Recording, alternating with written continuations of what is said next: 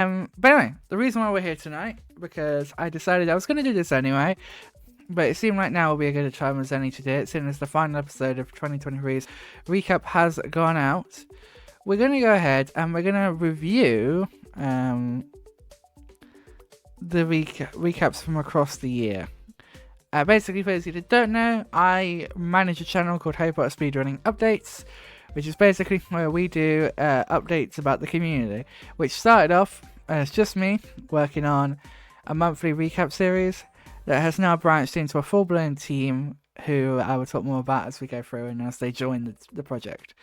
But I am incredibly proud of this channel and all that it's achieved. It's now at 78 subscribers, and it's at nearly 2,200 views, which is insane. We've put out 18 videos now, 12 of those being recaps, but there's a whole bunch of extra content on this channel as well. The most popular episode, as you can see, is by far October, followed by very closely by August and June. And then the least popular episode, obviously besides December, because that's the most recent upload, is for some reason February. February doesn't get as much attention as any of the others, and I don't know why.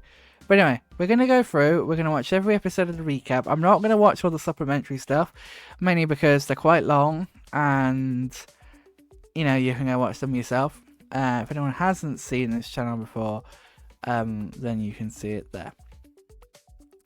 Yeah, we're going to go through, and basically I'm going to give like a bit of a director's commentary about the episodes, sort of my thought process behind certain decisions, and we can start talking about, you know, when various people join the team, etc. And we can go from there. So we'll start from the beginning, obviously. An we'll insane start, amount of wood. Trust me, shut up. So yeah, we'll start with January 2023. So this was the first recap I made, and at this point, it was just me. It was me, and that was it.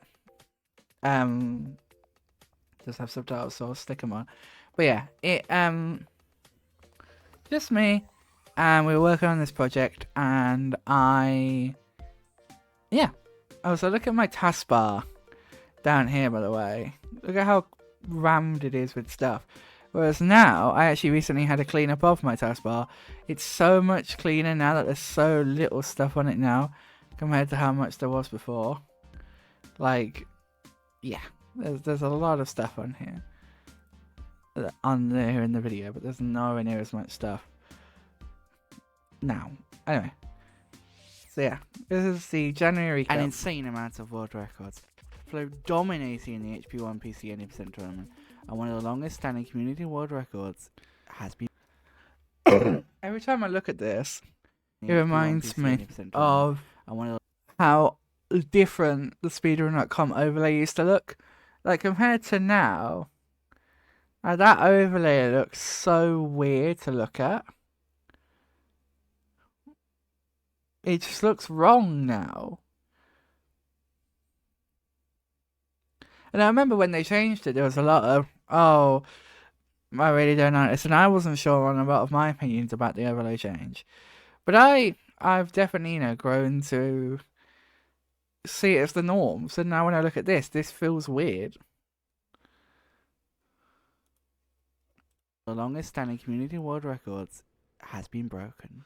This is your Dun dun dun. Harry Potter speedrunning community recap for January 2023. So yeah, I remember one of the earliest like ideas and concepts for the recap I had was this idea of like familiar phrases, like that one at the beginning where I'd go, "This is your Harry Potter speedrunning community recap for January 2023, February 2023, March 2023." And at the end when I say, but that's about it for this month. You're up to date on the biggest stories that happen in the Harry Potter speedrunning community for January 2023, etc. Hi Islia, how you doing, lovely? Like that was very much. Oh, Islia, there's something funny coming up in these recaps to do with you. I was watching one of them back the other day, and I was like, what? But yeah, anyway. First to tournaments, and throughout this month, Portal and Rene have been running a HP1 PC any percent tournament on both of their Twitch channels. 21 runners race to be crowned the victor. 21 runners. That's a lot of people. You got a good few people in here. You got Mip, you got Flo, Mip, Zaba, Artful, Beaver, Portal, Rene, Nikki, Raz, Sephiroth, Akon, Dino, Vlad, Luzak, Gertie, Dabs, Mark, Browley, Farb, Gorban, Luna. That's a full list of people. Wrench! Hello, my friend. How you doing? And although there was Also, the emote should now, I believe, be back to normal. I think Jinx has sorted it, so if you do see any that aren't after Christmas Eve, some close shaves, give us the a shout. HP1 PC Master Flo took the crown in the final. A big well Of course, Flo took the win. I also love the fact that Flo's got his glasses on, and Beaver's like all dressed up. Like, I forgot about this. It was great. Also, this overlay, Rain did an incredible job with this overlay, and all the overlays that she designed. She was a credit to this community. I'm still sad that she's left. I'm good. I actually had a really good day today. I did a little talk in front of about 100 people. And it was a lot of fun. Yeah. well done to all of the runners who took part, and a massive thank you to everyone who helped make it happen behind the scenes. It's been Also, I feel like I'm misremembering this, but I feel like actually the HP1 tournament went into February. Did it? I'm trying to remember. Let me see if I can find out real quick. Because this was before we used the events channel for tournaments. So I can probably just find out in the announcements channel.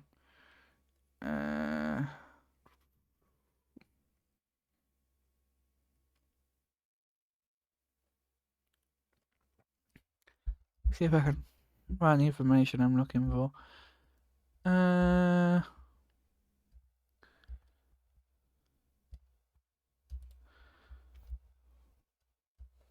we're finally here. Shush. Oh no, day 6 was January the 29th, so it was still all within January, okay. Because nowadays, obviously like I did with the bingo tournament, that would not have all been covered in one if it was split over 2 months. It's been a pretty crazy start to 2023 this month, with a whopping 28 new world records set this month. Rivalry started up in a few places, most notably HP2, PS2 and 8%. A surprising battle for what some have dubbed the worst category in Harry Potter speedrun. See, now I would have re-recorded that little bit then, that little stumble. Especially given this is a 2-minute video. Running took place between Flo and... So, I think this is worth mentioning at this point that, obviously, this video has all of the trademarks of the current videos. Like, it's got subtitles, it's got caption, it's got chapter titles, it's got a thumbnail. But it didn't have that to start with. OGs will remember that there was no thumbnail for this when I first started this. There was no subtitles, and there was no chapters. These chapters were added quite late into the fact. In fact, this whole description design was added quite late into the fact. But yeah. Community veteran Mike Katz 45. After a dramatic ping pong for a few days. I remember having this idea of how I could show off the ping pong. And I was like, I gotta find footage of it. So I found footage and I started it in. At the moment, Flo holds the world record with an impressive time. Also, it was very good because you see how he gets knocked over there. So I could show that Mike got knocked over because Flo still holds the world record. I'm a 42:39, completely demolishing the 43-minute barrier. Also, again, I would have thought you see that. It was weird. Speaking of records being broken, one of the community's longest standing world records was broken this month by Flo. The record in HP2 PS2 glitches was held by Mike Katz, but just over... Again, this is where I'd have... There's so much about this old recap, but I'd have Flo's picture showing up. This, when I'm saying about the world record being broken, I'd have this say first place. I'd inspect element it. For 6 years. But on the 30th, Flow took the record, thus breaking the second longest non-category extension world record reign. It's been a busy month for the community, but there's plenty more to look forward to as the year goes on. Announced as the HP1 tournament came to a close is Nixer and Complex Beaver's first tournament of the year, a Harry Potter 2 PC or Wizard Card tournament. This footage I use so fucking much of me walking through the corridor with all the cards open. The full details can be found in the PC Discord, but to summarise, the tournament will be taking place in late April and early May, and we're running across 2 or 3 weekends, depending on the number of entrants. And that is it for January. Join us again next month for another roundup. But for now, you are up to date on the biggest stories in the Harry Potter speedrunning community for January 2023. An insane amount. So there we go. That is our first recap. I mean, you can see very much some of the setting blocks. Like, there's the intro and the outro are the same. You know, like the sort of style that I'm going for. I'm talking about world records. I'm talking about the upcoming events near the end. You know, I'm using gameplay footage and screenshots. You know, there's very much a style of the recap that you can see here. And yeah, it's very much, you know, it very much feels like a recap. That, you know, the origins of a recap kind of thing. Anyway, so that's January. Let's move on to February. This is February. So again, I was doing the recap myself. Again, subtitles, chapter titles and everything were put in after the fact. So this is all still, you know, me doing this raw. An incredible Polyphony relaunch for 2023. The game of a lifetime and democracy for all. This is your Harry Potter speedrunning community recap for February 2023. First 2 events, and Polyphony kicked off their 2023 relaunch in spectacular fashion this month with a PC Hundo Factor Relay Race. Woo! 16 runners took to our screens to race in 2 teams for the honour and glory. See, here, I wish I'd have used the start and soon screen that they used, because it had like the really nice graphic, like all the runner names, and it would have been a really nice way to show off, rather than this very basic graphic, which was just like a production graphic essentially.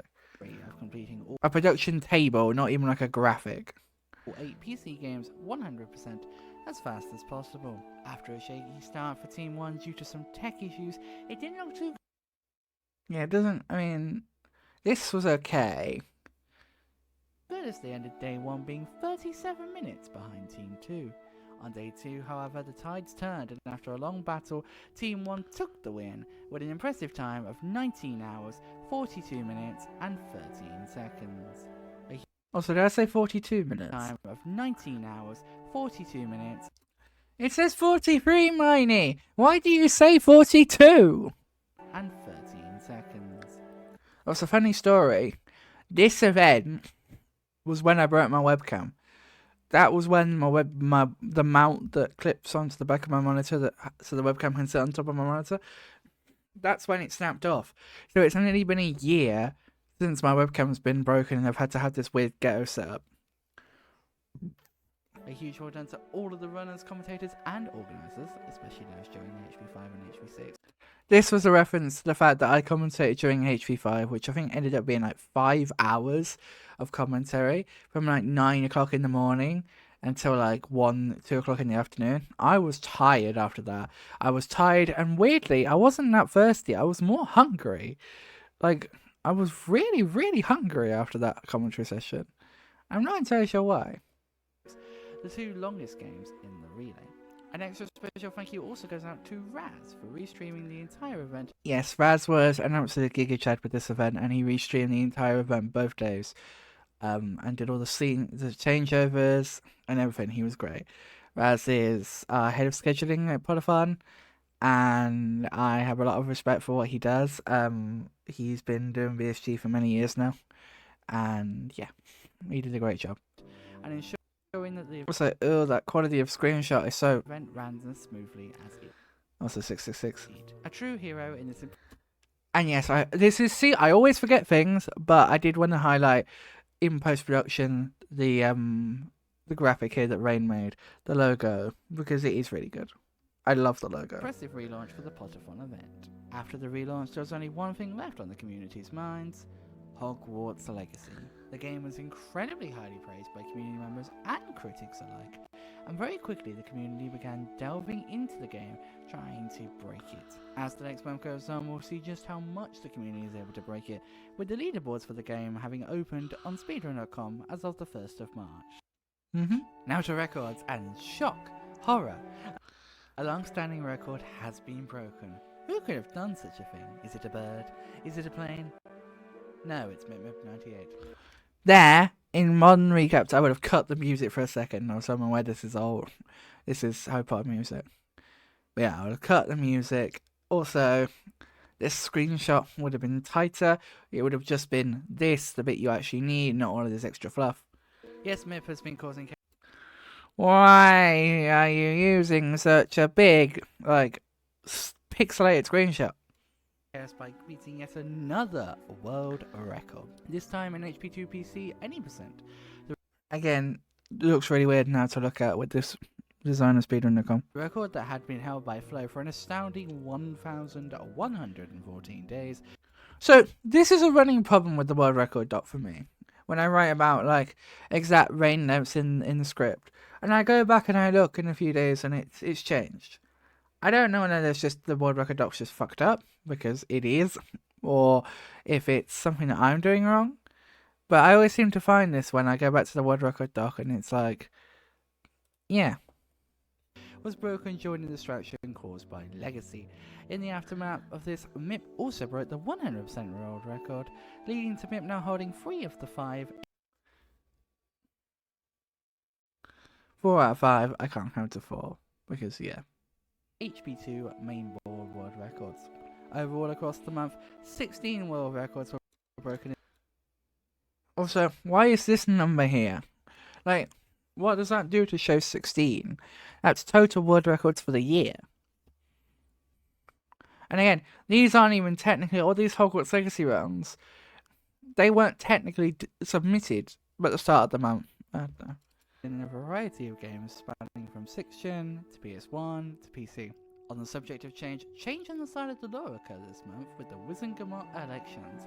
10 community members stood for the modship in the elections, and there were 10 Wizengamot candidates in our first election.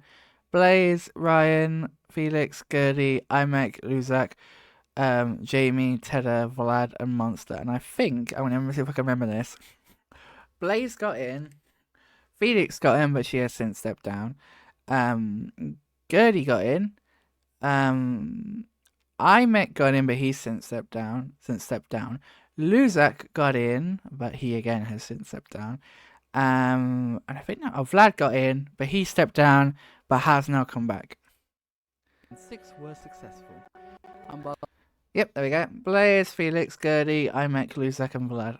We had Ryan, Jamie, Tedder, and Monster not being successful. Let us welcome Gertie in 7.2, Imek in HP 6, Blaze Knight in HP 4. I don't know why I decided to do this in reverse order. Felix Felices and Luzak in HP 2, and Vlad in HP. Hey Fract, you quit just in time to make sure there were no videos about you. I mean, I can name drop you in next month's recap. Funny enough, Fract, next month's recap or the recap for January, is being done by Flo. So, we could probably name drop you in there. Yeah, but how you doing, my friend? Welcome on in. Thank you for popping in. Evidently, this isn't your first time here, but I'm trying to remember when you could have come along before. When have you been here in the past? Let me have a look. Oh my word, you were here on the 18th of November 2021. That's a long time ago. Dabs! Flo is doing the next recap. Oh, Dabs, you are. I remember you're in one of these somewhere. I remember because I made a Father Dabs joke. I remember very, very, very vividly. I made a Father Dabs joke because I remember we were joking about that. How are you, my friend? It's good to see you. For PSP, yes, that's what it was for.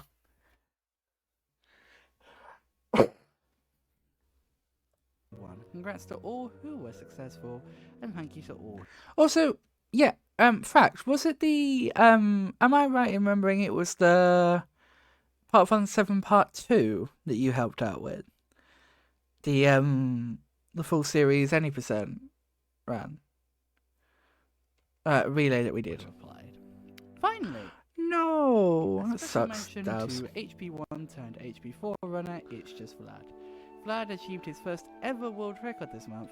The days when we could include, I don't want to say small because I don't want to trivialize Vlad's first world record. I thought you were restreaming it. Let me have a quick look in the Part Fun Discord because we've still got those channels. We did archive a bunch of channels. Where are we? Archive channels. Part Fun 7 Part 2 planning. Yeah, you're here. You're here in the Part Fun 7 Part 2 planning channel. See if I can find where you were talking about. I am from the Birmingham area. But originally in Coventry, but I'm now living in the Birmingham area.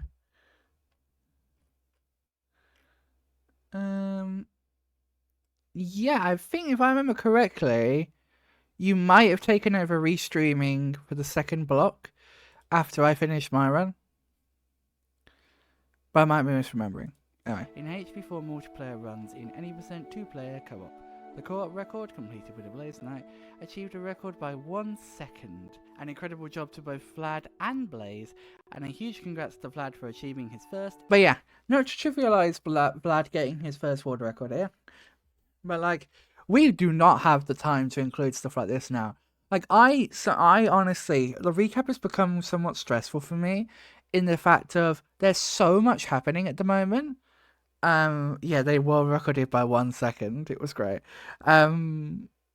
There's so much that's been happening lately that I've had to be really pick and choosy of what we include, to the point of, okay, so I guess I can get you guys' opinions on this because I know, Dabs, you've watched the recap a bit, and in fact, I imagine given you're here, you've seen a bit here and there. I've been considering doing a small scale podcast to go alongside the recap. Not as big as HP Insider, and it would not be anywhere near as, big. But the idea would be that after a recap, we could do like a small, maybe half an hour, 45-minute talk chat, and we could talk in more depth about the news of that month. Because I want the recap to keep being a recap. I don't want the recap to turn into a 20, 25, half an hour long video just because there's so much news. What I think my personal opinion is, because the past couple of months, every month, there's been something that's been missed, and it's flipped under my radar. That could be, there was stuff to do with high jump, not high jump, there was stuff to do with, what got missed? Stuff got missed in October. We completely missed out talking about Jinx, which to do with all chests last month, and then this month we missed Portal's jumpless world records, which Portal openly said he didn't mind, but I still feel bad.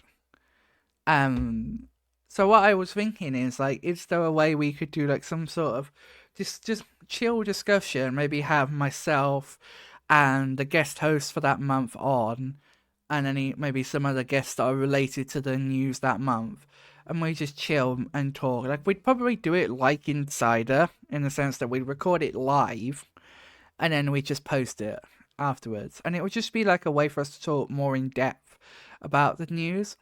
So it wasn't just, because I do feel like if you look at the section where we talk about Pax getting the fixed movement world record this time around, it's a really small segment. It's like 20 seconds, if that. And I wish that was longer, because I wish we had more time to focus on it, because it is a custom content world record, but it's still important to me. I don't like this idea that we have to devalue some things because some things are more important. To me, I want to cover as much as we can, but equally, it's a recap. I will say, especially because we recorded this month's recap live on stream, I did cut out the stuff to do with Rusevetic. And the reason for that is because there's a lot of, extra elements there in the fact that because he found the new trick, it meant that the runs weren't verified for a while. So often, they were verified a month later, and therefore this timeline kind of gets a bit mucked up. So I'm planning, in the 2023 overall recap, which I'm planning to do at some point, that is something I want to address there. And as a result, I just took that paragraph out of this month's recap. But yeah, that's my thought at the moment, because I want people to I just read your message. I just read what you said. I think that's fair. Gertie didn't realise I was British for the longest time. But I want people to not feel bad for not being included, because I know I would feel bad if I did something that I thought was really cool and really good, and it didn't get included. And I do my best to, make notes of important stuff during the month, or stuff that comes under my radar. But I am, and this is not me in any way trying to shit on my team, but I am the one that's making the notes every month. So if something doesn't come across my desk, I just don't hear about it. But we're making improvements, to try and make sure it doesn't happen. Ever world record. And that's it for this month, but there's plenty continuing to happen across the community. As mentioned, the leaderboards for Hogwarts Legacy opened on March 1st, and the HP2 PC or Wizard Cards tournament is fast approaching, so there's plenty to look forward to in the coming weeks and months. But for now, you are up to date on the biggest stories in the Harry Potter speedrunning community for February 2023. Woo! There's February. Broken. So this is March. So this was when Winter reached out and she said, "Hey, would you want me to do subtitles for the recaps that you're doing?" And so as you can see at the moment, they're max 3-4 minutes long. They're not that long. Now, they come out about 15 minutes per episode. So it's a lot more of a process for Winter, to the point of where this month she sadly wasn't able to get it done before we published the recap. And I am someone who will wait for her to do the subtitles, but this month she full on said to me, just publish it, because she's had a bunch of stuff land on her desk at work. Hashtag Winterbest mod. So that was the wrong. But anyway, this is March. Let's see what happens in March. Wait a minute now, that's a while ago. Mip taking the HP2 crown. A 7-year-old world record reign broken. And excuse me, Renee? This is your Harry Potter speedrunning community recap. I don't know why the quality just dropped drastically. For March 2023. First, we turn to the unstoppable. So yeah, this was when Mip was in his peak, because he was getting world records like mad. A record-achieving machine, Mip. Mip, you may remember, last month took 4 of the 5 HP2 PC mainboard world records from community. Is he really a machine? Man, flow. Well, this month, he took them all. Mip achieved a 45.58 in glitchless and officially claimed the HP2 PC. Just got a 45.58 there. That was very close to 45.59. Crown. But is that trouble brewing, I smell? Next, on the topic of glitchless runs, community veteran and long-stand TK found a new way to skip Defendo in HP2 PC this month. He did indeed. Also, I mentioned this in the comments, but I was told afterwards that I used the wrong pronouns for TK. I used they because I wasn't sure, but I should have just asked any. She uses she pronouns. I do believe that's correct. Anyway, I think let me check the comment.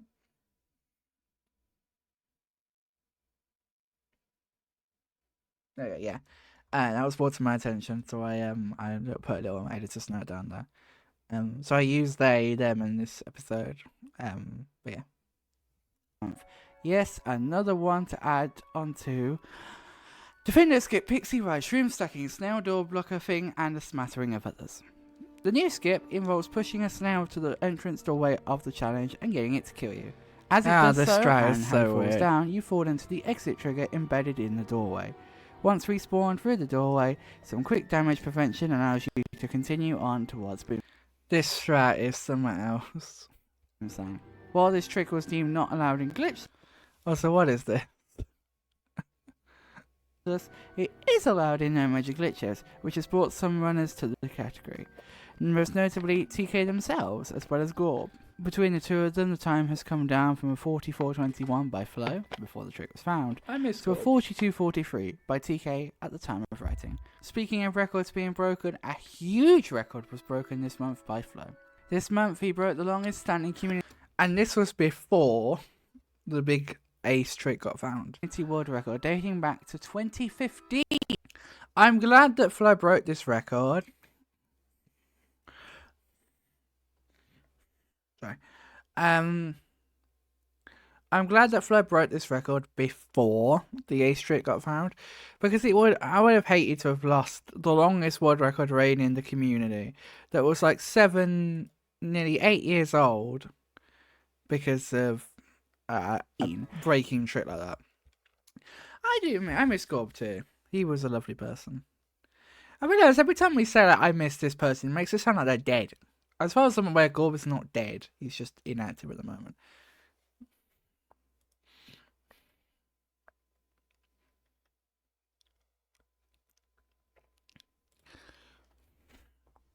The new record, set on the 5th, beat the old one by just 13 seconds.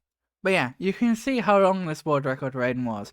It was 7.5 years. The longest one to date. I think Paul might be doing something as a part of the HP2 project. The HP2 world record history project that they keep talking about doing but never get around to doing. But was enough to end the 2,749-day reign of the record set by SMP way back on the 26th of September 2015. A huge congrats to both Flo for beating the record and SMP for holding the record for so long, a record I doubt that will be beaten. The crazy thing was that the any percent world record was faster than the New Game +1. It was really weird. Anytime soon. Moving to HP4 now, and this month, a Blaze Knight, new mod to HP4 PC. Hey, Set a sub goal on his stream that if it was met, he would do an HP4 PC insane percent. Well, the goal was hit, and on March 10th, Blaze did a run which not only got 100% world record, but also the overall insane percent world record. Blaze's run beat the previous record held by Dino by 24 minutes. The new record encompasses much of the new stuff found in the last few months since Dino attempted the run back in November. However, the run does not include what happened in the latter half of this month. In the second half of March, Blaze and Human began a deep dive glitch and how about when Human was month. from France? In the second half of March, Blaze and Human began a deep dive glitch and strat hunt into HP4, and they found some interesting stuff. Very interesting stuff. Me and Paul were talking about this last night, actually. Includes Rock Ride in the Herbology level, allowing you to save 45 seconds by ending the level early. Cauldron Ride in both bathroom and rooftops, saving 15 and 10 seconds apiece. And the most I don't know when this game's down there. truly ungodly strat you could imagine, Blockless Forest. A trick that Blaze himself spent hours practicing on stream before even doing it in runs, and he's yet to even get it in a run. All of these tricks allow Blaze to get his time down well into the 57s with a 57.43, though Blaze is convinced it can go down even further. I don't know why I included this, but I thought it was funny. Oh, speaking of which, I can put my Discord back into I got a gifted Nitro, so I can put my my Discord back into the nice color scheme that you can see here, the Crimson Moon one, because it looks so much nicer. It looks really weird now because I'm used to seeing it in a normal one, but yeah, there you go. Anyway, sorry, I'm sniffing a lot all of a sudden. And now back to HP2 glitches, where a new competitor has joined the ring. In a shock surprise to everyone, on the 24th of March, Cake swooped in and took the record by an impressive 40... So, for the longest time, I didn't know what Cake's username was, and then I realised it was just all I need is Cake. 6 seconds. Using the Shroom Stack March, Cake... Also, can you hear the ADR here? swooped in and took the record by an impressive 46 seconds using the shroom stacking You can't quite hear it when it starts, but by the end you can hear method in Defender. Because I had to redub it because I fucked up. I said the wrong time. And I was getting a bit fed up of, So when I was in the edit, I had to just correct it. The run officially broke MIP's HP2 PC crown after just 19 days and remains to this day as the current HP2 glitchless world. I think that's still the record, if I'm not much mistaken. Let me check. Is that still the record?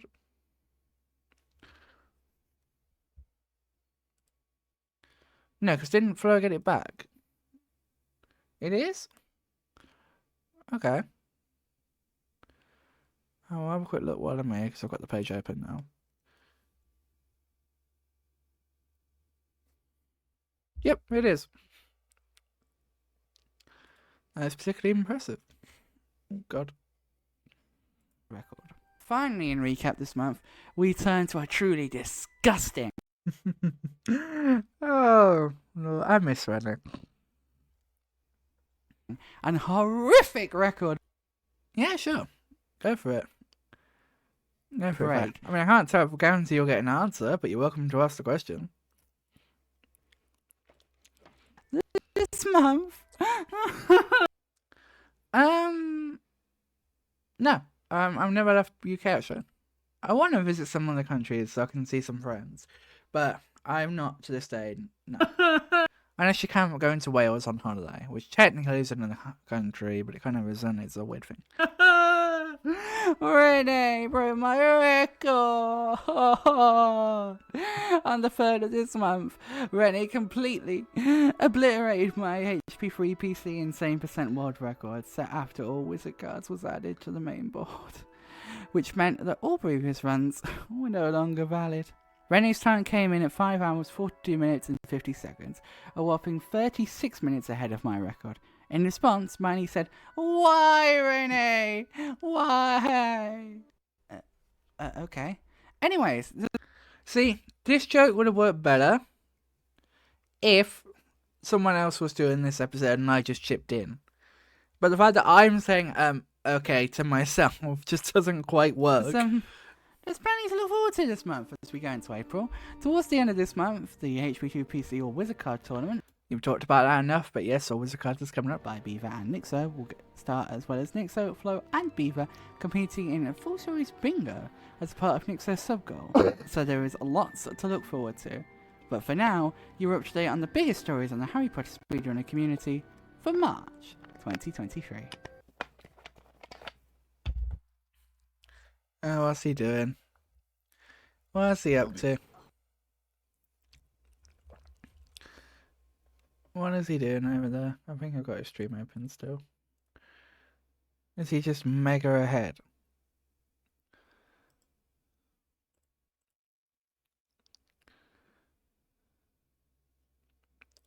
I mean, the man is insane. Also, I didn't know. I kept missing this until Nixa pointed it out.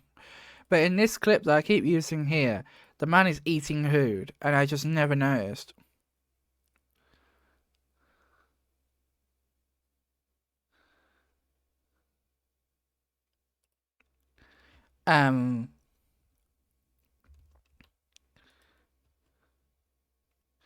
Right, it's just this clip of him eating food. Also, yes, hello. So, we have our first guest host. The wonderful Blaze Knight was our first guest host. The idea originally was that guest hosts wouldn't be that frequent, but then the more I did them, the more people queued up. And by a certain point, I had to queue up till October, and I'm like, this works. So yeah, the Battle of Glitchless Crown. Hilarious chaos ensues when the two pieces. Also, funny story. So I have Spotify on my phone, and they have like a local files thing now where you can listen to music that's saved locally on or sound files that are saved locally on your phone.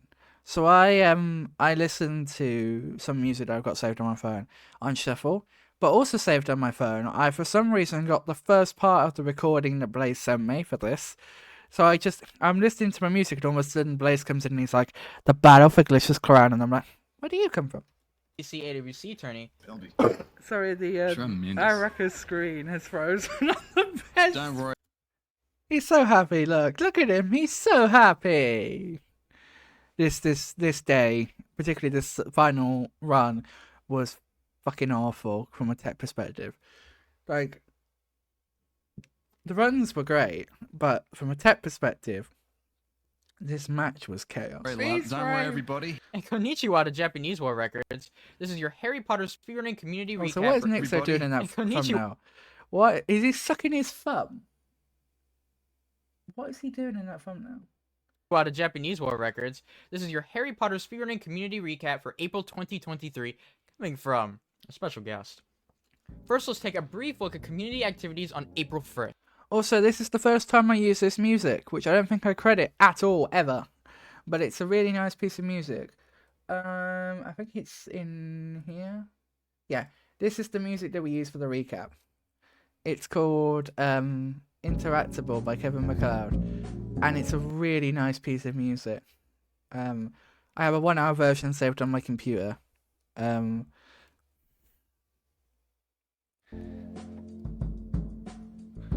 But yeah.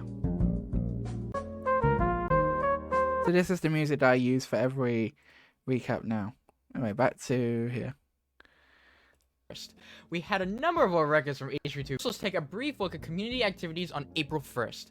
We had a number of world records from H3-2 PC glitchless. Oh no, there we go. Told you the world record had been beaten by Tommy. Totally been by beaten. Tommy, and H3 PC Insane Percent by Miney. I still World remember records this from one H3 PC glitchless by Tommy, and H3 because I did this as a joke, like as Upstairs and April Fools, and I made it so that it was 1 second quicker than Renee's world record. And I sent it to Renee, and he genuinely believed that I'd gotten world record. To the point of where, at the end of the day, I had to say, "Did you genuinely believe this?" And he's like, "Yeah." And I'm like, "Renee, what day is it?" And he was like, "April 2nd." And I'm like, "Well, what day was it yesterday?" And he's like, "Oh." And he's like, "Oh, come on." I'm like, "Yep." And also, these splits, I tried to make them look quite realistic. Oh no! It was an April. It was an April Fool's. It was an April Fool's Day joke. But Mark made the bot post an announcement to make it look like he actually did get the world record. April 1st. But then I think we had a number of world records from H3 PC glitchless by Tommy. what the fuck happened there? But yeah, Mark made the bot post to make it look like the world record had come through. Well, actually, he made a webhook and cheated the system, sorry. Because this was in the, I believe this was in the HP2 PC chat. Maybe. I don't quite remember. But yeah. And H3 PC Insane Percent by Miney. There was also the creation of a whole new Oh, I made this screenshot. This screenshot that Nixo shared in his Discord. I don't know if I'll be able to find it. But I made it. This screenshot of the upside down leaderboard. I made it. And he added all the extra tabs at the top. Yeah, this is his Discord, as you can see. category by Nixo and Here we go. Here's the actual screenshot. So, this is oldspeedrun.com.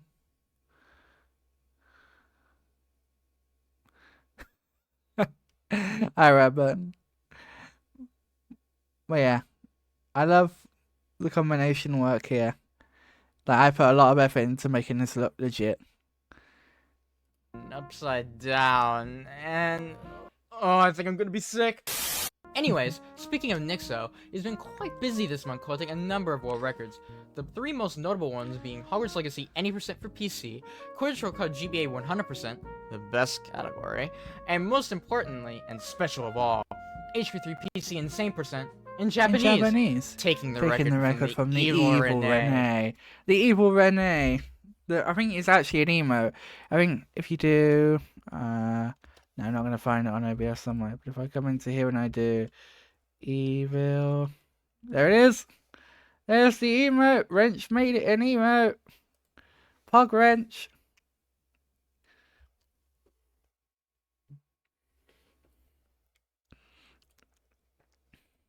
The run was eventful, and that. Shaking my head. The run finished with the new category to the board, all wizard cards, which Yeah, someone requested he do the run in Japanese, which he has since improved the world record before I think Flo took it. was interesting to say the least, having to play a game of hide and seek with missing cards. But if we close our eyes and pretend it isn't there, it never happened, right? Right?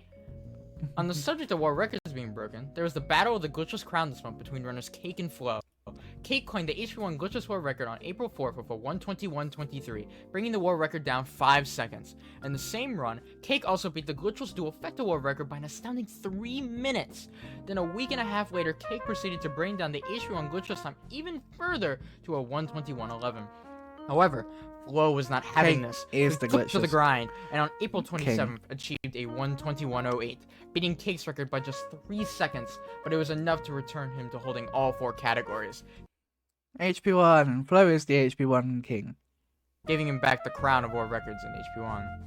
While Flo may be reclaiming records in some places, he's losing them in others. In HP2 GBC any percent, S&P took back the record Flo had taken in January, beating Flo's run by just shy of 1 minute. On the topic of claiming world records, though, a new runner to the community, Azealia, took the Isilia. Why do we call you Isilia? It's Islia. Why do I get it? Where does... I think because me and Blaze talked about how to pronounce Islia's name. And for some reason we go Isilia. Like, where does Isilia come from? minute.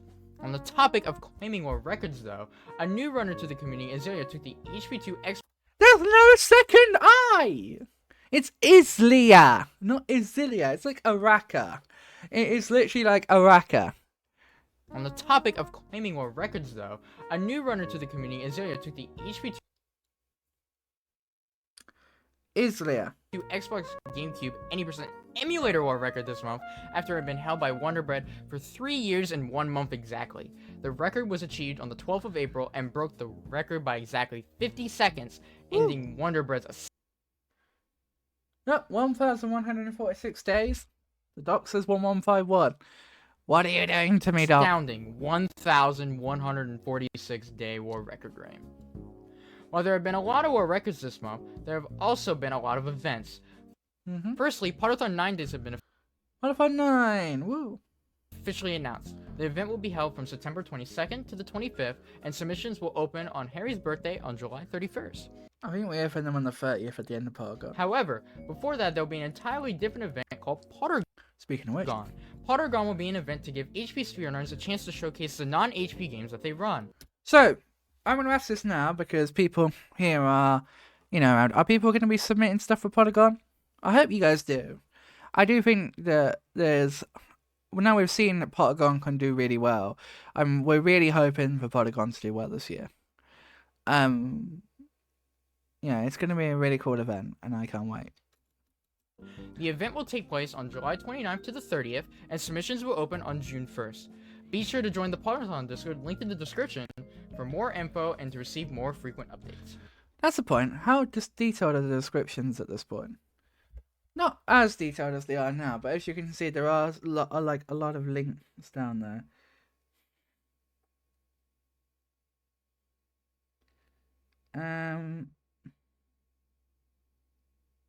You can see that there's a lot more links now as I start to So I'm just getting some notifications on my phone. As I start to build up, if you look at the December one, for example, there's so many links down here. Anyway, back to this one. Turning to the here and now, there have been 2 events taking place this month, the first of which being a full series bingo race between Nixo, Flo, and Complex Beaver. I really like this little bit here. I was super proud of this edit. Watch this back. Which being a full series bingo race between Nixo, Flo, and Complex Beaver. After a difficult and testing time, Nixo surprisingly took the win, being the underdog, beating Flo to a triple bingo. Also, Harry's reaction when Blaze says beating Flo and Nixo taking the win, it lined up so well. And I was watching it back, and I remember sending it to Winter, and I was like, oh my god, this lined up so well. Nixo surprisingly took the win, being the underdog, beating Flo to a triple bingo by mere minutes. A truly spectacular and persevering performance by all, lasting around 11 hours. When asking for comment, Nixo said, I couldn't have been. So there's this screenshot I got of Nixo was great. But yeah, I went and messaged Nixo and I said, hey, what are your thoughts about this? And this is what he said. Happier with the close end that it had. It's been incredibly fun. We all blundered a lot and made mistakes, so I ultimately won with a lot of luck. Congrats to Nixo for winning, and equal GG's to Flo and Beaver for being so very close behind. Finally this month we turned to the HP2 PC All Wizard Cards tournament. The tourney got off to an interesting start when Miney took the reins of restreaming. There were many tech issues, but the team agreed that the show must go on, and they continued and had a great time. However, by the end of match 2, it was clear Miney's PC might explode if they streamed for the whole day. My PC was lagging to high heaven. It was laggy, so someone had to come in and take over. So the amazing Feel My Goods, Hashtag free my goods. aka Ryan, jumped in to save the day. However, in a shock dramatic turn of events, after a sound of screeching tires and a crash outside his house, Ryan's power went out, resulting in Money having to restream Yeah, it did. And I had to come back live and then rebuild the scene live on stream with everyone. Well, yes. So this is like sped up 20 The times last match of me rebuilding the scene.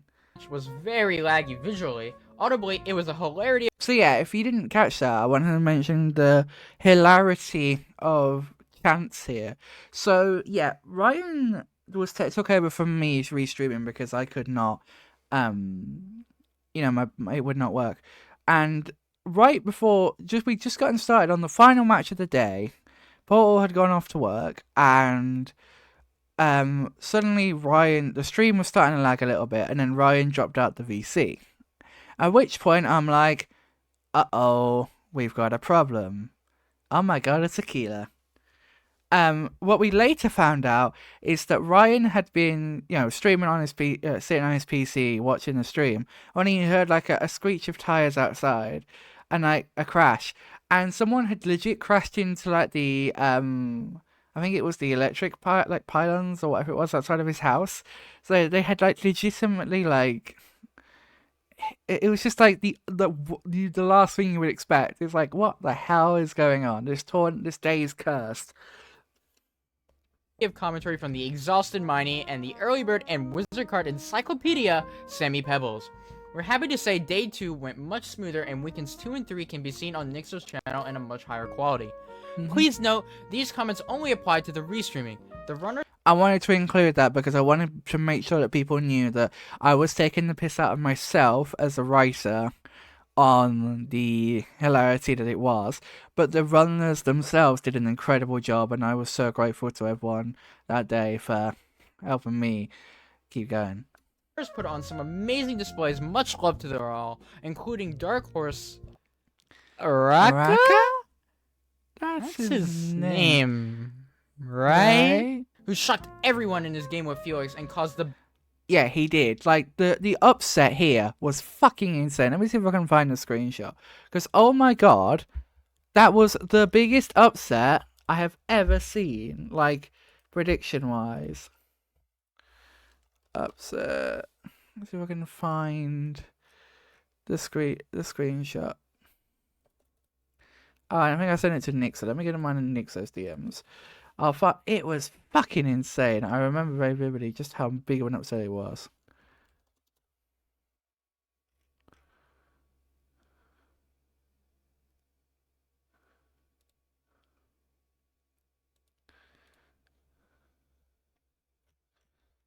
Here it is. I found the screenshot. So this was the prediction outcome for that match. This is people that betted on Araka. So V8 put 690 points on Araka. He made back 87,000. Henrik put 460. He made back 58,000. And Rain put 150 points. And he made back 18,000, which is insane. Sorry, I don't know why I said he. She made back 150,000, that much, which is insane. You know, this prediction was insane, and I remember it was a big shot. But you also had people like this was Felix. So you had people like 50, Ryan, Lucille, all betting quite high on Felix to win as their friend. So yeah. Biggest upset in prediction history. Oh, for fuck's sake! Really? If I didn't know that I'd already put the screenshot in here, I would have just kept watching. God's sake. And there you have it. As mentioned, continued coverage of the tourney can be found on Nixo's channel. There's lots to continue to look forward to this month, including the continuation of the AWC tourney, and more, including, hopefully, a little special project reveal. But for now...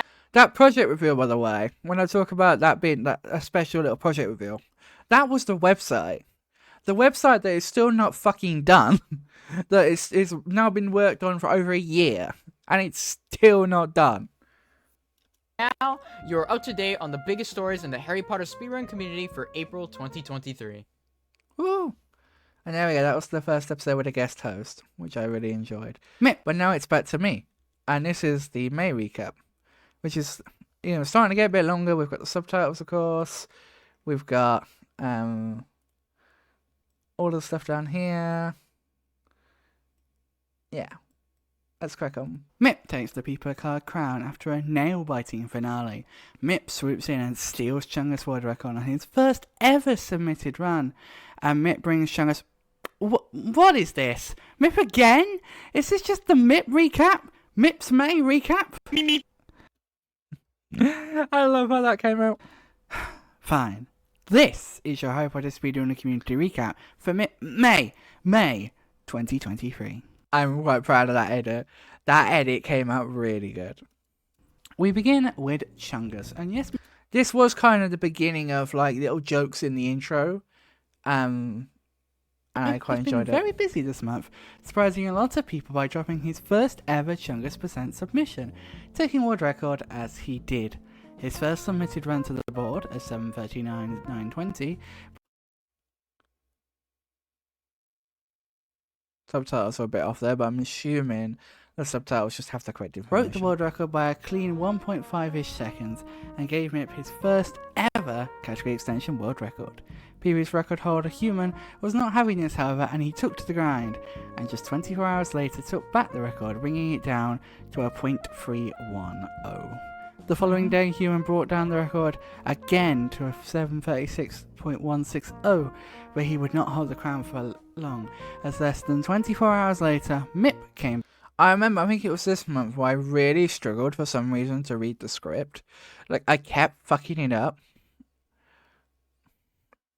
I don't know why. Back with a 7:35.800, a run that was so close to breaking that 7. And that has now gone down by a lot more. Barrier. It's just insane. This would happen very soon though, as one day later on the 19th, Mip came back and achieved a 7:32.950, making it the first ever sub 7:35 run. However, Mip was not done, achieving a 7:29.640 on the 20.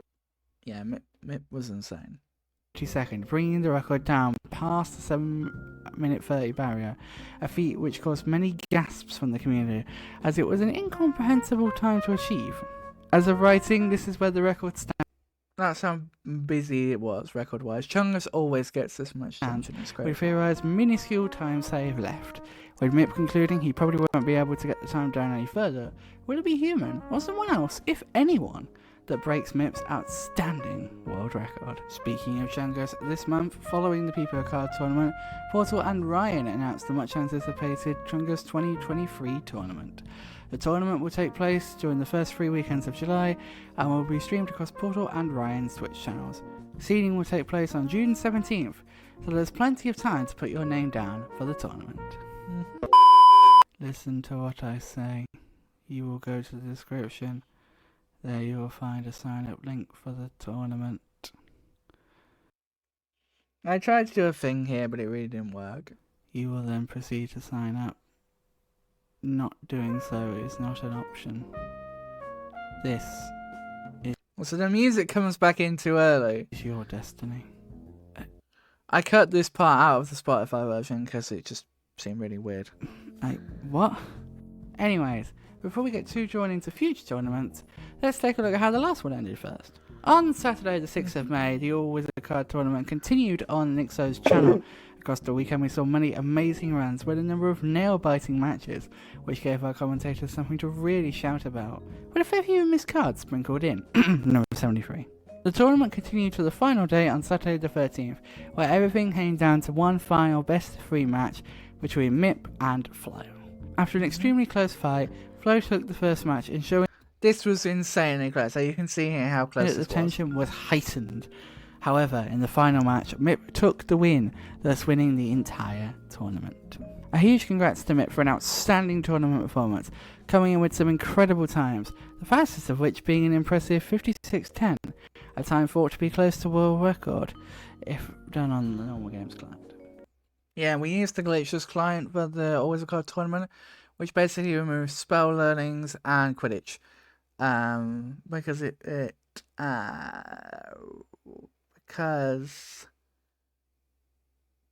was just easier. Turning next to Hogwarts Legacy, and two big players made their moves this month. Firstly would Beaver, improving his 100% time from around the time of the game's launch, from a 15, 11, 20, That's the one. Thank you, Beaver. 29, Yeah, down I said it and I'm like, that feels wrong. And oh look, it's you. to a 1307.30. This might still seem like a lot, but it is still a massive improvement and is a mark of the community's improved knowledge and routing. Around the same time, on May 10th, Lily X3 did her Also, seeing first kill us. Oh, so that was and routing. Around the same time, on May 10th, Lily X3. It's weird to hear me say Lily's full name, but it's kind of like Lily has become such a pillar of the Legacy community to the point where she is a super mod now. Like she has really become. I think this might be the episode where I calling her the Kill Ranrock Queen. Because yeah, Lily's great. Also, yeah, Lily was the first person in this chat to get a customized emote. If you type her name in chat, it pops up with her little alpaca. Which I found that emo and I immediately thought of Lily when I found it. But yeah, Lily is amazing.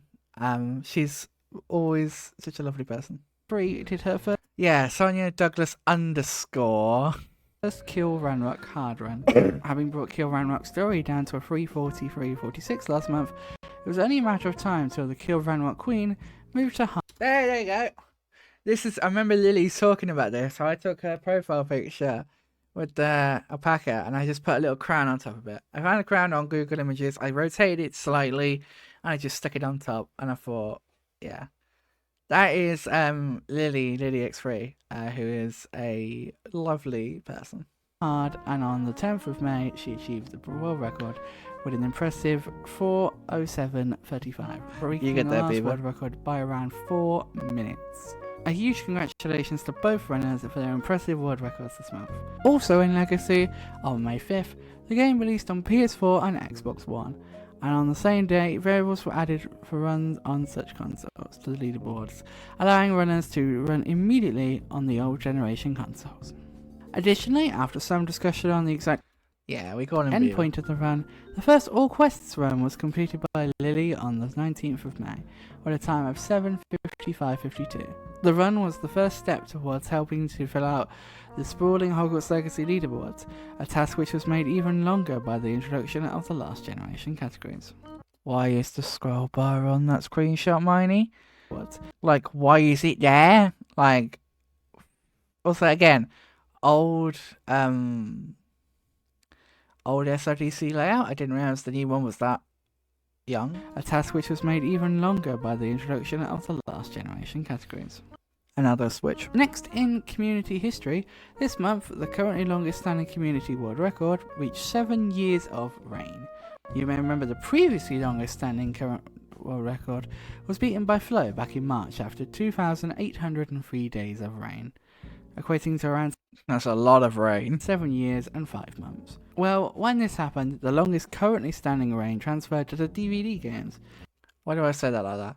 Transferred to the DVD games. With the longest being the Hogwarts Challenge DVD game, closely followed by the Wizarding World DVD game. This month, the reign for the Hogwarts Challenge DVD game reached 7 years. Also, this segment it's good, but I just said that there's a lot of repeating myself, like Hogwarts Challenge DVD game, the DVD game, there's this, there's that. It's like just concise. On May 28, 2016, runner Lazar181 speedran the interactive game, and today, 7 years on, it stands as the longest currently standing community world record. I don't know if that's still true. The question is, will it go on to beat the total record set by HP1 GBC New Game Plus? Well, we'll find out in a few months' time. Also this month, after much discussion, the free PSP games Hey, if Dabs, if you're still here, we nearly got that joke. were added to the leaderboards in both console and emulator versions. While it was deemed that HP6 PSP was similar enough for it to sit on the main board alongside its DS counterparts, the PSP versions of HP4 and HP5 were deemed different enough to warrant their own leaderboards. The 2 new categories were added to category extensions in 4PSP and 5PSP, both with an any percent and 100% leaderboard, plus a console and emulator split. A few runners have been playing around with the new runnable versions, such as Luzak, Dino, and Father Dabs. That screenshot is so bad, but Father Dabs, oh my! This was very much peak when me and Dabs were on the prefect team together. So that joke had been made a lot, and also it kind of became an in-joke within the prefect team. Obviously, other people outside of the team knew it too, but we made that joke a lot in the prefect chat. With Luzak picking up a handful of world records from these new categories.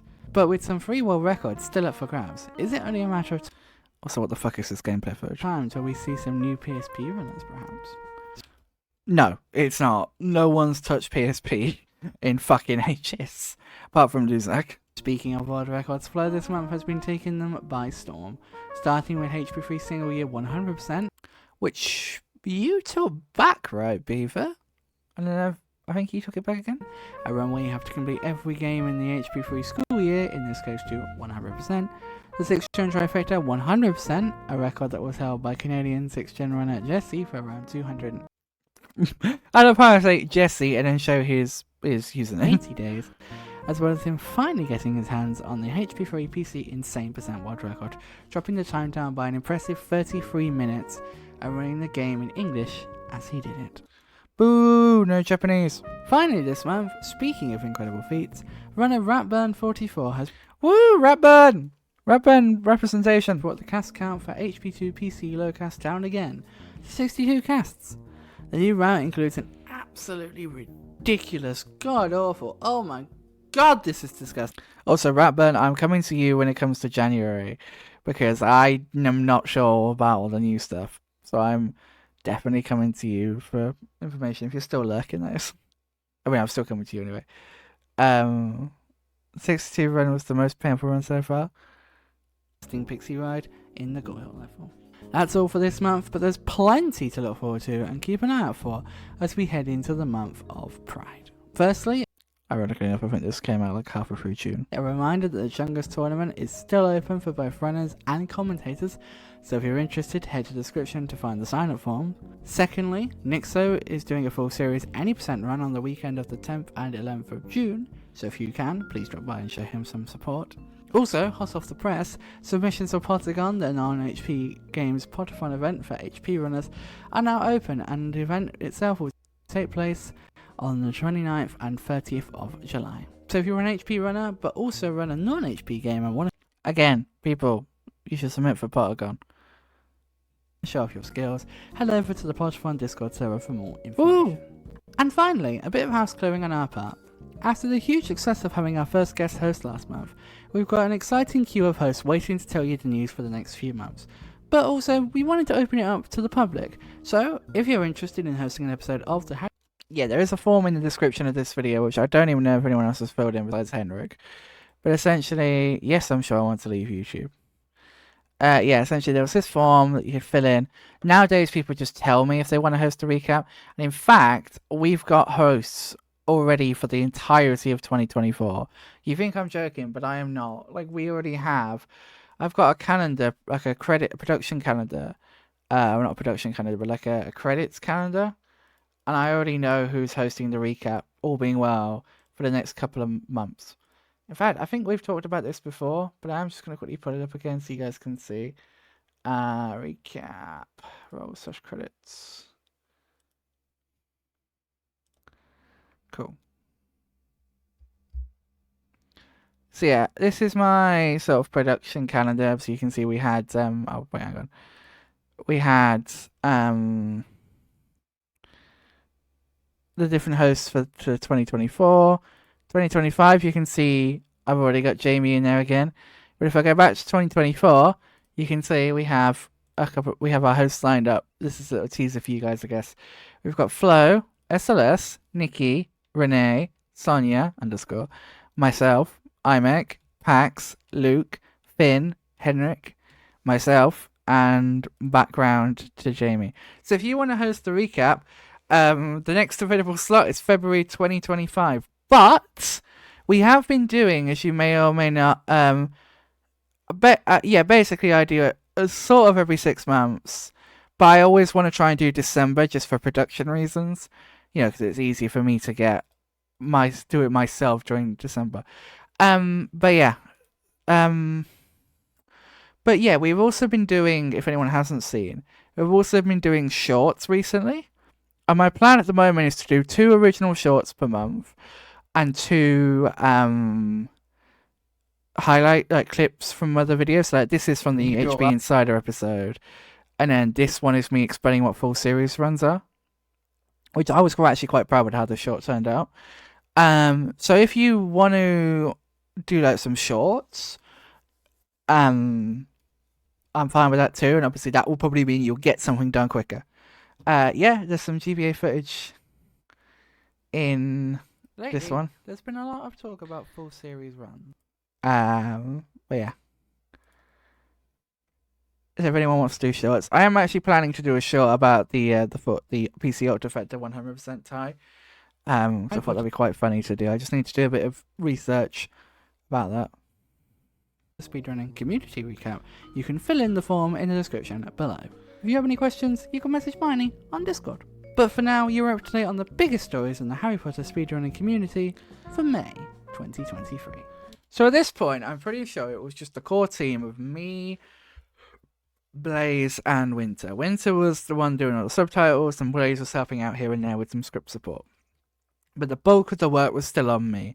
And I don't say that to be a cocky and arrogant dick. I say that because, I was working hard. And as we saw in, I want to say early October, I was struggling with all that work, and I had my bit of mental breakdown on stream.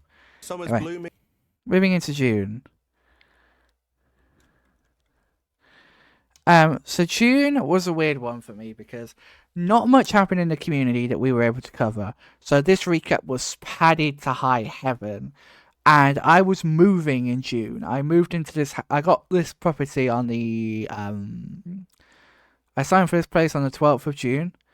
So I've been, I was in the process of moving throughout June. So I did not have the time really to work on the recap. So it came out late July. And it starts therefore with me apologising. Hi, Miney here, the manager of the Harry Potter Speedrunning Community Recaps channel. I just want to apologise for the delay in this recap coming out. This is the recap for June 2023. The reason why it's so delayed is because I have been moving in the latter half of June and the first half of July. So I've just not had the time really to edit it. But we're finally here now. Yeah, extra padding on top of the padding. But I remember Winter hated this because I improv this. And I didn't provide her with a little script. So, yeah. I sent to you the Harry Potter Speedrunning Community Recap for June 2020. So if you ever do host a recap, people, do not, Pax! Thank you for the subscription for 8 months. How you doing? If you ever do improv on the recap, make sure you write it down. Otherwise, Winter will murder you. Free. And I hand you over to our special guest. Flow taking world records by storm. 2 full series attempts dying due to tech problems. Make sure you write it down.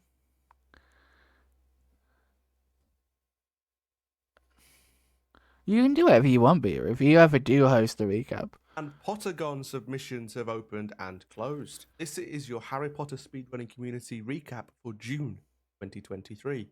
Coming to you from a special guest. My name is Dino95HD, or Hudder, if you prefer. On the whole, it has been quite a quiet month in June. Summer's blooming. Everyone is going outside. Is that a thing? Is people Do you notice in the gameplay footage how he's going outside? I was quite pleased with that little detail. actually going outside?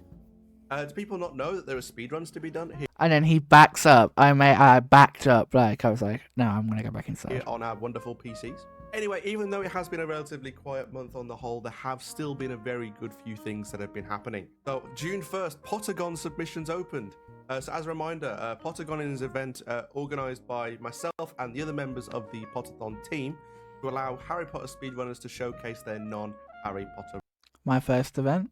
The event that I became a Potterthon organizer at the end of. Runs. The event proved popular with a high number of interest, number of submissions came through, and it was very difficult to actually pick the runs and make the schedule. So if you haven't checked it out already, I would recommend going to see what the schedule is. So July. I love when to try the subtitle when Dino stumbles here. It's great. 29th and July 30th over on the Potterthon Twitch channel. Which has now hit 1.9 thousand followers, which is insane. Which you'd also follow as well. Now, while the community may be quiet in some areas, it is for sure not in others. So the community is here, Machine Man. Blow. That's apparently the nickname we've given Flo. I don't even remember when I first came up with that nickname. But has been working his way through a catalogue of various categories to take more world records. This month, he has taken back HP2 PC 100%.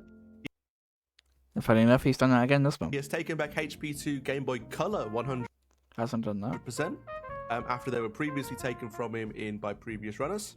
As well as working his way closer towards the having every single PlayStation 1 related world record. He has most of the PS1 world records. I think Tego's since taken back some with the whole Gold Wings thing. But yeah. In the community. He has claimed PlayStation 1 Duo Effector 100%. He has claimed HP1 PlayStation 1 All Wizard Cards. He still has that. And that only leaves now HP1 Super Speed, the Duo Effector No Major Skips. He took that, I think. And everyone's favourite run, the dreaded Insane Percents. After which, if he claims those, Flo will hold every single PlayStation 1 world record. The question is, will he do it before someone takes one of the ones he has already claimed? No. Only time will tell. Also this month, both Nixo and Flo have attempted full series. Nixo did attempt... Beaver, did you do a full series last year, thinking about it? Attempt it. However, he sadly lost his run due to tech issues. Same as Flo. PS2 causes slowdowns, prolonged freezing. Flo attempting a 100% run. The first full series 100%. And this was the one before the one with Windows Defender. Because that was in July. He did say he was not entirely happy with it. And his HP2 GBA cartridge unfortunately didn't work. So unfortunately he was unable to finish the run, but I'm very confident that we will see those two complete full series very, very soon. Speaking of full series, there is another runner who's getting close to doing his... Gee, Dino, I wonder who that could be. So, funny story here. I wrote this script and I wanted to write in, that we were all really excited for Dino and we were really hoping that, he would, basically we wanted to wish him luck. But then I realized, after I sent it to him, that it sounded really weird for me to be telling Dino to wish himself luck. So it was actually Dino that said, yeah, I've just skirted around that part. And I'm like, that's fair. Because telling yourself, like, I wish myself good luck sounds a bit weird. Its own full series. It's me. I'm actually attempting a full series in October. I've been working my way through the 23 games required for the insane category. At the time... Oh, so that's a dark time of doing this, I have done every single game in the full series, apart from 7 Part 2. I've just noticed he got like a pillar behind him on the Yes, chair. because who wants to run that game, right? Apparently you did in full series, Dino. So of that upcoming challenge, I just want to say I'm hoping to be able to do it for charity.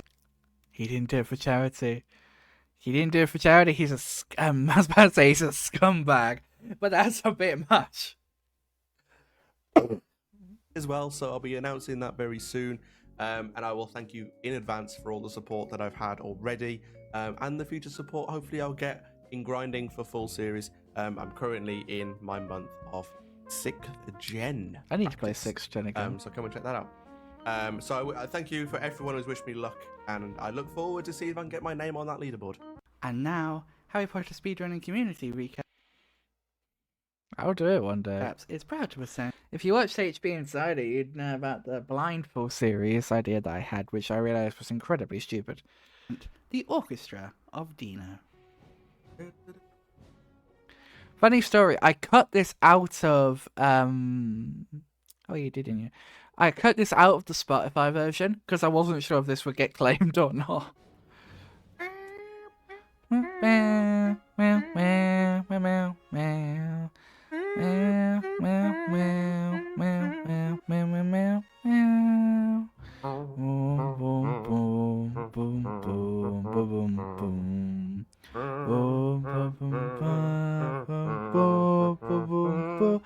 It's any percent.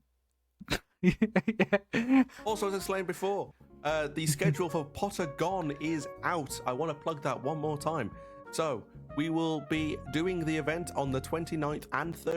Wow, Dino, plugging the event a lot. It's like I told you to pad it out, the recap out as much as you could. 30th of July. But at the end of that event, we will also be opening up submissions for the main Potter. I got to do that. It was my first thing I got to do as an organizer, was to officially sort of announce that submissions were open, and I got to spam the link in the chat and post the announcement, and it was such a cool thing. Like, I felt kind of weird doing that, especially because I just literally become organizer during Polygon. But I was like, it was a really moment where I felt like I was part of the team. Potterthon event taking place in September. So that is I'm going to say it now, and I'll talk more about it when we get there. Polygon 9 was so stressful in the planning phase, as I talked a little bit about in HP Insider, but it was so good. I'm so proud of Polygon 9. And I really hope we can do some amazing events again this year, like Polygon 9 was. Our annual Harry Potter Marathon, where people submit their favourite Harry Potter runs for a mega marathon, and we raise money for the Trevor Project. But for now, you are up to date on the biggest stories in the Harry Potter speedrun community for June 2023. I have been your host this month, Dino95HD, and I look forward to seeing you all in July. I don't know where the in went, but yeah. Okay, moving on to July, and this is no. I could categorically say you will not get it with a 5-hour run. Unless you want to be put in the night beaver, you will not get in with a 5-hour run. What run is it? You can submit it. I don't think you'll get in. I won't. Like I say, I'm not head of scheduling, so I'm not.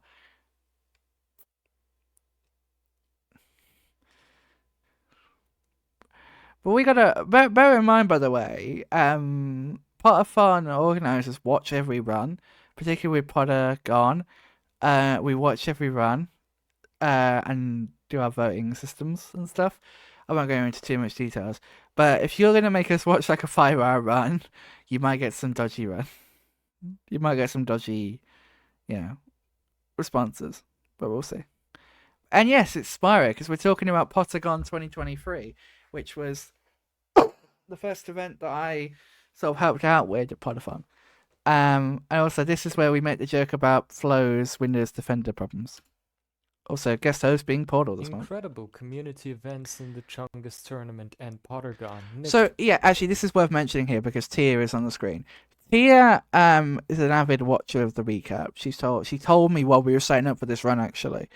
And she also said that she'd started, and I've watched it, a Spyro news series in the Spyro speedrunning community inspired by this, which meant a lot to me, that people enjoyed the recaps and what they could do. You know. I mean, if it's 10 hours long, Beaver, we'll probably just reject it on the grounds of we're not having it.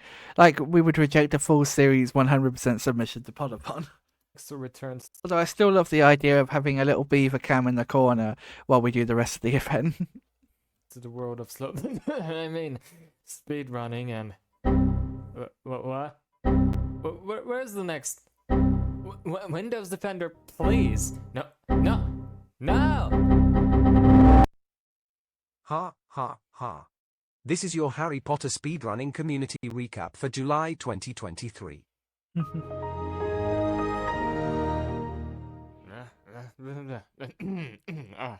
Okay, I'm back.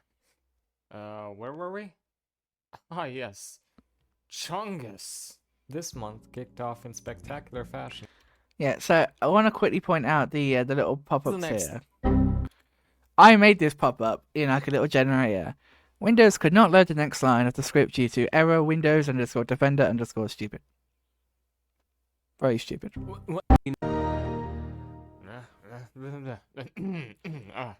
Okay, I'm back. Where were we? Ah, yes. Chungus. This month kicked off in spectacular fashion with the much anticipated HP2 PC Chungus Present tournament hosted by myself and Ryan, aka Fuel My Goods. Over the 3 weekends, we saw an astounding 22 runners fight to see who could jump their way to victory in a battle of the largest proportions. The tournament saw a number of upsets, but most notably, Nixo beating out Flo, So Nixo with a knife there was a great clip. Imek, and Akon, 3 runners who were seated well above him. Nixo did so well in the Chungus tournament. And like, I make such a big deal out of that because he was ill and he did an incredible job. It all came to an end, however, when he reached the But I think him doing the insane percent and getting all that snake practice in actually really helped. Because he killed Snake like 17 times that day. And then came to the tournament the next day. losers bracket. So I do final think that against really the helped him. formidable Human, aka Bill. That's his name. Don't question it. Anyway, I won't. Bill went on to win the tournament, beating me 3-1 in the grand final, which I thought was incredibly offensive, you know? At the very least, the guy could have thrown one for It's also worth noting that throughout the event we were raising money for a charity close to home for fellow organizer Ryan, the Wood Green Foundation, who offers support. They raised an incredible amount of money for Wood Green, and I really loved the fact that we did this tournament for charity. For people living in Toronto, Canada, was chosen as the charity that the tournament would support, and we ended up raising an astounding 940 Canadian dollars for them. A huge thank you to everyone who donated, came by to say hello, watched the event, shared it to their friends, of course all the participants, all the commentators, and all the moderators, and congratulations once again to our big winner, Human. Speaking of Chungus, Human has been reaching crazy new heights in the category. This month, he managed to push the category well and truly below the 730 barrier, achieving not only Also, you may hear it, but the music's a little bit badly mixed in this one. a 726.610 on the 13th, but then just 1 week later achieving a 723.580. Human has Users been insane with Chungus. really found Aragog strats. Now I could go into Also, I love the chapter title here. He can't be human, he's Bill. in-depth detail about why that run is insane, and in fact I could go on quite the rant about it, but this is a time so impressive that it's really close to being incomprehensible to me, and it's definitely a time we didn't expect the category to ever reach back when it was created. So consider me, the Portugal man, impressed. Using these new strats and some movement optimizations, That was input from Paul. Like I say, just like talk about how you feel. That's what he came up with. Human believes a sub 7 720 is possible, and if anyone is going to get it, it's probably going to be him. These new True. records continue to cement the Also, sheer this Chungus gameplay is awful. This, I will preface, as I did with the little caption, this is my Chungus gameplay, and it's shit. optimization of Chungus, but also the popularity of it, as this month Chungus has reached 40 total runners, making it by The far tournament most helped that out a popular lot. category extension in Harry Potter speedrunning history, and more popular than some games any percent Yep, it's more popular than some games any percent categories, which is insane. categories. In fact, speaking of any percent runs, a few long-standing records have fallen in any percent categories this month. Firstly, in HP3 Xbox, where Ujikura knocked Blaze off of his 3 Xbox crown by beating his 3 Xbox any percent world record with a time of 1 hour 39 minutes and 47 seconds, truly using HDD to help push the record below the 1 hour 40 barrier. Before Fujikara took the Interesting. record, Blaze had held the record for an astounding 1,032 days. Again, the doc is making me look like an idiot here. Or Paul, in this instance, but yeah. Over in HP1 GBC, Flo is also taking any percent records by claiming HP1 GBC any percent world record previously held by Conception 2, And that was before the Astra was found. who had held the record since May of 2020. Flo beat the time by just 25 seconds, showing just how good Conception's world record was. Speaking of Flo, this month he attempted a full series 100% run for the second time after his previous attempt died due to tech issues. While it might not have been quite the run Flo was hoping Oh for, god, he here we was still go. on a really good pace and broke the HP1 GBC 100% and GBC Dual Factor world records, and was on track to beating the PC Octafecta Hundo record as well as full series overall. When Back before I was a mod in Flow stream, which is still insane to me. Why am I a mod? Like, who did this? Why would you do this, Flair? That was the strangest thing when he just made me a mod. Ah.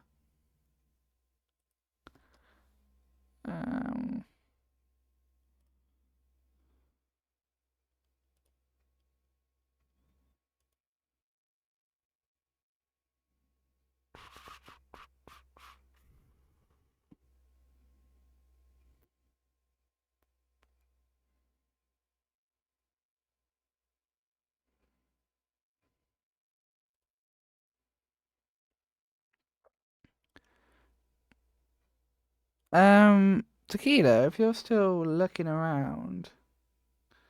Oh, you are. Do you want me to do like I did last year and make like a channel and shit? And give people roles and stuff. I won't do it now, I will do it after stream, but would you, would that be beneficial for you? Fair enough, Beaver.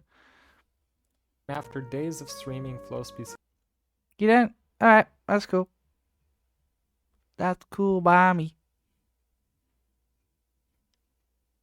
It went well last year, but it's up to you. It's your server, your stream. decided it had had enough and, well, it crashed. Right as he was reloading the game to get the final Yeah, it collectible crashed in and was HP7 BS. Part 2 PC. Something that has to be postponed to beating the game due This crash was BS, and the fact that Flow invalidated his whole run because of it was crazy. to needing Apparition to unlock it, and Apparition only unlocking on past levels after beating the game. A problem which has long since made Hundo Vectas in full series 100% and on very lackluster finales. That it In has. other community news, Nixo returned this month after his month-long vacation to visit Ah, back before we knew the truth. Also, why does Portal look so sus in this picture? Adixo and Sonia look fine, also. Look at them wearing matching tops. It's a sign! And then you got Paul looking quite sinister over here. the Balkans and definitely not being locked in my basement. Again, I will say, Paul added that line. I didn't write that. He promptly got sick on his return, making his performance in the Chungus tournament even more. Yeah, coming third is insane. more impressive. Once he was all better though, Nixo took on his sub-goal that he had met before going on vacation, running every single HP2PC category, including category extensions, back to back. The run in the end took around 17 hours and 20 minutes. The run saw a number of PBs in a few categories including lowcast, which this month also saw a new record set by Ratburn, bringing down his previous 62 cast world record from 6 hours 5 minutes and 59 seconds down to a very impressive 1 hour 35 minutes and 15 seconds. Also this month, one of the longest hour 35. Ooh, sorry, I was thinking of something else. But more Ratburn representation. I was just looking again at that schedule. Chelsea, that's weird. That feels weird. Tequila. Just making sure you have time for stuff like we discussed, which it looks like you do, and you can do. Yeah, that will work. We can make it work.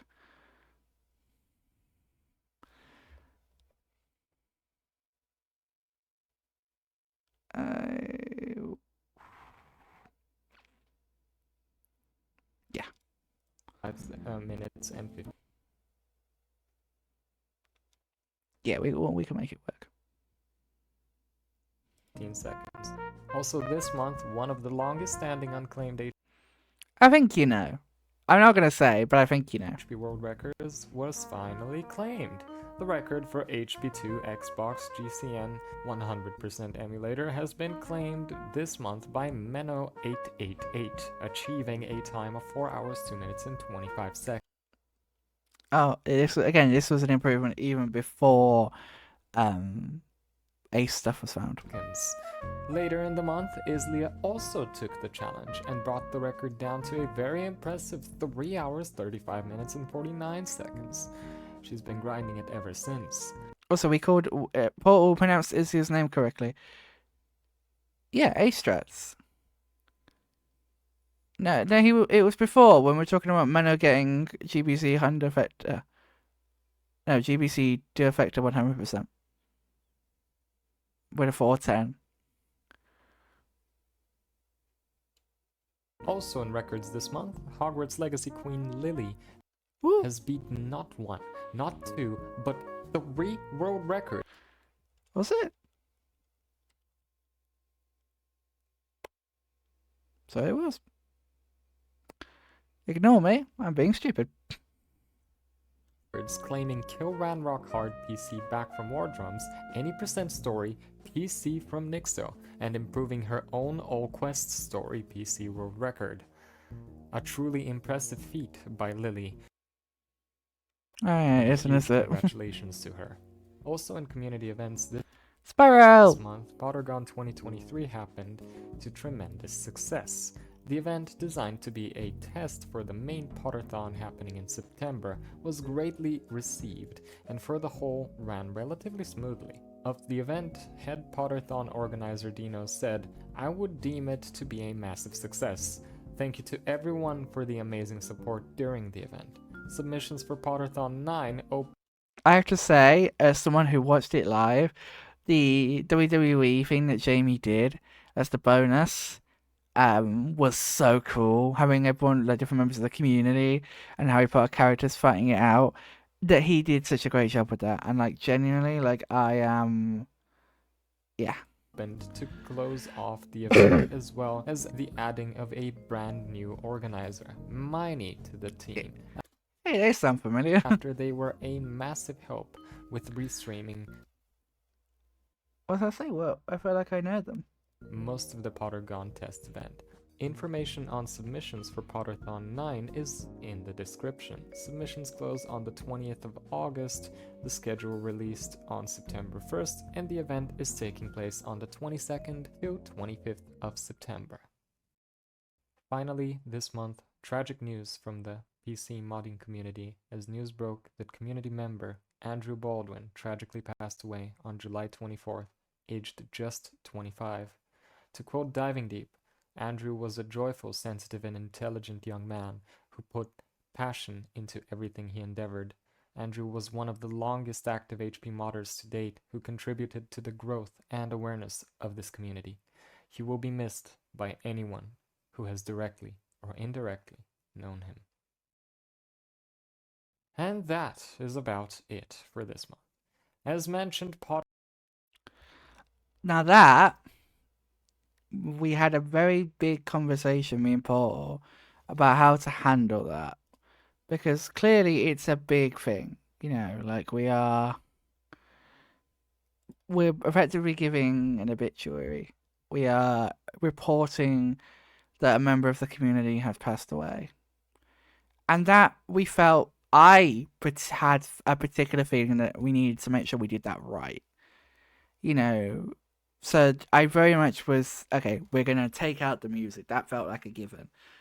I put in the script to read it with a sincere voice, which I knew Paul would understand the sincerity of it anyway. But I made such a point of, this needs to be treated right, because it's a terrible thing.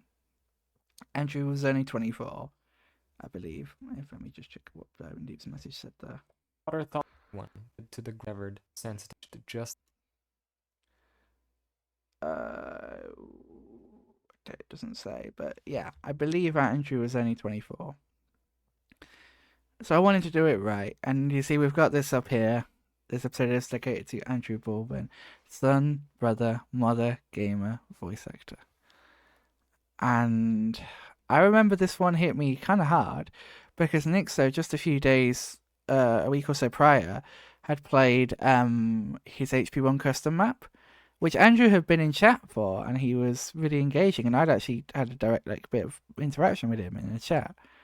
So to have this news come through kind of shook me a little bit, even though I didn't really know the guy all that well. But yeah, so he was 25. But yeah, and I'm really proud of how we handled this, because I felt it was important. It was important to bring up and acknowledge, but I wanted to make sure we did it right. Like at the end here, of HP will be missed. the bring in Event is taking place on the 22nd to 25th of September. The music and everything fades out. Finally, this month, and then the tone changes, and then when we come back for this month, as mentioned, Potterthon 9. I decided to make the decision not to bring the music back, because it felt poignant and appropriate to have just a moment's silence as we round off the episode. You know, it's a big deal, like I say, to report on someone's death. Submissions are, and although we don't really talk too much about the modding community in this recap, it was still a big thing, and it was, it was an important thing. I remember when it happened, we were in the middle of the prefect elections, and Pax came over to me and he's like, hey, do you have a problem if we post this in the PC Discord about this? And I'm like, no, go for it. It needs to be shared.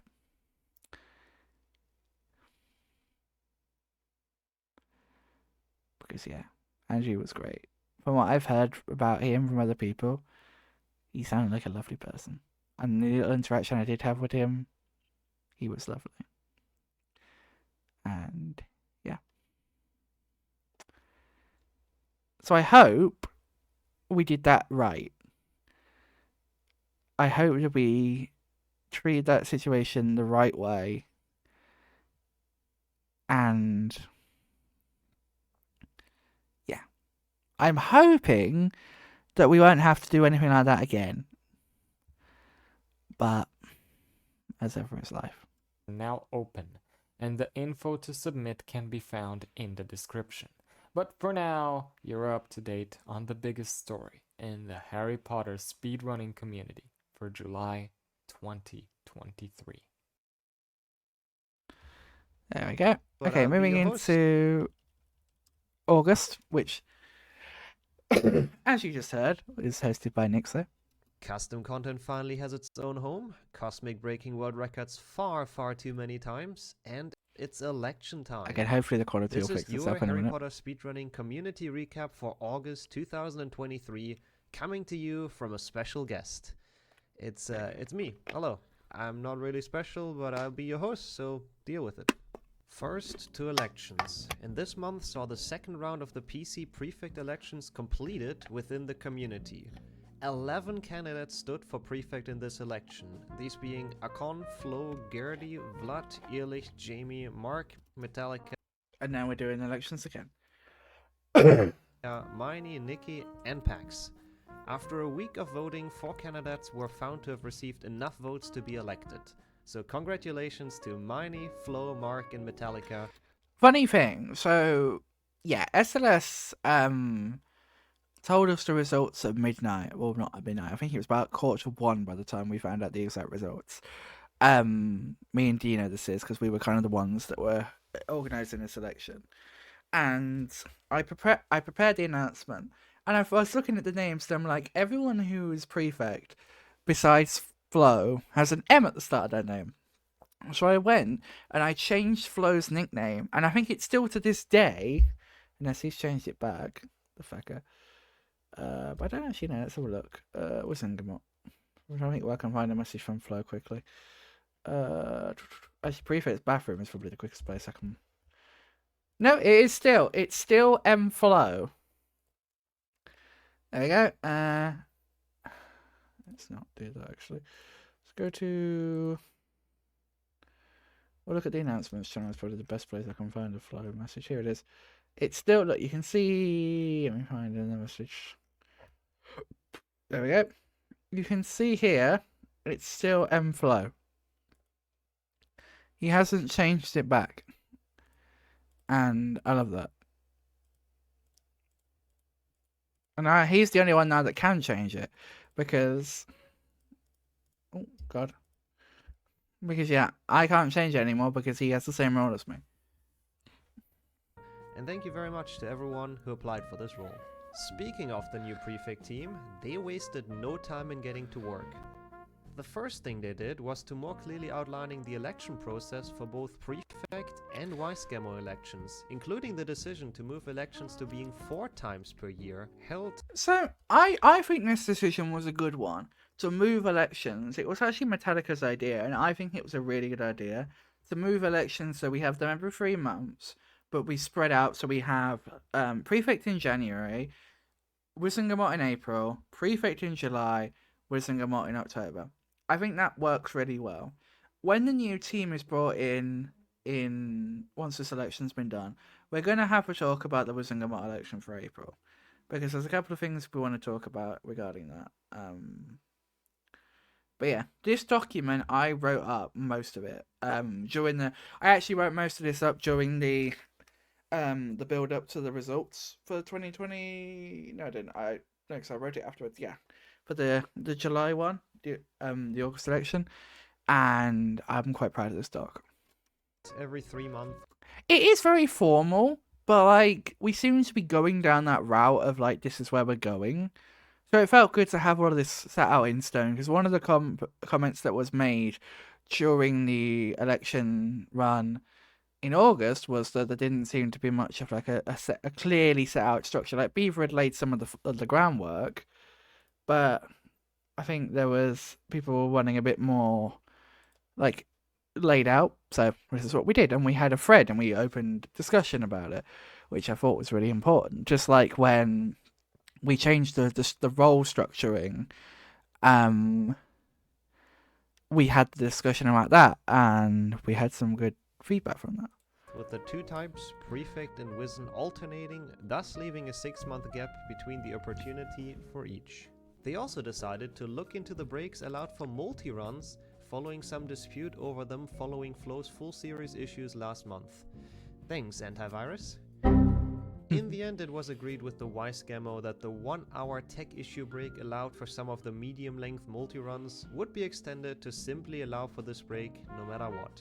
This was met with positive reactions from the community. I made that little graphic / spreadsheet, and it's actually, I think, if I remember correctly, this doc is actually linked in the multi-run description, multi-run rules. If you go to, it's probably just. Unless someone's taken it out. Yep, there it is. Full overview of the categories can be found here. And there you go. And I put a little information correct as of the 11th of December 20, as last time I loaded this up. And it's still correct, so I'm going to update it now. Of January 2024 as of the 18th of January 2024. Yeah. So this is the doc. This is the little thing I made. And yeah, it's sat there properly in the rules. Mark put it in, and I'm grateful for that because I like it. Events. Would be extended to simply allow for this break no matter what. This was met with positive reactions from the community as runners embraced being able to run these runs with a break in the middle. And while some things may be changing, others are staying exactly the same. Following from the huge success of last year's HP2 PC Bingo tournament, I've now decided to bring the tournament back again for 2023. The tournament itself will take place on 3 recurring weekends from the 11th and 12th of November, but before that, 2 weeks will be used for seeding matches, those being the 27th to 29th of October and the 3rd to 5th of November. During these 2 weekends, 16 seeding matches will take place, of which participants must complete at least 3 for the seeding time to be calculated. From there, participants will be placed into pots depending on their seed and drawn into 5 groups of 4 runners. 1 runner from each pot in each group. And I can tell you, the competition appears to be as fierce as never before, just looking at the people who have already signed up for it, including multiple HP2 world record holders such as Flo, MipMip and Human, and also 2 times Bingo champion Complex Beaver, but also a whole lot of other talented players. So if you're still interested in competing against those guys in the tournament, you can still sign up for it through the link in the video description.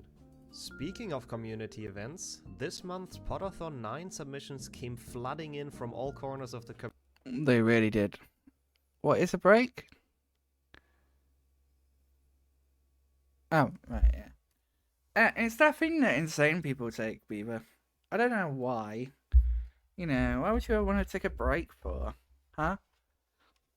Communities, with submissions from PC, PlayStation 1, 6th Gen, DS, GBA, PSP, LEGO Legacy, and even the Flu Network's Minecraft HP map. It's for sure going to be a tough job for the organizers. I love that we had the Flu Network's Minecraft map in there. It was really cool, and it was the one run that I put myself down as hosting for because I wanted to host over that map because it's really cool, and the run of it is really interesting for me. And I really hope, because we've said that if the people that run that map want to come to Polygon, they're welcome. We still don't know how they found out about Polython, but we're so glad they did. To whittle all the submissions down and create a schedule for the event. I'll tell you now, the meeting where we made the Polython 9 schedule, I think we were on a call for like 2.5 hours trying to work out the schedule. But we got there in the end. In total, 49 runs from 28 different runners were submitted, totaling near 100 hours of submissions. So a huge thank you to everyone who submitted a run to the event. You can see the site there loading, trying to load to catch up. We can't wait to see the event take place, which you can catch over on the Potathon Twitch channel from September 22nd to 25th. But now let's get into the individual game news, shall we? This month has also seen the finding of a handful of new skips in Oh, here we go. Noise warning. HP1 GBA 100%. This cover of dubious strats, looking at you unplugging your controller mid-run and using 14 memory cards. 14 memory cards. I love that part. You didn't want to leave him a chance, huh? Nick said, because he's never played Detroit Become Human, he didn't get that joke. So he didn't, when he originally recorded the script, he didn't do that bit. So I had to send him like a message back, hey, you didn't do that bit of the script. And he said, I didn't get it. So I sent him like a clip, the original clip of that moment. And he said, oh, okay. And the funny thing is, the original clip is like 28 stab wounds. Which is funny because obviously here it's 14, which is exactly half of 28. And using 14 memory cards. 14 memory cards. You didn't want to leave him a chance, huh? Cosmic Lumion, after seeing Flo beating his HP1 GBA 100%. Also, we didn't say the underscore. Where's the underscore? World record by some margin. Kind of the story of my life. Cosmic decided to come back and grind this category. While digging into the game, Cosmic found a trick that would allow you to clip into walls by Cosmic was a great help writing this script because I have very little knowledge of 1GBA. So I basically went to him and I said, okay, explain to me like a baby what you found. And he did, and I was very grateful to him for that.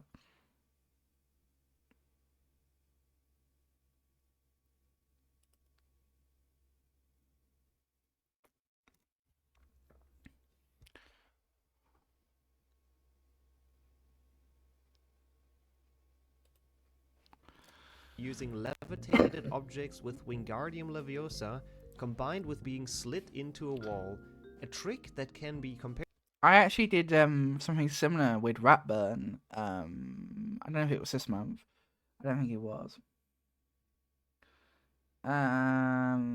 But I actually sat down and I had a really good chat with Ratburn about like to the HP1 PC me and block Ratburn clip, DM back and in which forth about dropping a block trying to on work out Harry's head how if to you stand describe in a the trick. right spot can clip it through gates.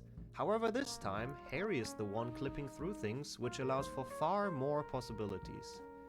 Following some experimenting, an area of opportunity was found in Potions Trial, and a new out-of-bounds skip was born, as well as a way to completely skip the Wingardium Leviosa challenge itself, saving a staggering 1 minute and 20 seconds if done optimally.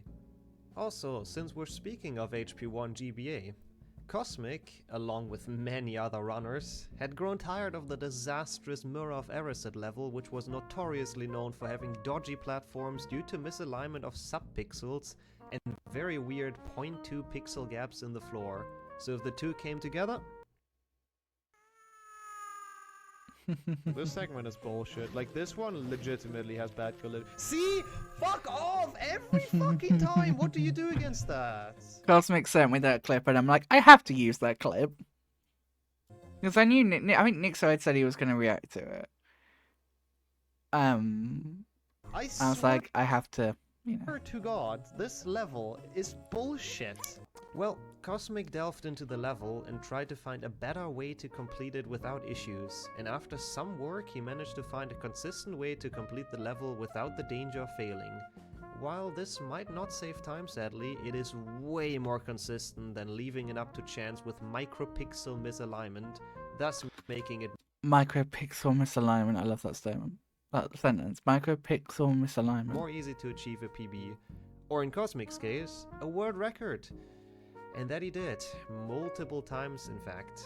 This will become a shower of world records as Cosmic got record after record after record, some even on the same day as each other.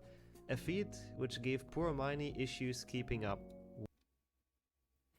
which is a very strange problem for a speedrunner. I wrote that joke. I'm going to preface this now. I wrote that joke. I burned myself, and I love doing that. One of my favourite things to do as a part of writing a recap scripts, and it's something I do actually miss now I don't write them anymore, is burning myself. And when I could slip in a little burn, I would do it. Because getting to burn myself was always so much fun. Like, also, by burning I mean, like, metaphorically burning myself. You know, like, with words. I'm not saying I'm addicted to burning myself actually physically. Speaking of record machines, let's get to what Flo was up to this month. Because Yes, he has let's. taken another multi-run world record. Taking God damn not it, Flo. only PlayStation 1 Duofecta no major skips with a time of 3:26:01 from Tigo, but also narrowly taking a Blaze Knight's 6th gen trifecta any percent record, beating it by around 5 minutes, achieving a 5:34:35. Two Damn. absolutely amazing feats to accomplish. These efforts brought Flo up to 71 world records and brought France up to 85 total world records.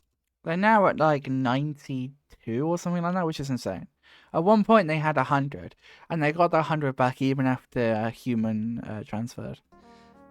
Do I really have to read out this next thing? Nearly double that of second place Germany with just 43. I'm still advocating to count Flo's records for Germany from now on, to be honest. Nixo added that in, and it's a nice bit of humour. One place Flo has not yet reached though is the brand new custom content leaderboard.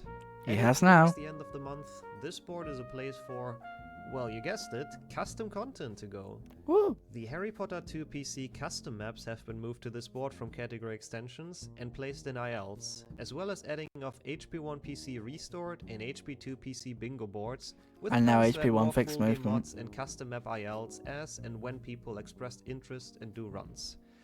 I love it. More new leaderboards for me to get top 10 in, and this time it wasn't even Renee's fault.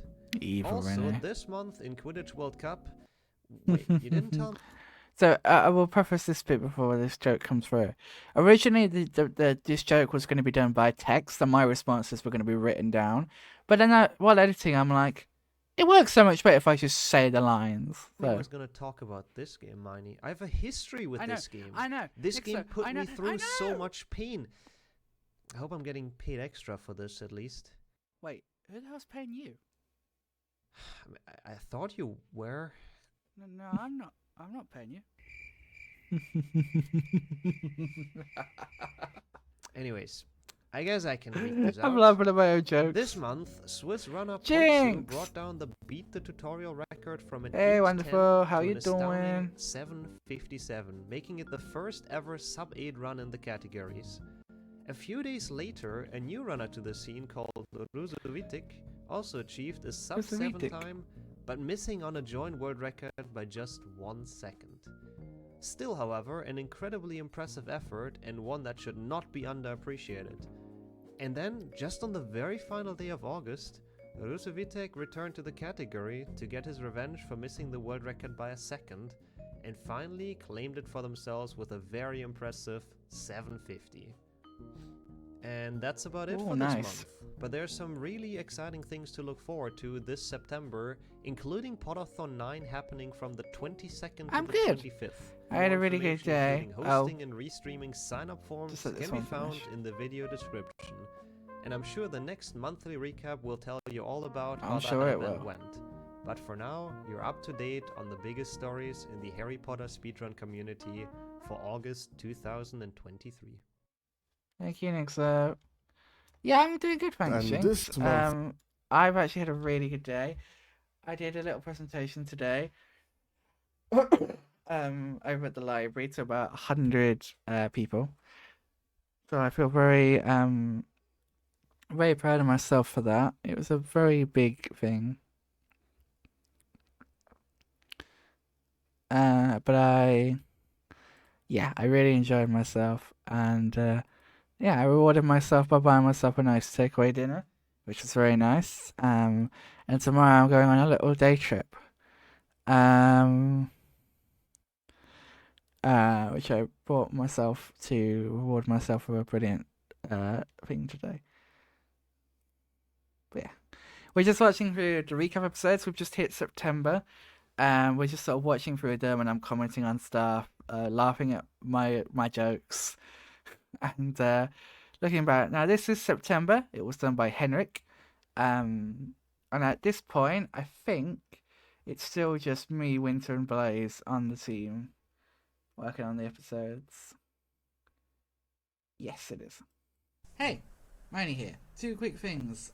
One, if you want to host an episode... Yeah, this was when my burnout was really starting to come in, so I took so long to make September's episode. Recap. Let me know in DMs on Discord, because I'm more than happy to have guest hosts like we have today, but I just want, people just need to let me know. Two, I'm sorry this recap is very late. I've been on a holiday. I wanted to get it done before I went on holiday, but life happens. Thankfully though, on the positive side, the Lake District is a very beautiful place. It is a very beautiful place. I love the Lake District. It was very beautiful. This is Cathedral Quarry, affectionately named, and you can see why it's beautiful. But anyway, without further ado, we've waited long enough. Let's get into the recap for September 2023. Bingo Mania sweeps the community. Another game No worries, Tequila. Thank you for being here, lovely. goes Sabawa and Podathon 9 smashes targets. This is your Harry Potter speedrunning community recap. Henrik was so epic with his VO. It was great. For September 2023, coming to you from a special guest. First two events, and this month the long anticipated Podathon 9 took place From the 22nd to the 24th, the event saw 28 runners from across the community running the games for charity. The specific charity being the Trevor Project, a charity that supports young LGBTQIA+ people to help them feel less alone and allow them to connect with others who are part of the community. Across the weekend, we saw runs from the PC, PS1, 6th Gen, GBC, GBA and LEGO games, as well as runs of newly released Hogwarts Legacy and the Witchcraft and Wizardry Minecraft map made by the Flu Network. Over the weekend, the community managed to raise an astounding $2,170 for the Trevor Project, an amount that beat out all previous Podathon totals, bar Podathon 7, which raised $3,000. A huge thank you to everyone who donated to the charity, and a massive thank you to everyone who helped make the event happen. To close, that is something I want to reiterate here, and I said it during I think I said it during HP Insider as well, but Podathon 9 is by far my proudest achievement in this community. Like, I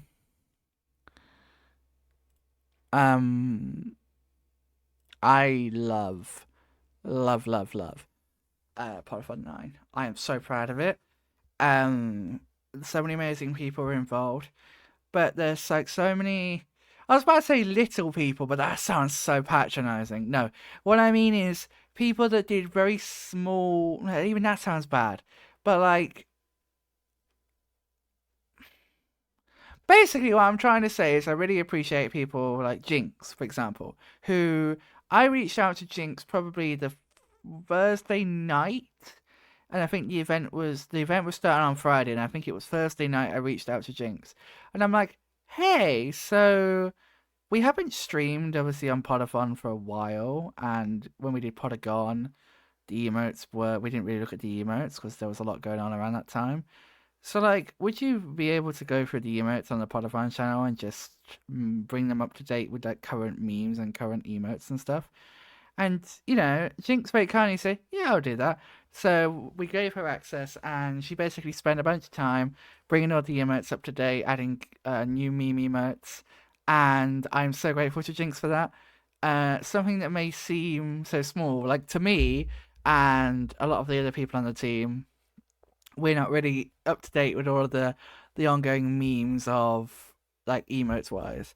So to have Jinx helping out with that was an incredibly beneficial thing, and I appreciate her immensely. And I made sure that when we wrote up the little thank you doc of the list that SLS read from at the end, I made sure to include Jinx's name on that doc because, yeah, she deserved the thank you because she's amazing.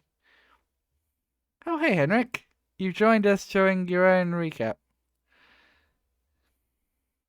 Also, I said it before, but when you did your run, it was hilarious to me because I didn't even get to talk to you because I was setting up the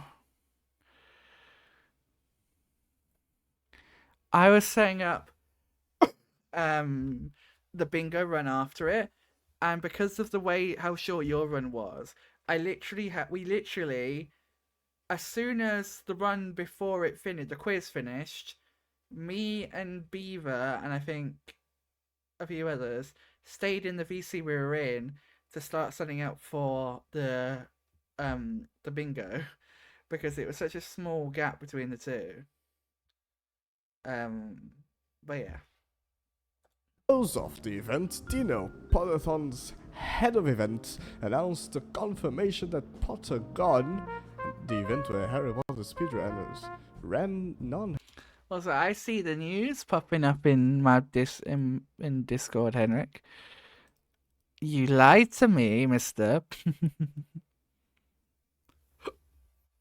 Shaking my head.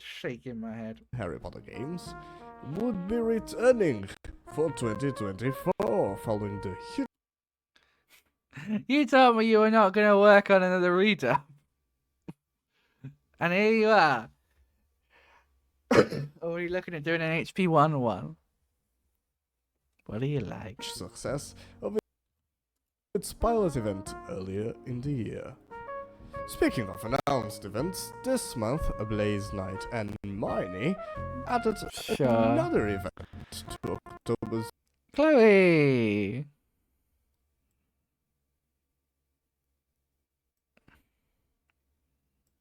Just checking something.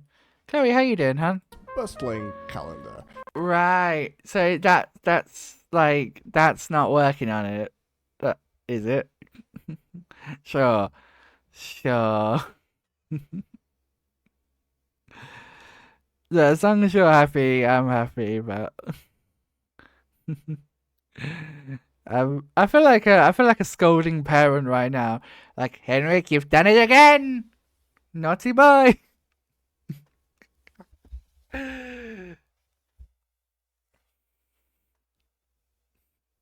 That's what I feel like. I feel like I'm your parent, like, Henriksen. And when I forename you, you know you've done something wrong. Naughty boy. Naughty, you got caughty, yes. With the announcement. Also, naughty, you don't reply to your own fucking DMs. I'm joking.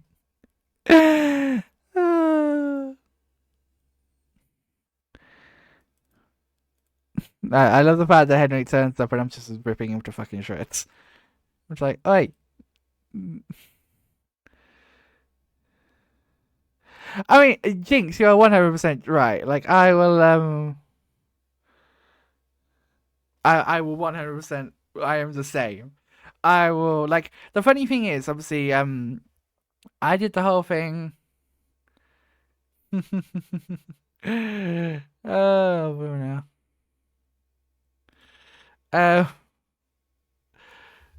Like when the idea of more people like Nikki and Henrik jumping onto the recap team was so that I could do a bit less work and it would be a bit less stressful for me. But all that's happened is the work that Nikki has. I mean, Nikki. I don't think Henrik will begrudge me for saying that Nikki's the main person of the two that's been doing work lately. I don't think Henrik will begrudge me for saying that. But the free time that I've been getting from what Nikki's been doing, I've just been doing more stuff. Like we've now, like I say, got the recap on Spotify, which is something I probably wouldn't have been able to do if it wasn't for the fact that I'm getting a bit less work done on writing. Let me catch up.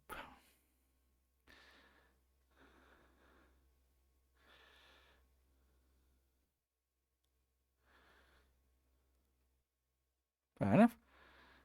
Oh, nice, Chloe. Very nice. Yeah, fair enough, Henrik. Yeah, I'm just here taking the piss.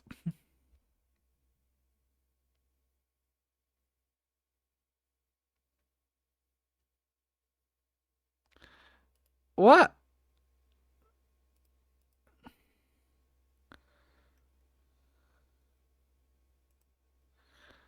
What is going on? Oh, I'm so happy for you, Chloe.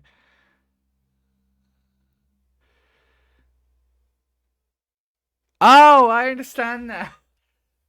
I thought you were talking to me. Yeah, but basically, yeah. Nikki gave me time to chill, and I've just took on more responsibility. Well, like, gradually, like, we're getting to the point now where the recap is starting to bring on more people. Of the first known HP4 PC tournament.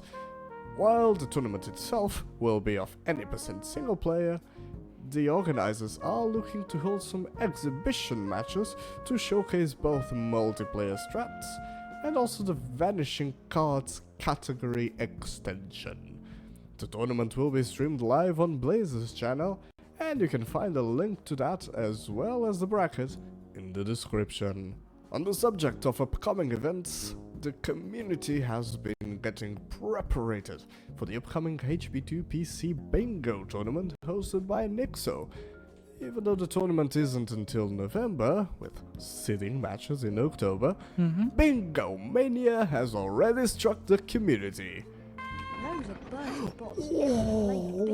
I don't know why I included that clip. runners have been practicing their routing in a variety of different bingo methods, from single lines to triple lines, from I knew that would get Beaver back. blackout to lockout. Runners are trying as hard as they can to prepare for the much anticipated tournament.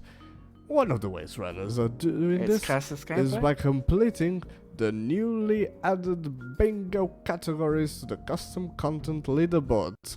As we touched on It's PAX. last month, custom content allows for the first time for runs that modify game client to be hosted on speedrun.com, and bingo It's Jinx and PAX and also Renee. has been far and wide the most popular one added so far. A variety of runners from across the It's Beaver. PC community, some veterans of bingo, some newbies, It's one of the few clips of Beaver playing bingo that I could actually find. have been running the categories, which has led to some very impressive Was in like clip, like not taking it off of YouTube or anything. times by all involved. Most notably the set seed single run, I know that guy. which has now become the third fastest HP2 category at just a 7 minute, 33 seconds, and 400. You might not, but like I was trying to. I think the problem was I think it was like it had been more than 2 weeks since you'd streamed it, so like I'd lost the VODs are gone. Hey, that's it, you. 180 milliseconds by human. A very impressive feat from all involved. I, for one, cannot wait to see how fierce the bingo tournament turns out to be. It was epic. Speaking of Nixo, he's gotten very busy this month when it comes to handheld runs. After borrowing Flo's DS when he visited back in June, Nixo has been trying to finish runs in all console variants of the handheld categories as a part of his all leaderboard / top 10 challenge. At the beginning of the month, Nixo completed a HP4 Very glad stream ornaments can't see replies. Yeah, he can't read replies for some reason. DS 80% run, as well as a HP7 Part 2 DS 100% run, thus beginning to chip away at the collection of console runs. He did try to capture some PSP runs too, however, unfortunately, he had Honestly, I enjoyed this one a lot because Henrik's just really nice to listen to. So, like, I'm just sort of listening and not really commenting on what's going some on. issues with being able to capture the console, so those runs are, for now at least, I mean, you Henrik, your mouth might suck, but your voice doesn't.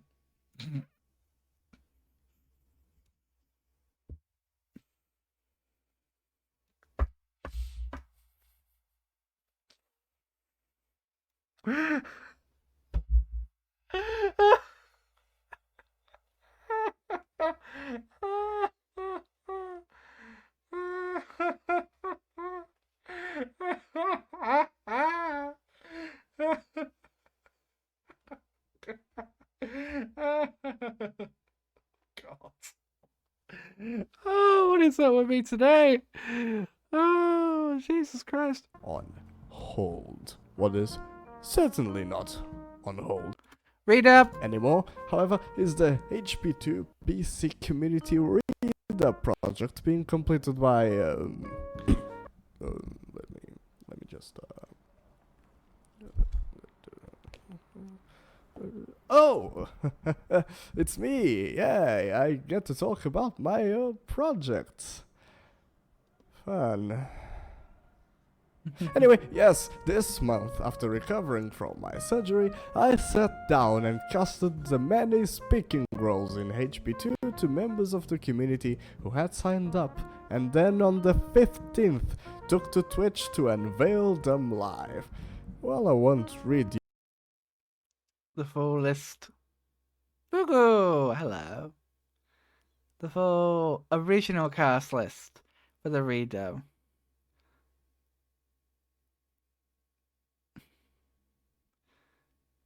I'm just looking quickly through this now. Like, I don't think many people had to drop their lines on this list.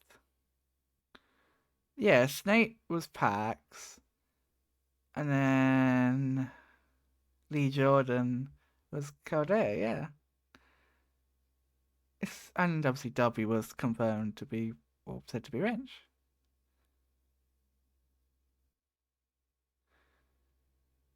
Oh, which one did you spot? That I didn't.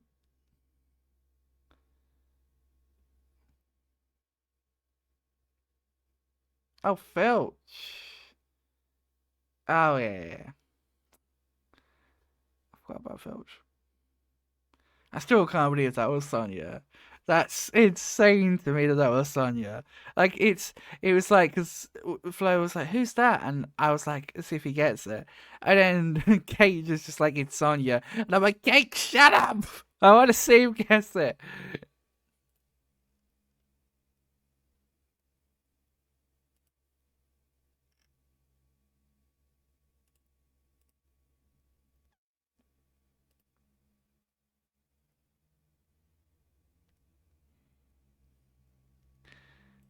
How do you not make Nick everyone? Well,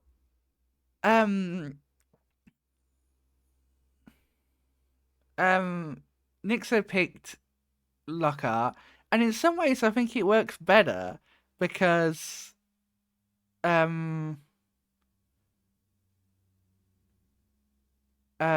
because Hermione is infatuated with Lockhart, and Sonia is infatuated with Nixo, so it kind of works out quite well. Sonia does a really good British accent. You should play the redub beer, it's really good. I was like, hey, Cher, how you doing? Wonderful. What was your first message? I just saw you pop in, but I don't know how you just waving hello. Hello. Going to my triplets, and I was like, I'm gonna give her Filch. I'm sure it's fun. Sounds like fun, and it turned out fair enough. I mean, how many lines does Filch even have?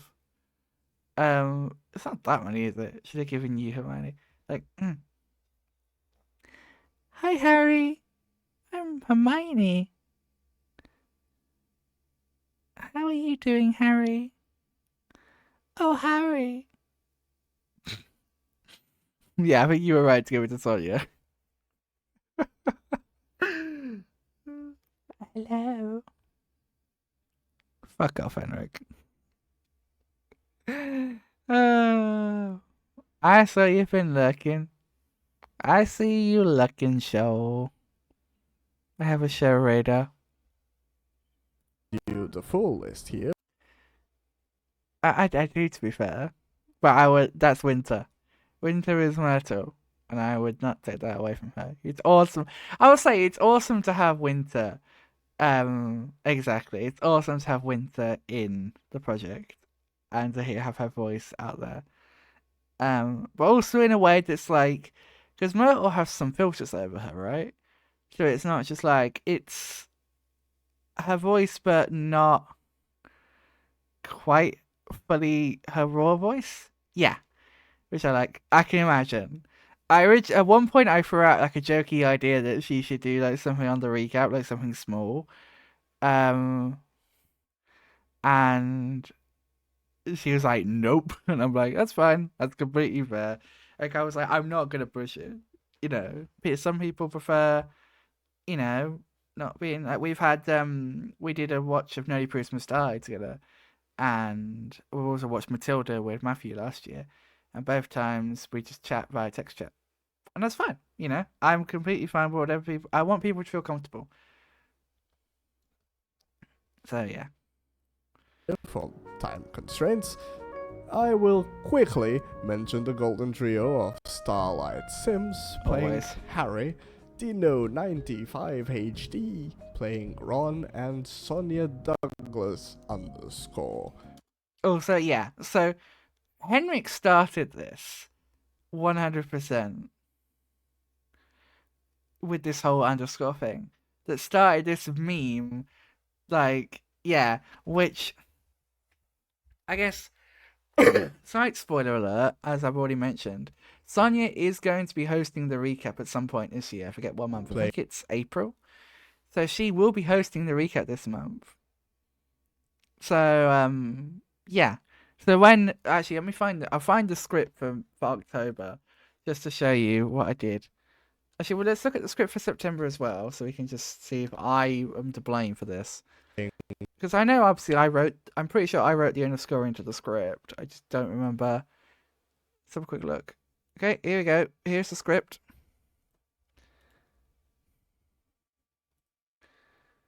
Where are we?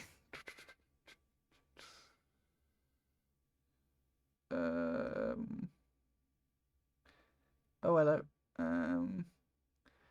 Yeah, I didn't even. Hey, excuse me. I didn't even put in the underscore. What is this, Henrik? I'm gonna tell Sonia that. You put the underscore in. I didn't even put that in.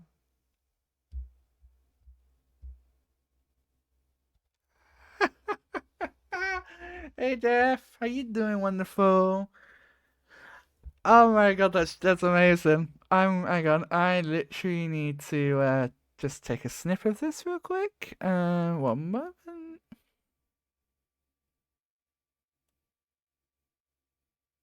Don't mind me. I'm just gonna open Discord real quick, and I'm just gonna go to Sonia Douglas.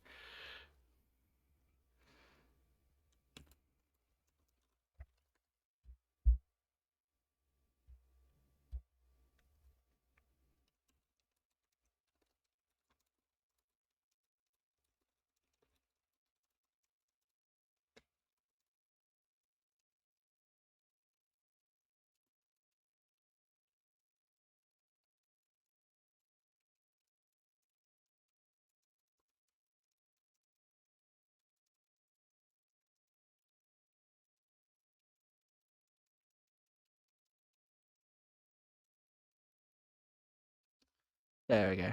She has now been told. Yeah, I did not put an underscore in there. But yeah, I'm doing good, thank you. I did a thing today, as I think we've already spoke about, where I talked in front of about 100 people about my experiences of being homeless, which was a very exciting experience. In fact, Def, let me send you this picture real quick of Miney doing little speeches. There you are. Yeah, I did a little talk in front of about 100 people. But Henry, you can have this too, because why not? And yeah, it's something that I'm very proud of. But yeah, let's get back to watching the recap. Hermione. You can find a link to the full cast list as well, playing Hermione Ron and Sonia Douglas _ playing Hermione. You can find a link to the full cast list as well as the original reveal stream in the description below. On the subject of coming back to Parked Plans, Nixo this month finally, his word not ours, set up the Hogwarts Legacy category extension leaderboards to much frustration from... Oh my god, what is this? 72 new categories? Why have you given me so much work, Nixo? Okay, Miney, calm down. Why don't you go and look at some cute pet pics on Twitter? Okay, that sounds good. Anyways, where was I? Ah, yes. Nixo added the new... Beaver, fuck off. That R was genuine. I put on I opened Audacity and I started recording and just scrolled through cute Twitter, like cute pet pics, and that was a legit I can't remember what cat it was that I was looking at. Nah, I'm just so over that joke. Like it's always gonna be Twitter to me. Like the whole what is Twitter? I'm legit so over that joke.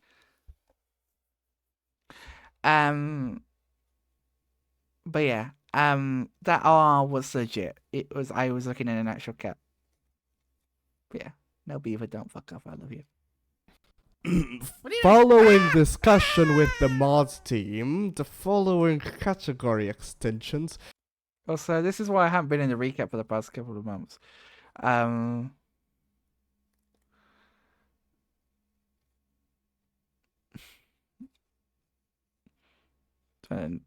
Nikki not even including my GBA world record in December. And adding another nickname. No. Yeah, well, I'm back in December, so I don't know what happened. Was I just kidnapped for a couple of months?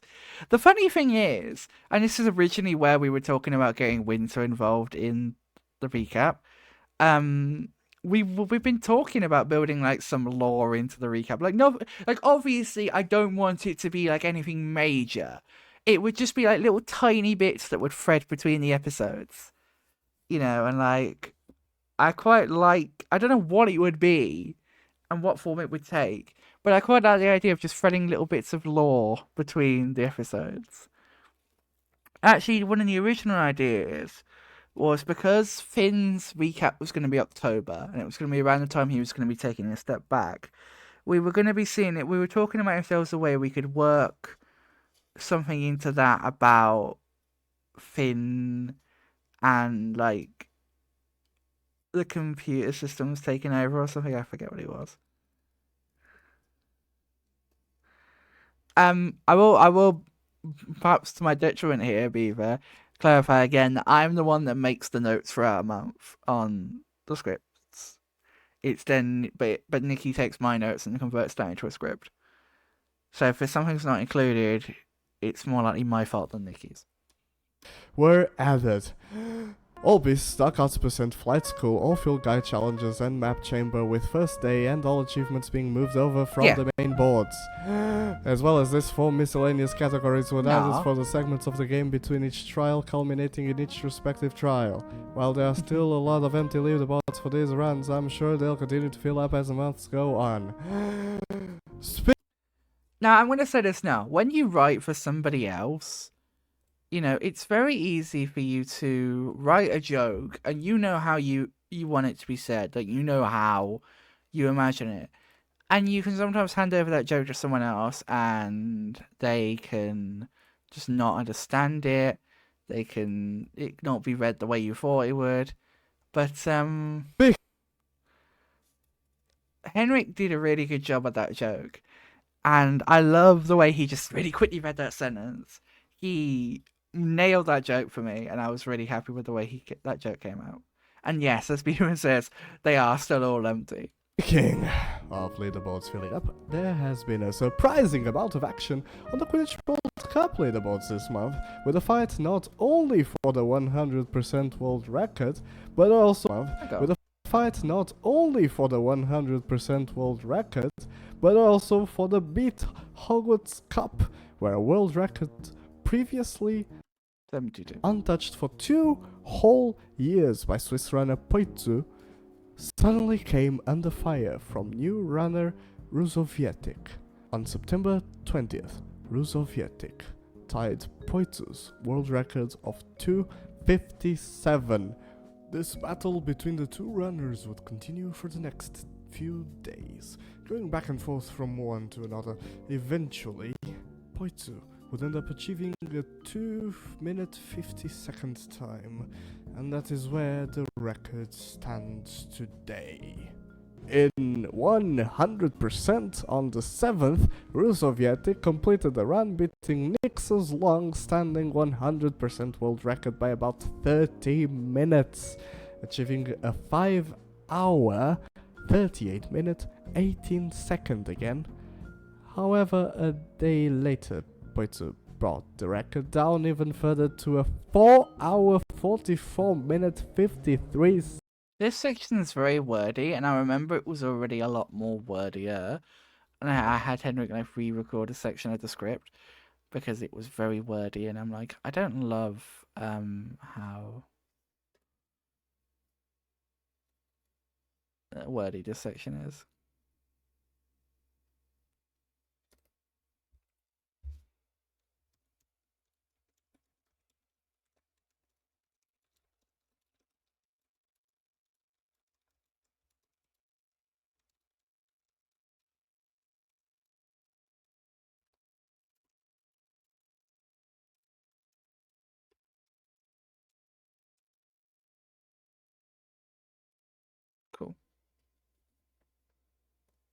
seconds. Speaking of runs being What do I mean by wordy?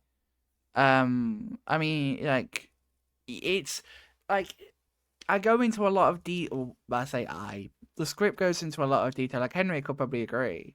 I think that like it says like there's this and then there's this and then there's this and then there's this, and it's like you don't need that. Like it's a bit too much. Yeah, like I said, like it was worse as well because Henrik re-recorded part of this for me because originally it was worse.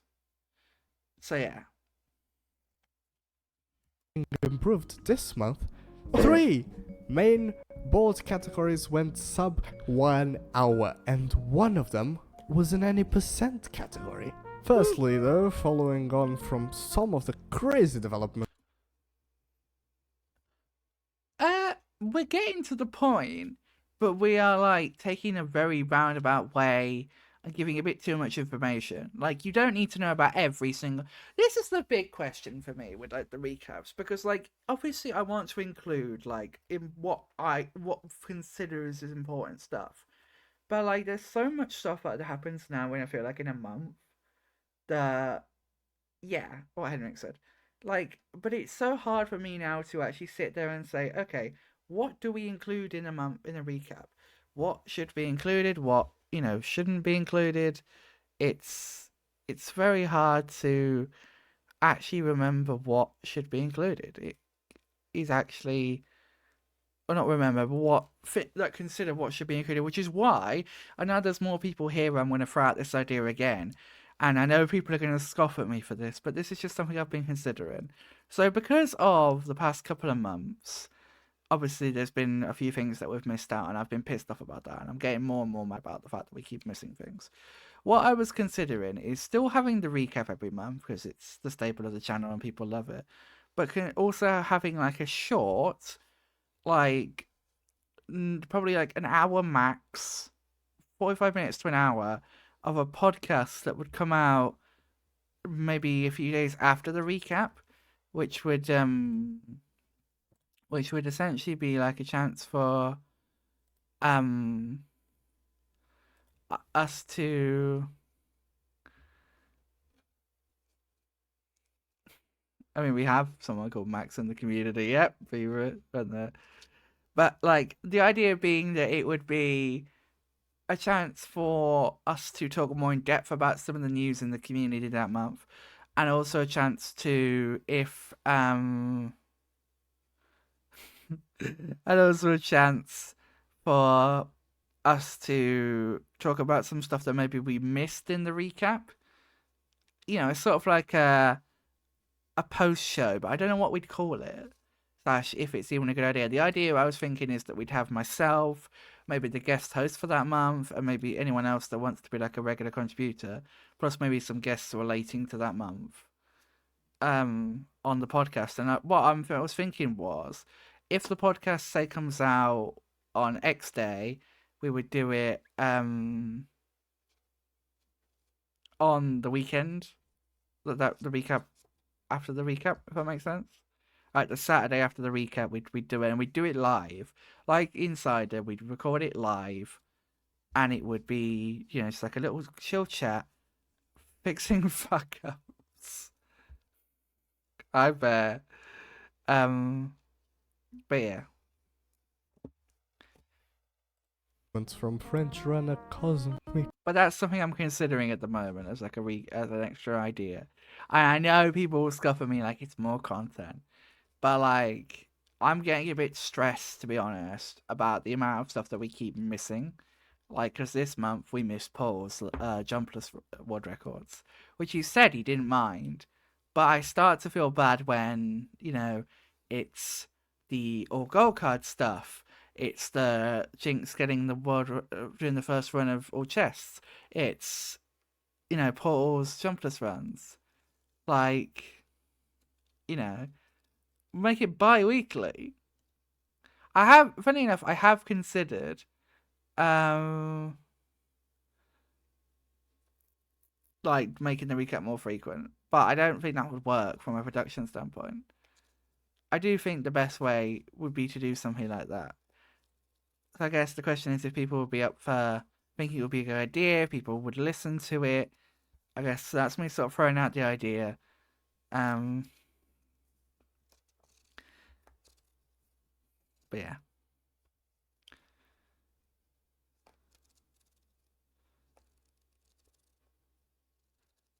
I mean, that is something I'm considering. Would you have time to do it, Henrik? I actually would like it if someone who wasn't me presented it, because then like I could my thinking about this is there's a YouTube channel that I follow. Yeah, it wouldn't be writing, it would just be presenting once a week or once a month. That would be what it would be. Or like, being on the live stream. The idea would be that so there's a YouTube channel that I follow called TLDR, which is like a news channel, and they have a podcast called The Editorial, where they look back at their videos and they talk about criticisms that people have had, and they discuss them, and they're very open about like if they've made mistakes, and I quite like the idea of having someone who, without wishing to sound harsh, Henrik, isn't as involved in the production process of the recaps, because as by your own admission, you're not, you are kind of external, you're not a part of that group, if that makes sense. So having someone chairing that who isn't part of the recap production, I think would be a good person to bounce off of talking about stuff like that. And then to maybe have like the guest host for that month, and then maybe if there's a big story, like a special guest. We'll talk about it, Henrik, but I quite like this idea. We just need to find a good name for it. We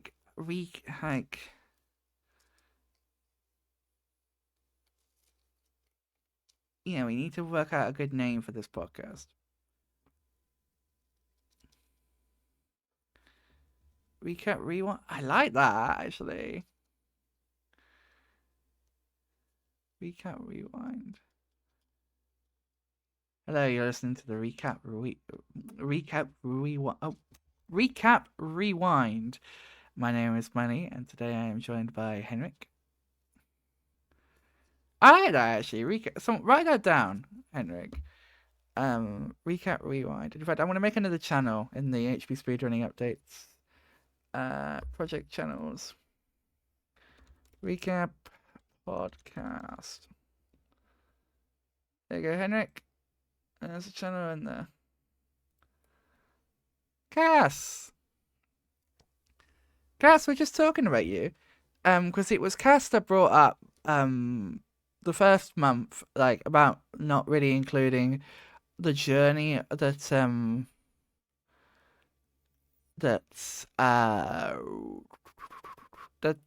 the All Gold Cars category went on, which I thought was fair. I do think that was a fair criticism, and that's why I think.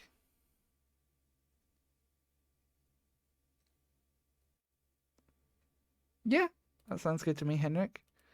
Also, I need to borrow you at some point. Actually, I know when I need to borrow you. What are you doing on the 14th of February?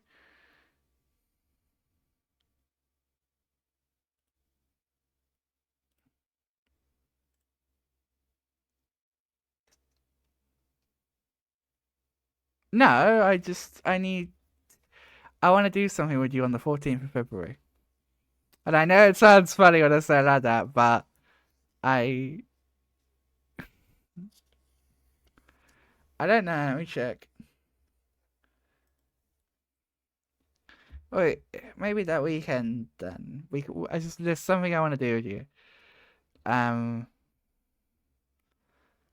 It's a Wednesday. I realize it does. Well, we'll talk more about it off stream, but yeah, maybe the weekend if you're busy during the week, but yeah. But no, I do like the idea of the recap rewind. Anyway, yes, we're in September, but Cass, we were talking because I've noticed lately that things keep slipping through the net with the recap. And it's pissing me off, to be honest, because there's, I want to talk about this stuff. So we're discussing the idea of doing like a small follow-up podcast a couple of days after every recap. The idea being called it. Oh, I like that. I actually kind of like that, Google. Time turner. But is that too on the nose? Is that gonna get us into IP trouble?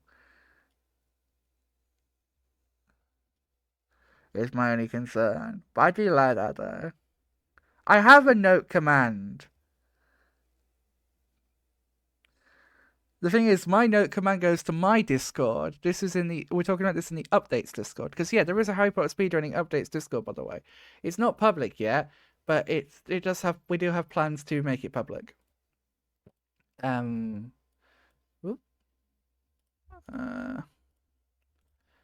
we have a Discord. Bear, you will recognize this Discord. You will not recognize this Discord. But this is the old country club Discord that I repurposed before I have my Nitro back. Because someone gifted me Nitro. So I have Nitro again. But yeah.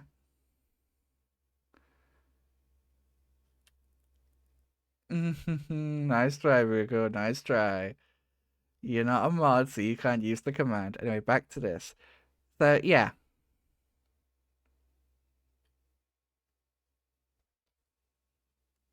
Thank you, Bear. Cool. No, don't worry about it now. But it'd be nice to get some time for me and you to do a little thing. Maybe stream it. Who knows? Or maybe you stream it. I ain't gonna say any more than that. I will tell you more when the time comes. _ Lumeon. In HP1 GBA last month, Cosmic was able to use. Sick. I mean, I'll find the. Hang on. Where are we? There we go. You happy now? That one got done.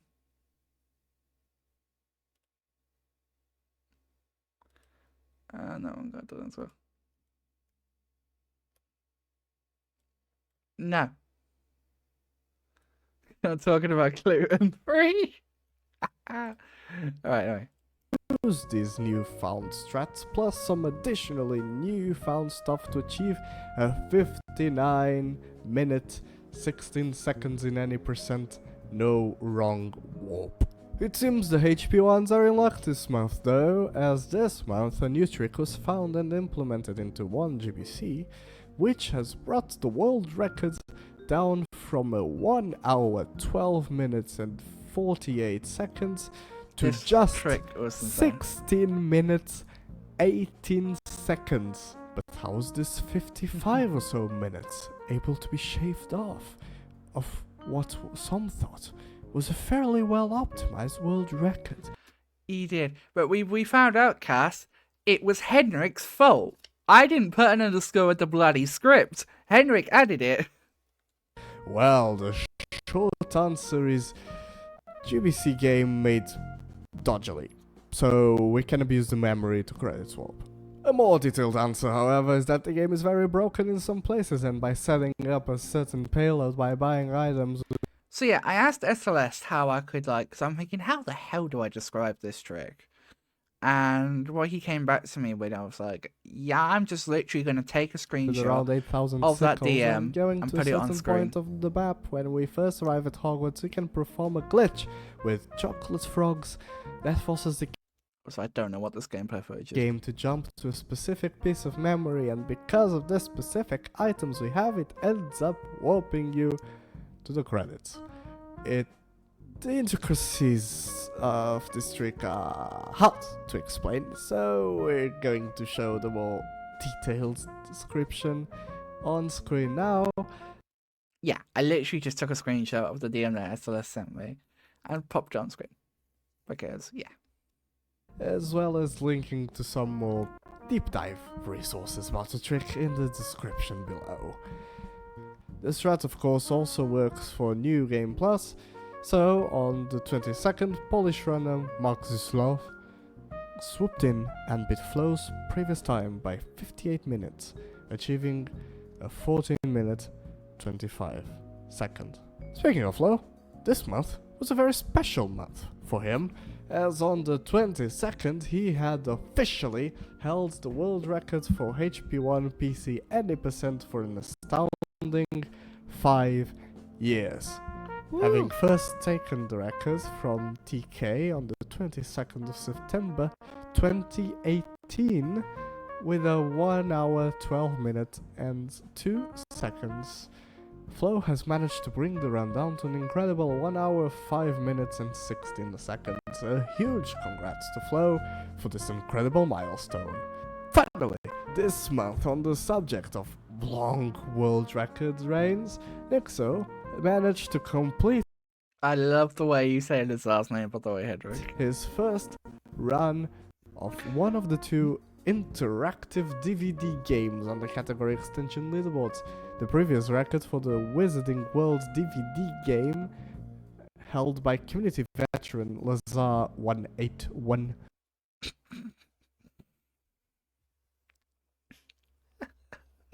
Why did you say the 181 like that? It's great. I love it. 181. Game held by community veteran Lazar 181 181. It's was great. achieved on the 6th of June 2016. Also, how fucking lazy I was with this screenshot. I literally just scribbled out the time. With a time of 16 minutes and 14 seconds. After some grinding, Nixo managed to beat that time, achieving a 13 minute 43 seconds and thus toppling the second oldest current HP world record. Now, if only that second disc had worked without issue. Ah well, there's always next month. Speaking of next month, woo boy, is it jam Woo boy! packed. On the 28th of October, Nixo will be doing his insane percent HP1 sub goal of all HP1 categories, Was that in the script? including category extensions back to back to back. This will include lowcast, so please go and send Nixo some support when he does. I edited this. I forgot I did this. If you see this comment, Abin. Why am I doing this? I forgot I doctored this screenshot a little bit. Does this, cause goodness, that category is painful. And finally, seeding for the bingo tournament starts on October 27th to the 29th. While there's no set place, this will be streamed. Participants are invited to stream it to their own channels, so you may see some streams pop up of it. And I think that's about it for this month and upcoming events for October. But for now, you're up to date on the biggest stories in the Harry Potter speedrunning community for September 2023! Woo! Yeah! I put reverb on that. I don't know why I put reverb on it, but I put reverb on it because I was like, that'd be funny to put reverb on.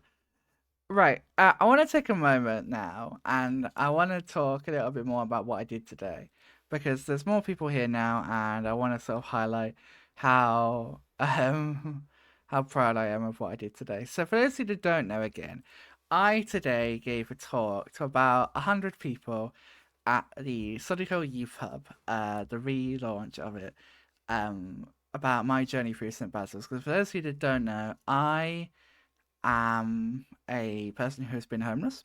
I spent a year and a half or so living in a homeless shelter, 2 different homeless shelters, and a lot of people know about me, but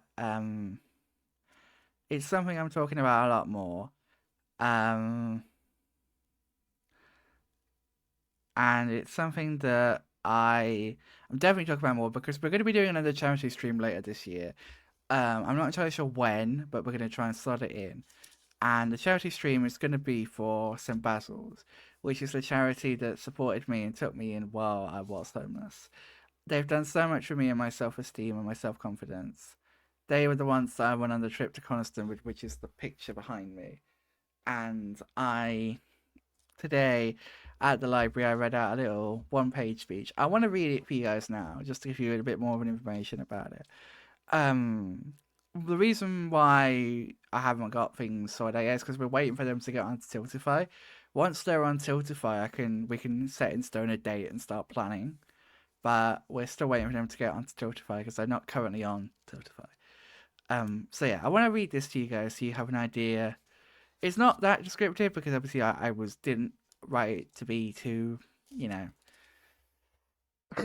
But I wanted to read this to you all so you have a bit of an idea. And I keep calling this to myself the breaking of the walls because I've always had like my online community, my St. Basil's like friends and my family, sort of as like separate groups, whereas now the walls are breaking down. But I did want to read this to you all and sort of share this with you. So, before I begin, I just want to say that past me from 10 years ago will look at what I'm doing right now and probably pass out from shock. It was actually 10 years ago in year 7 at school that I cried because I had to deliver part of a presentation. How far I've come. I was asked to talk about my journey through St. Basil's and how it has helped me, and honestly, I could talk for days and days about it. I look back and I realise how fortunate I was to be referred to the Solihull Youth Hub and then St. Basil's when I had the misfortune to find myself homeless. I have lived in 2 St. Basil's accommodations, Yardley House from November 2021 to January 2022, and Milden Hall from January 2022 to July 2023, before managing to secure my own tenancy with the council, which I have now been living in for 7 months. My time in both accommodations was supported by staff who listened and helped without judgment or prejudice. They accepted me for who I was, my good sides and my bad sides, and helped me to work on those bad sides to help me become a better version of myself.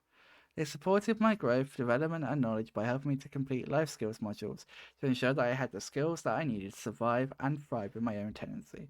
But they were also there to listen and support the more personal problems that I had, as well as always just being willing to sit down and talk when they had some spare time.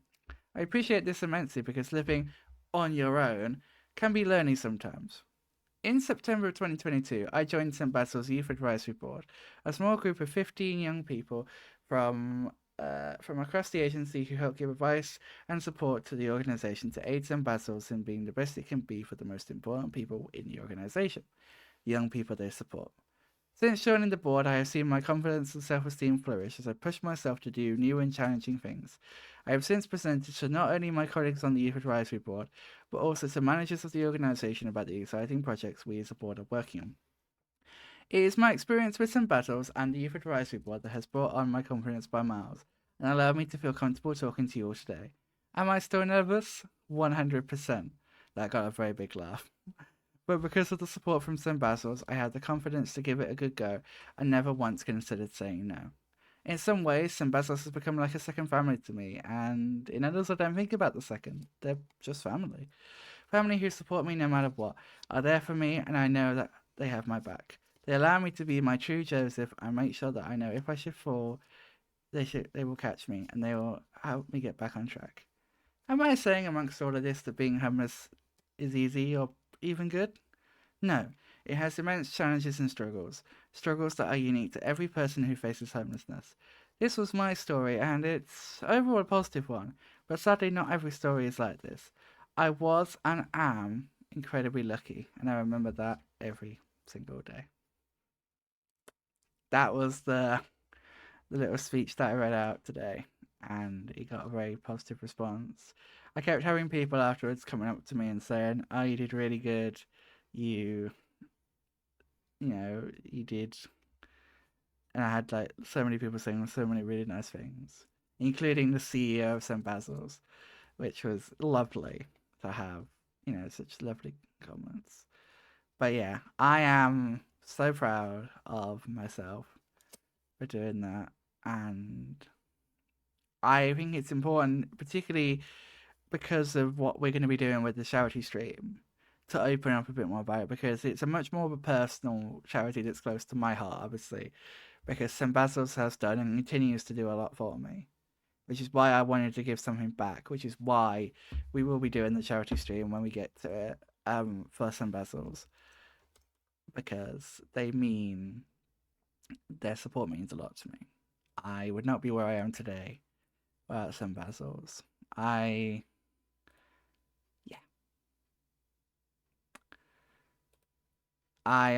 So that was what I did today, and I made myself very proud, and I made a lot of others proud from what I was told. So, yeah. It's not. I was fortunate that I never had to sleep on the streets, but I was still a homeless person. Like, I remember always feeling weird saying I was homeless because I did never have to rough sleep. I was never sleeping on the streets. But I then listened to the podcast episode for the Youth Voice podcast where we interviewed Jean Templeton, the CEO of St. Basil's, and she said that, like, it's not just rough sleepers. You know, people that don't have a fixed address, you know, people that are living in shelters, they are homeless too. And that, for me, hearing someone with such experience and, you know, in her position saying that really was really gratifying to me. And I know that it's something that I had a good chat with Bear about when I was up at his in November. But, like, I sometimes felt like a bit of a imposter when I used to use the word like I was homeless. But now I don't go around shouting it from the rooftops, obviously. But yeah. So we're going to be raising money for St. Basil's, and I'm hoping that if we can touch that generosity, and I would be really appreciative if we could, that we can raise a decent amount of money for St. Basil's when it comes around to it. I've just checked; they're not on Spotify yet. I did try to catch a word with the head of fundraising who was there today, but I didn't quite grab him. So yeah, but I'm going to follow up with him soon because I had a chat with him back at the beginning of December, but obviously Christmas is a busy time for them. But yeah. St. Basil's is the biggest regional provider, I believe is what was said today. They operate across the West Midlands, and yeah, I've made some amazing people like Tequila. Well, no, Tequila has seen so many of the pictures, and I had a really good chat with her about the amazing friends I've made with St. Basil's, particularly on the Youth Advisory Board. You know, I got the privilege to go on an amazing trip to Coniston, the Lake District, which is where this picture's from, and the picture in my background is from. You know, I feel incredibly grateful to St. Basil's, and I owe them a lot. And yeah, I would be appreciative if people could equally show their support. But equally, I know that in order to do something like this, I need to open up about why the charity is so important to me. And so that is something I'm going to be doing. Obviously, I've done that. And I'm probably going to talk a bit more about it. I'm not obviously planning to go into too much detail because it's very personal. And a lot of it is very...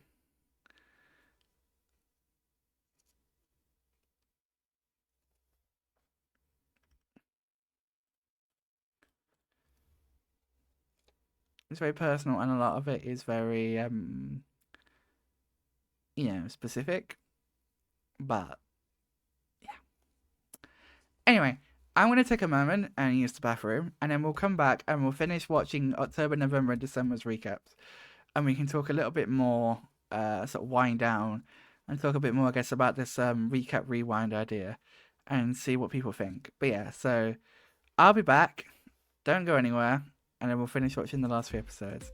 But thank you for popping in, anyone that does need to go, because I do know it's late. So Boogle, thank you for being here, my friend. And thank you for your lovely words. Have a good night, my friend. Yeah, I'll see you all shortly.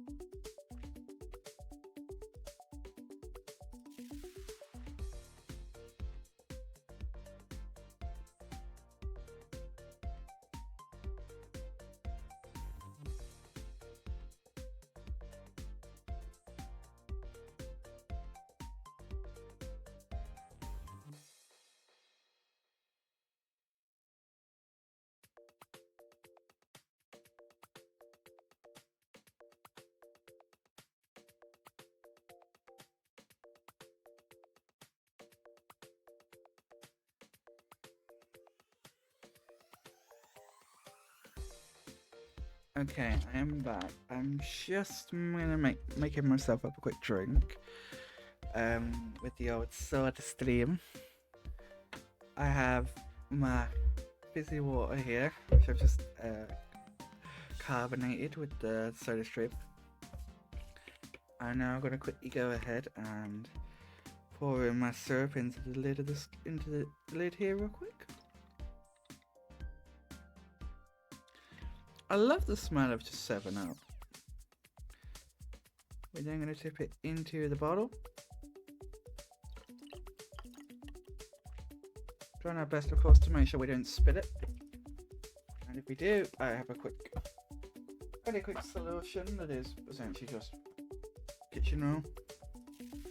We put it on top, the lid on top of the bottle, and then we give it a good shake.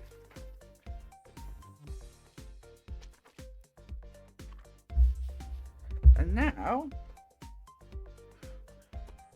if I open this up, it's going to be a bit fizzy, but it should.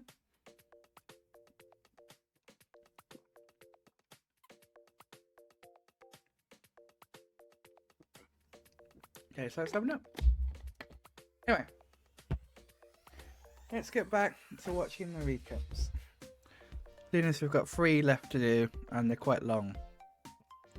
Also, yeah, this is the feed, the video manager, I guess, for the recap channel. And next one, they're doing really well. This month's recap doing really well. Let's get into October. Massive time saves for GB, which had the legendary Finn Drude voicing it, who was Hagrid in the redub. And you'll start to see why when we watch this one. massive time saves for GBC with new ACE strats. So much love. And Dino joins the exclusive club. This is your Harry Potter speedrunning community recap for October 2023, coming to you from a very special guest. Hello, it's me. First to official business, as this month saw the second round of Wizengard elections under the new election system. 5 candidates stood in the election across 8 applications. After the 22 valid votes were counted and verified, it was found that every candidate met the above 50% criteria for them to be elected. As such, we would like to welcome the following new moderators to the new games.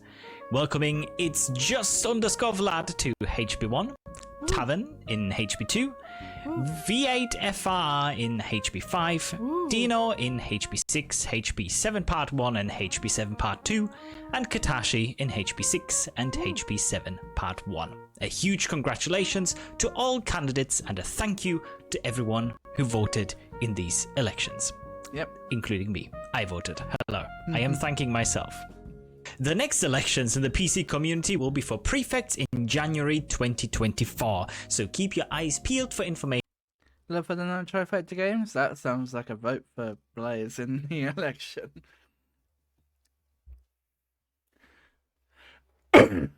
About that in the upcoming months. Speaking of celebrations this month, members of Nixo's community decided to get him something extra special, and no, it was not a Lego bonsai. After a few weeks of having a variety of unfortunate issues with streams from game crashes to difficult tricks going wrong, as well as some IRL personal stuff going on, Nixo was certainly feeling very low. But not for long, as one of his moderators... I have to bring this up because Nixo, when he watched this on his stream, he paused at the best time. This is the clip that I took. Game crashes to difficult tricks going wrong, as well as some IRL personal stuff going on, Nixo was certainly feeling very low. But... Oh, sorry, I fucked up the reveal. He paused it at the best time. But...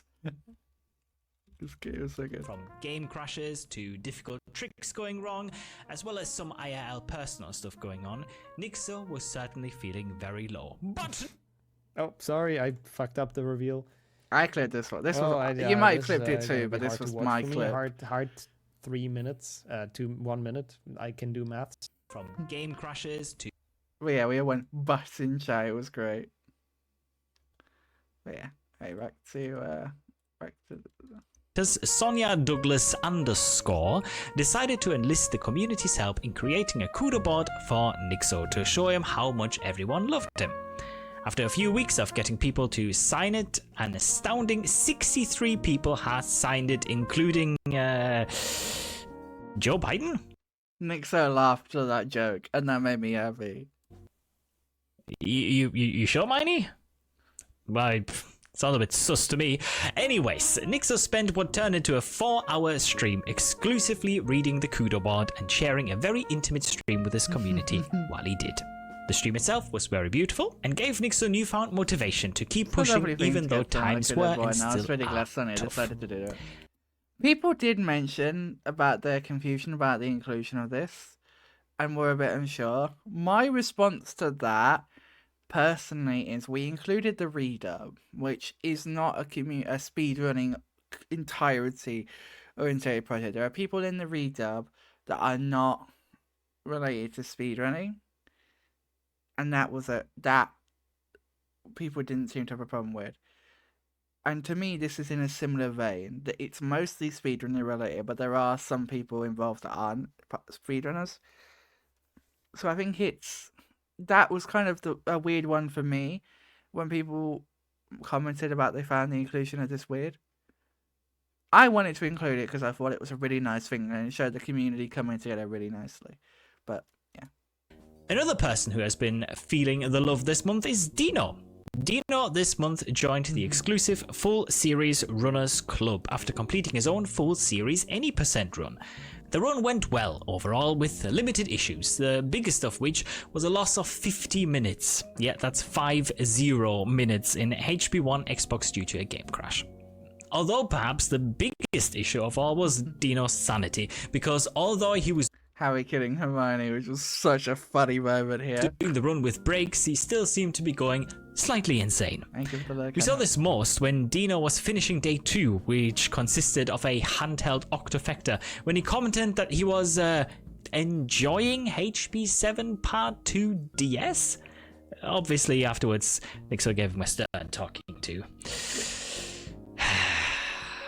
But in all seriousness, we want to say a huge congratulations to Dino for becoming the 4th runner to do a Full Series Any % run, and the 2nd ever to do it with breaks. It's an incredible achievement that he's been working towards since early in the year, and we could not be more proud of him. Speaking of people doing hard work, this month, Lowcast Extraordinaire Ratburn It's Ratburn again. Managed to get the Lowcast world record down by yet another cast, and brought it therefore to an astounding 61 total casts in the entire game. There were no new strats in the run. The run, however, was simply a combination run, including the 3 new strats found this year. These being a very precise a very precise manipulation. I can't say that word. So, funny thing, and I'm going to pull up the Spotify version here. Very funny thing here. But obviously, like, that joke is written like, well, not written, but it's on, it's on screen. So how, like, I'm thinking to myself, how do we handle that? Like, how do we make it so that that joke works? Well, what I did, I actually can't remember, so let's find out together. What did I do on Spotify? 413. Massive time saves for GBC with new all candidates and a of celebrations this creating a CUDA bot intimate stream with us, all with limited issues.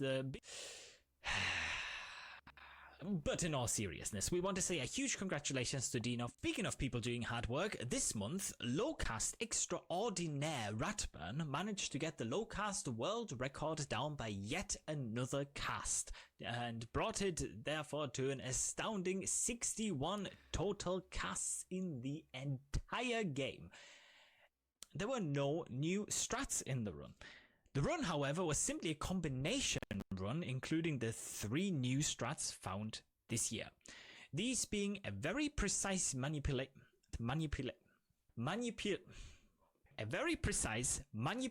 I can't say that word. Manipulation.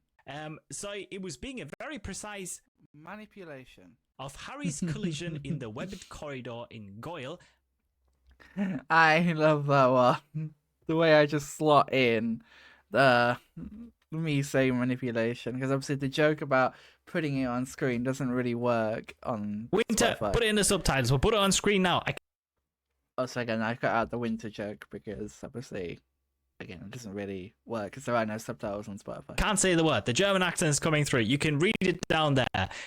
So it was being a very precise, this one, of Harry's collision in the webbed corridor in Goyle, as well as improved version of the pixie ride in the room a bit before that in Goyle, and a strat in chamber that with some wall walks and boosts allows you to skip casting on the final rope. It's very easy for me to sit here and tell you all about these tricks and make them sound relatively simple, but there is much more intricacies and depth to every trick in There Lowcast. is a lot, and I would very much recommend looking into Ratburn's stuff, because Ratburn is someone who honestly I think deserves a lot of appreciation for all the hard work he puts in. Ratburn works his butt off for Lowcast. In fact, I don't think he streams on Twitch, but I could be wrong, but nah, I mean, that's telling me he doesn't. But Radburn is incredible, and yeah, the amount of hard work he puts in to Lowcast is insane. And I know it was sort of commented on in the December recap, but I would be very happy to do an interview with Radburn for the recap. Heck, I'd even love to have him on HP Insider, if No, not Radburn 43.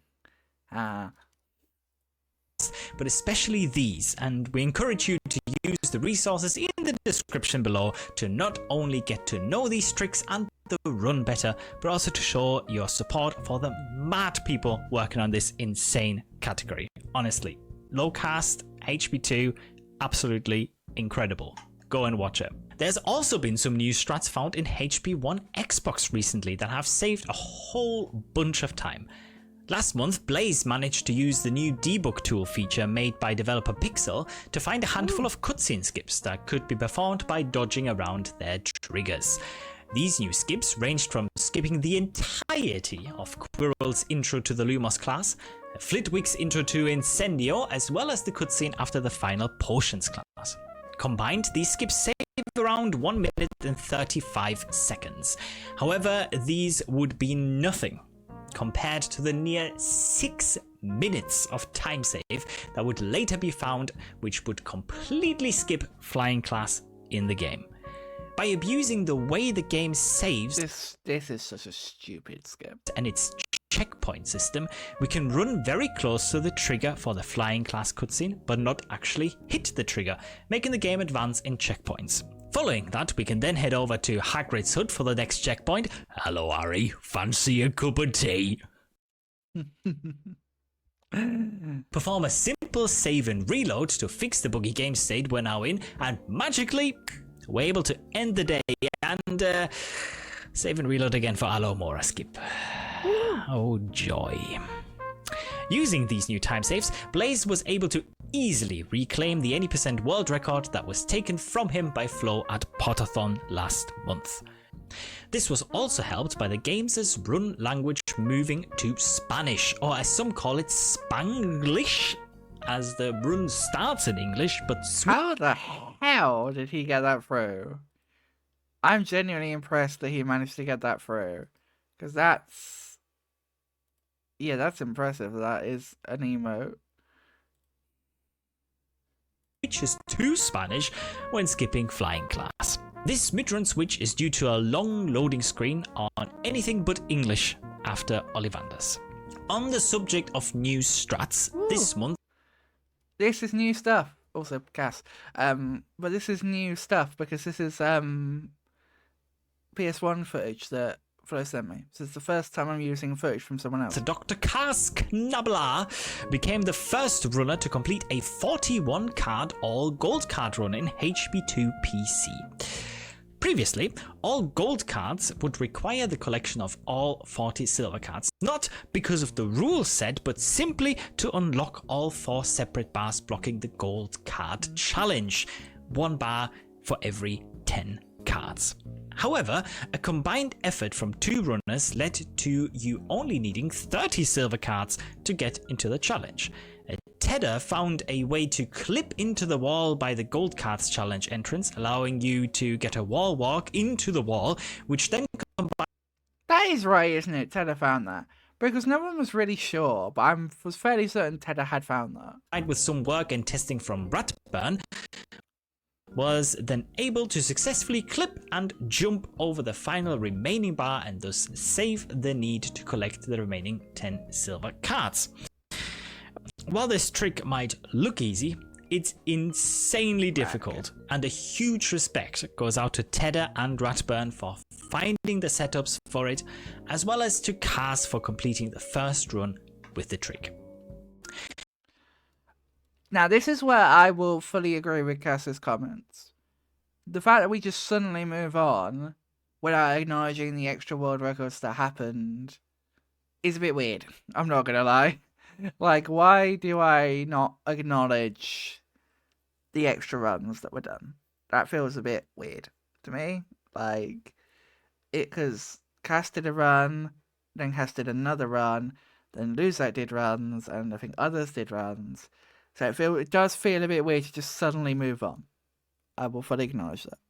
Speaking of losing 10, Nixo this month was bopped out of the Chungus top 10 by newish runner to the community, Duke. I remember Nixo's reaction to this. He was like, what are you coming for me for? D-Luke. Although Luke has not been a member of the community for long, he has put a lot of effort in grinding into the Chungus category, and this month managed to achieve a 8-minute... Also, yes, I censored Wide Booba Chungus down here, and it took Nixo so long to realise that I had. But yeah, for his benefit, I censored Wide Booba Chungus for him. 3 seconds and 390 millisecond time, beating Nixo's time by less than 200 milliseconds. This one is very much roasting Nixo, this story very much is. Congratulations to Luke for this achievement, and we wish Nixo good luck in attempting to reclaim that top 10. I'm sure he's very happy that there's another one added to the list. Yes. Speaking of top 10s, there's even more for Nixo to go down now with the full splitting of HP1 GBC into Ace and no Ace subcategories for all categories besides glitchless, in which Ace strats are simply not allowed. This does also mean that a 1 GBC insane percent, which was previously thought to have been much easier with the newfound strats, is actually much harder. As you now It's insanely difficult. It's a lot longer. now need to beat the game 7 times in total, the most for any game's insane percent. With the split came the first 100% ace run completed by Menno. Menno managed to save around 1 hour from the previous world record, achieving a 3 hour, 20 minutes and 22 second time. With more time save theorized as possible, who knows how low this 100% world record will go. On the subject of running a game multiple times, this month... I could not think of a better way to transition between these two segments, so that was what I wrote. So the first ever HP4 PC any percent tournament taking place on Blaze's channel. The tournament was as scuffed as you would expect a HP4 tournament to be, with runners battling it out with, let's call them interesting tricks like Rock Ride and Bathroom Skip. The tournament did prove a good place to PB though, as multiple people managed to achieve PBs across the tournament. A huge congratulations to everyone who managed to PB, as well as congratulations to our obvious winner Blaze, especially after Flo flowed in the last match. And that is a technical term. Speaking of tournaments, this month, seeding for Nixo's Bingo tournament began. Across the latter weekend of this month and the first weekend of next month, 16 seeding matches will take place. 8 have already happened in the last weekend of the month. Seeding is completed by running triple bingo matches where runners simply need 3 full lines. Also, I'm going to say this now, and I don't know why. I made this card up. I faked this card. And I don't know why. when we did the bingo tourney, we had a group chat with all of the timekeepers, and we started for some reason just keeping so many screenshots of all the cards. So I had any cards that a bunch of cards I could pick from. But what did I do? I didn't pick from any of those cards. I made my own card with some of the most stupidest routing you could possibly imagine.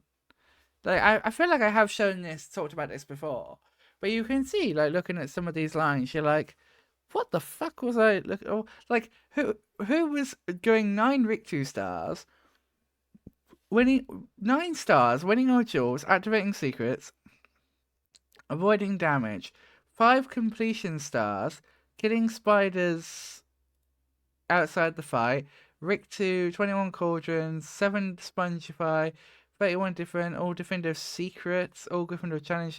That's really weird synergy there. Blue is, yeah, it was a really weird one. To finish. From there, runners will be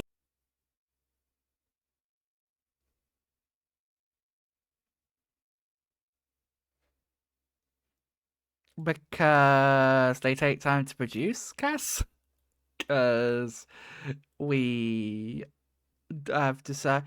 Oh, okay, so originally my one was to have the recaps come out like around the 5th, was my sort of goal. And I've been considering, like, and gradually we sort of realized that we were putting ourselves under a lot of pressure to get them out by that time. So we've sort of now said, the 15th is sort of when we are trying to aim now. The big thing, and I don't say this, how do I say this? Is it's got many pieces working on it. And I'm fortunate that I have a lot of free time to work on the recap. But other people that are working on the project, such as Nikki and Winter, have jobs which often can get quite intense. For example, Winter's job at the moment is very intense. To the point where normally we would wait for the subtitles to be done to release a recap. And the recap for this month, I think, has been ready for like a few days, but we hold off for Winter to do the subtitles because it's her request, and I'm willing to, hold off. But she this month said she's very busy, and she just said we could release it, which I respect her for, and I appreciate her for being willing to do that.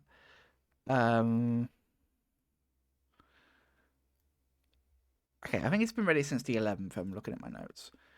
But yeah, like I say, we very much work as a team, and there are people on the team, like I said, that, like, Nikki works, Winter works, Henrik, who is also part of the team, works. Like, people on the team. One thing I was considering is, like, hey, Hader. I was considering, like, and I don't know if this is something people would prefer, if we cut off the recap at, say, like, the 25th of every month, and then started production earlier in the cycle. So that would mean that a recap would cover the 26th to the 25th, basically, or something along those lines. I don't really like that, because it's not really covering the full month. So if something happens later in the month, it's not technically getting covered. And also, it's going to lead to 1 month where we're going to have to do a little bit extra production work. So I don't know how exactly we handle the transition to that sort of system. I understand it can be a bit like when recaps take so long to come out that they come out like halfway through the next month. And we are working on ways to try and streamline that process a little bit. It really comes down to the free time that the 3 of us working on the project have.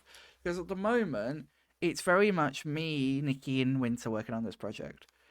Henrik is helping out with other stuff, and Blaze is doing Insider. Like, we are 3 people working on this project. Like, Nikki writes the script, I check through it and make sure it's all good. Me and Henrik do. And then it goes off to the guest host, in this case it was me. They read it, send it back. I put the audio files into my editing software, and I edit the recap. And then it goes off to Winter, and she subtitles it. And then once that's all done, we release. Usually that process takes about 10, 12 days in total at max. If we're quick, we can get it done in like 5 or 6. It depends on what our schedules are like. If more people are willing to help out with the recap, we could probably speed that process up.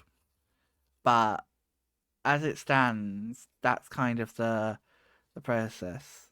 And yeah, that's why. I mean, I prepare research as well. Like, I make notes throughout the month on the script file, and I would also go back through and double check that I haven't missed anything. Apparently, I keep missing stuff though, which is really fucking annoying. But yeah, I do. That is something I do to try and, you know, speed up the process. But we are starting to implement new stuff.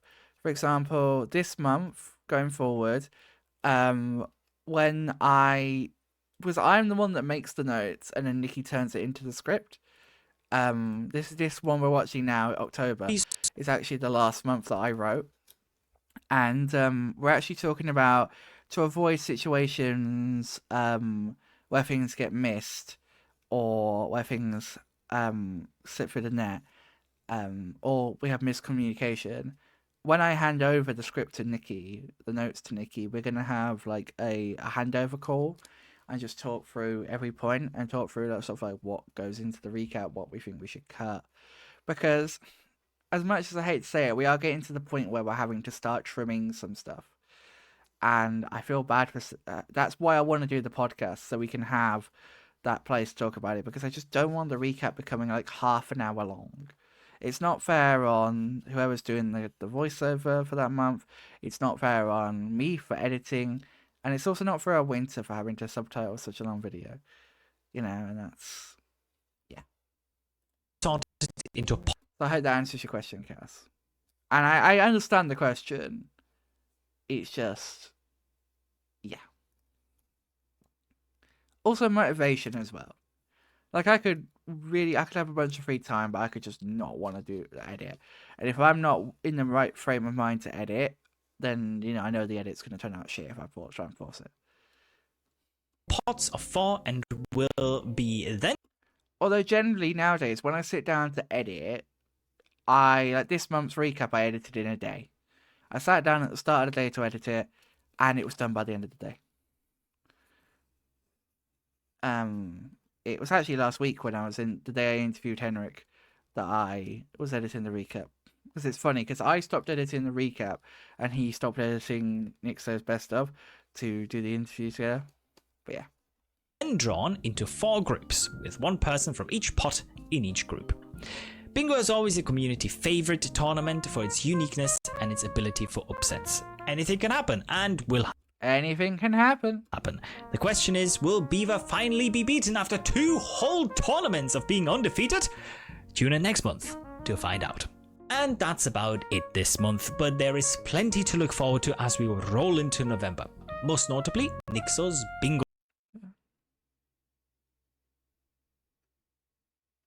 That's fair. I definitely want to do more on the promotion side of things. Like I say, I'm trying to aim for... welcome back, Henrik. I'm trying to aim for like a certain day every month. I think we've sort of said now we'd like to get it out by the 10th every month. But again, I say these things, and then things will come up, and something will happen, and it won't happen. But yeah. Again, if people are willing to help out with the team, I will be very open to additional help. Because, yeah, at the moment it's very much a 3-man band of me, Nikki, and Winter. And, like I say, yeah.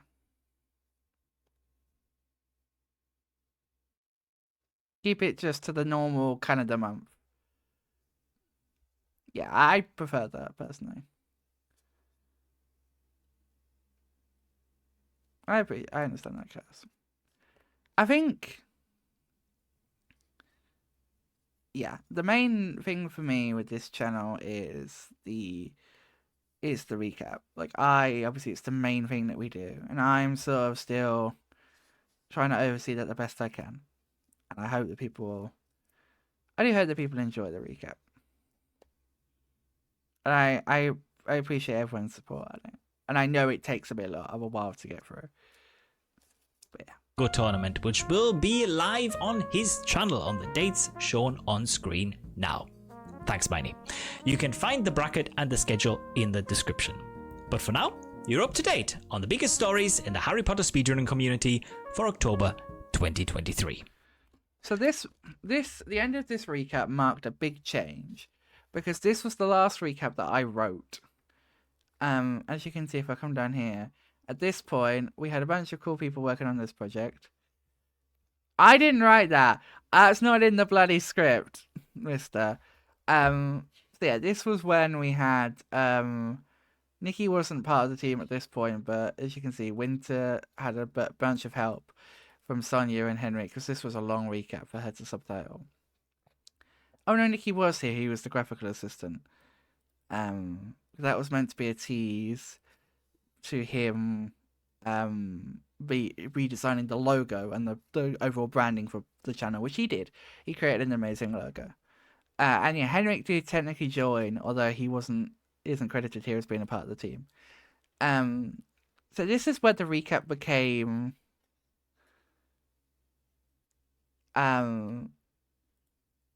this is where the recap very much became like a bigger entity, and we grew the team. So when we hit November, the team had gained 2 extra members. Nikki joined basically, for those of you that weren't here, so I don't remember, I can't quite remember when it happened, but there was a time on stream where I had a bit of a breakdown and I was not doing okay, and the stress of the recap was starting to get to me, and making the show every month, I love doing it, but I would put like maybe 3 to 4 days, that's probably a bit too much, 2 to 3 full days worth of work into a recap a month, from pre-production, production, post-production, marketing, release, uploading, everything. I was putting in so much effort, and it started to hit me and break me, and I was like, yeah. And at that point, Nikki came in and said, hey, I can help out. So I was like, yeah, sure. So I gave him a trial run in November, writing his first script. And I also brought Henrik on board, because he had done such a great job helping out Winter that he felt like I could bring him on as I gave her the role, the role of copywriter. And I asked Henrik, I'm like, is this okay for you? Does this role sound good? Essentially, Henrik proofreads a lot of stuff, and he apparently is going to be the new host of this new recap podcast we're going to be doing. Because he's signed up for doing that. Yeah, he's very good at proofreading Nikki's scripts as well and helping me with that, which I appreciate. Because Nikki speaks very good English, but inevitably when you have someone who isn't a native English speaker trying to write in English, there's occasionally like little tiny bits like that need slight tweaking. But honestly, I know you're not native either, Henrik, if that's what you're gonna. But I spot those little things. But like, I'll be honest, it's been very few and far between that I've had to tweak something like that. Like, Nikki generally is really good. He speaks English and writes English really well. And what he writes is really good. I think Henrik would probably agree that we've not had to correct much. It's been generally, we've just left him to it. And he's done a really good job. But Nikki was the person that brought up the idea of doing like the separate interviews, because he wanted to do an interview with War Drums to talk about the changes to Hogwarts Legacy, and then he also said after he did that, he's like, hey, why don't I do an interview with Islia about her full series event, and I want to do it with her in French so she's more comfortable. To which I said, sure. And he kind of ran with that.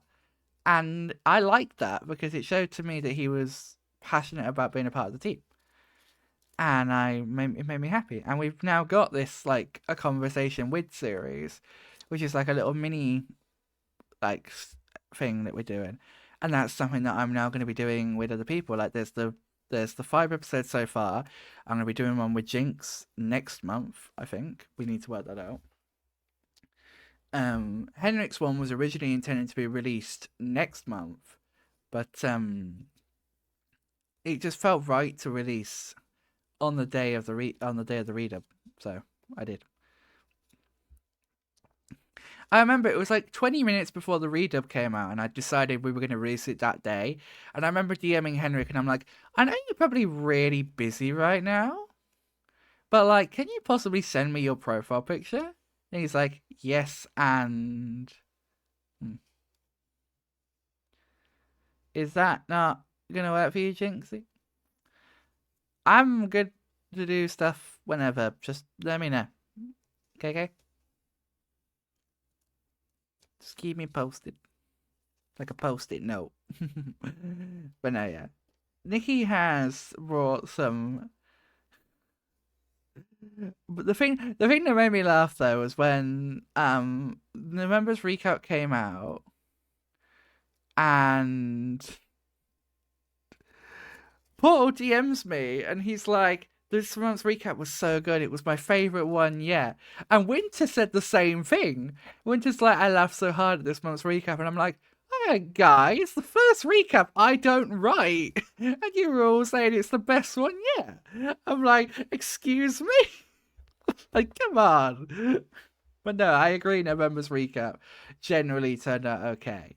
The one thing I didn't like about November's recap, looking back, is the extended interviews, which is why we tweaked them a bit in the way we did them in December, which I hope people preferred the way we did it in December. But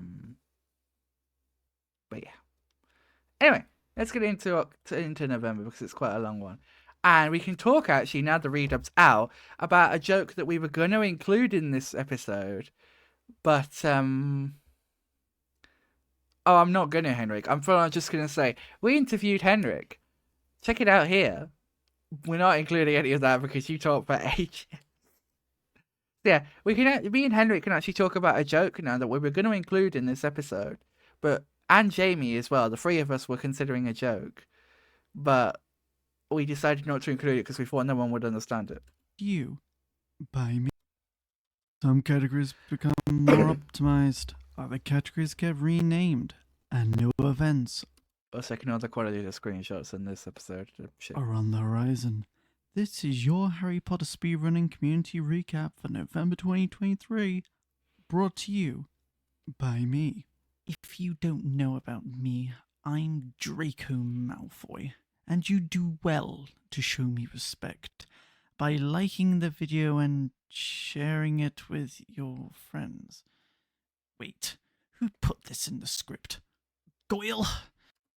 There it is. Now, correct me if I'm wrong, Henrik, but at that point, both of you, both Jamie and Henrik, were saying they should make him say Joel when he says Goyle, because in the redub, slight spoilers if you haven't played it yet, he calls Goyle Joel.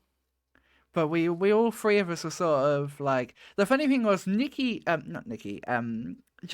that thing. He's like, wanted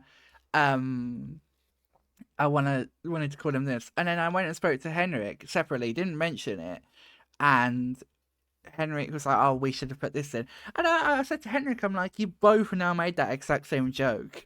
And it's like, if it wasn't for the fact that no one would get the joke, we would include it. But yeah, they both made the joke about Joel. I swear. Whatever. If you don't, my father will hear about this.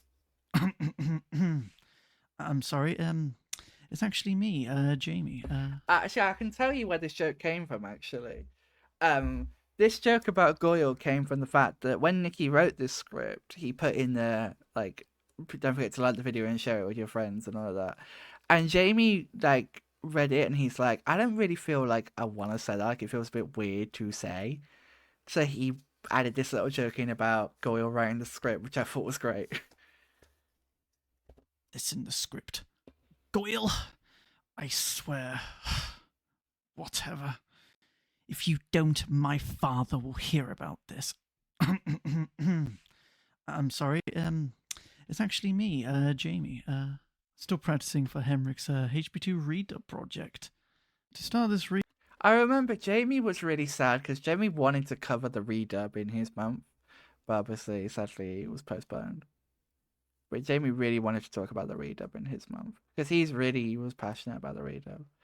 But it was all a lie. we would like to go back in time, but since there are no time turners left, That was it. We forgot Renee's single year. I was so pissed off. I'm like, this is my thing that pisses me off. Like, we keep forgetting like stuff we shouldn't be forgetting. What I'm considering about doing is opening like a Google form where you can just submit stuff you think should be in the recap, and in that way, you know, we have more eyes on stuff. Thanks, Ginny. Equally, if there's something you think that should be in the recap, DM me. Just gonna tell you about what happened this month instead. Renee_TFD. The TFD standing for the... I did not know that TFD stood for the Flying Dutchman until Nikki read this in the script. I had no clue. The Flying Dutchman, or as others would say, the funny dude. Regardless of what you want to call him, Renee has everyone way behind him and eating his dust on the HP1 single year any percent leaderboard. In this character extension, the runner is required to play through every iteration of Harry Potter and the Sorcerer's... So yeah, this happened in October, and then he improved it in November. But because we forgot to touch on it in October, we started it in. You taking the... Mickey. Nicky. It's... So this joke, was Nikki wrote the joke originally of like the censored, like, are you taking the piss, Nikki? But I think it was Winter that suggested I said like it's saying Mickey. So of Harry Potter and the Sorcerer's... You taking the... Mickey. Nicky. It's Philosopher's Stone, not the Sorcerer's Stone. Anyway, Harry Potter and the Philosopher's Stone as fast as possible, which includes the platforms of GBA, GBC, PC, PS1, and Xbox. Last month, Renee achieved an amazing time of 6 hours, 4 minutes, and 47 seconds, which was a whopping 42 minutes and 46 seconds faster than the previous record, held by, of course, Flo. The man whom, if you'd cast Sectress Emperor... I like this line. You'd probably bleed copies of all the different Harry Potter games known to man. Not only did Renee beat Flo... and also, again, I'm using the clip of Flo eating because for the longest time until Nixa pointed it out, I didn't realise he was eating. Impressive feat all on his own. He actually beat himself not too long after as well. Okay, I guess I can talk about this.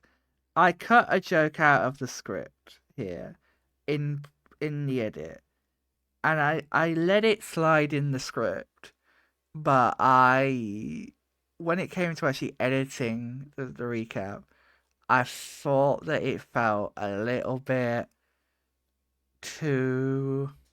I don't know, it felt a little bit over the line for me, like in what I want the way I want the recap channel to be. Feat all on his own. He actually beat himself not too long after as well. There was a masturbation joke that was written in there. And when I read the script, I was like, okay, this is funny. But the more I sat on it, the more I'm like, I don't really like that. Like, it feels like a weird thing to include on what I'm trying to present as.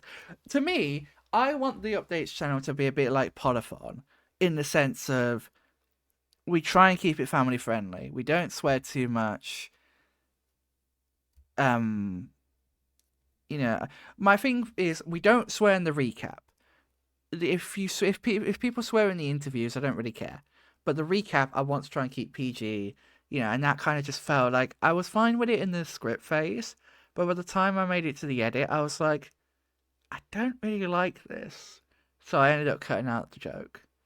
But basically, yeah, it was just like, I mean, I could probably find the raw recording actually. One sec. Let me see if I can find the file on my computer. But yeah, basically all it was just, you know, a bit of a masturbation joke for you.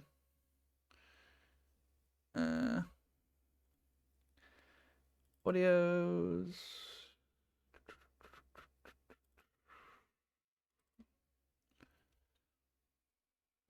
Not only did Renee beat Flo, an impressive feat all on its own, he... Ah, I found the exact right episode.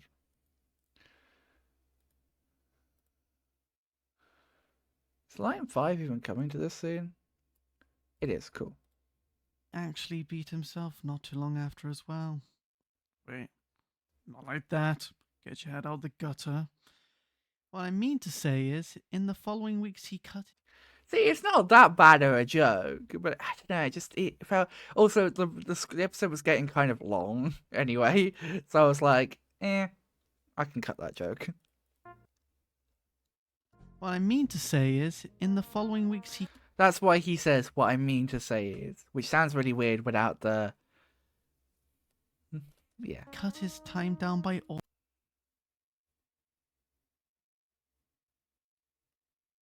Oh god, Henrik. Oh god. almost 11 whole minutes, setting the current world Henrik. record to a whopping 5 hours, 53 minutes and 49 seconds. And also big ups to Renee for optimizing this grueling multi-run. Or is it even better? True, And best true. of luck to him in the future. Moving on from category ascensions to not a category at all. Competitive 1v1 bingo.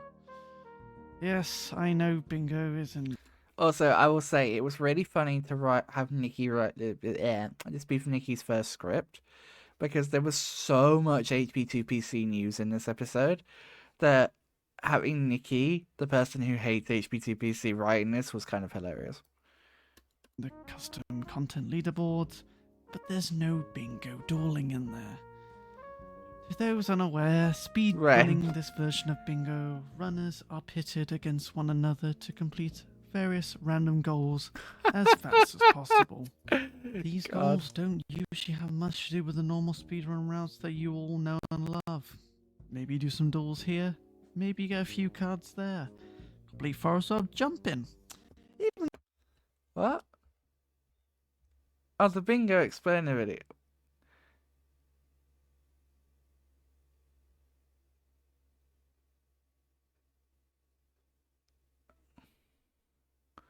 Alright. Much to do with the normal speedrun routes that you all know and love. Maybe do some duels here, maybe get a few cards there. Complete forest of jumping. Even clip 15 gnomes out of bounds. just why? Why would you... Yeah, this was the funny part, because you had Jamie who hates bingo and Nikki who hates HP2PC. So you had a great combination. Ever need to know where to find 15 bloody gnomes? You know, despite the feelings of our writer and myself towards bingo, it is actually quite popular amongst many HP2 PC speedrunners, and so Nixo's been hosting a tournament for it. The third thus far. Ironically enough, a retired speedrunner is very good at a pastime usually held in a retirement home. Oh. Yes, Complex Beaver, aka Liam, aka Monkey Dude 1616. Wait, his username was once Monkey Dude 1616. It was. Okay, anyway, Liam has yet to lose a single bout. He is probably also the only person in the tournament who knows how to complete every single goal as soon as he glances upon And them. it slid But into as with all the tournaments, December there's recap winners, as well. And then there's losers. Although this was recorded out. This joke here that we're about to build into, I will admit, I laughed my head off when I saw it for the After the first time. events of the bingo tourney, I've been told I'm not allowed to spoil the results as the finals were in December. No, Jamie. Don't want to rewatch the tourney on Nixo's YouTube or the VODs on Twitch, and you are really patient. You can find out the result on the next recap.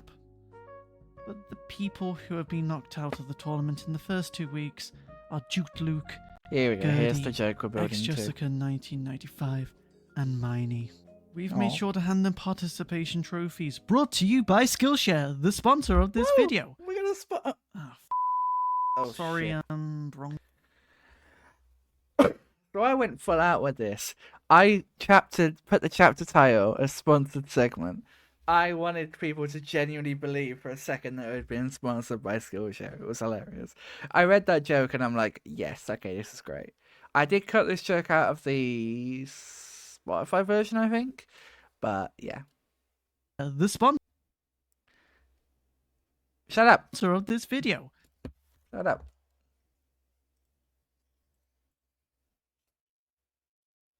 Shut up. Fucking load quicker.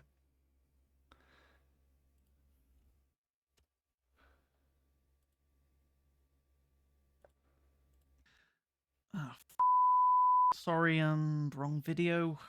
After some HP2 PC news, we have. Oh, look, Nikki. Even more HP2 PC news. The all gold cards category extension has had its name changed to the Harry Potter Wizard card. This change was made to reflect more accurately the nature of the category, as you no longer have to collect all the gold wizard cards.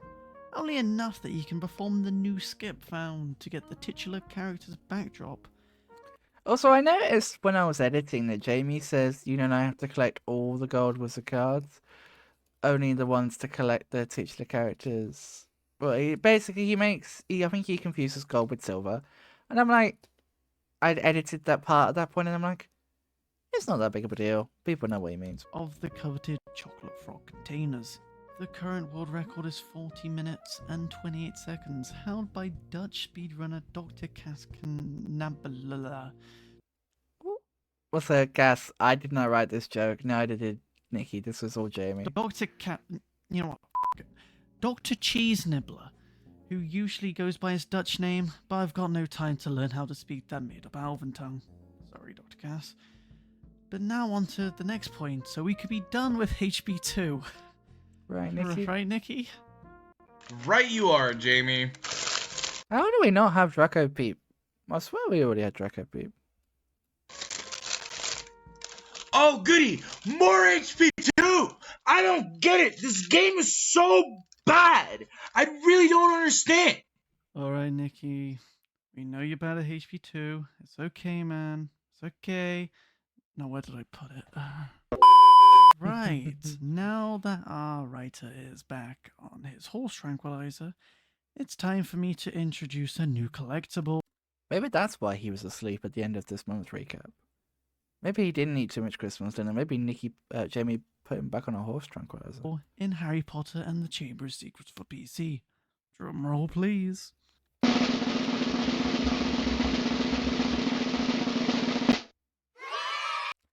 I also realized after I uploaded this version to Spotify that, like, this part sucks on audio only because it doesn't, like, you have no clue what's going on. Like, there's a drum roll, there's a cheer, and then you don't know what they're cheering for.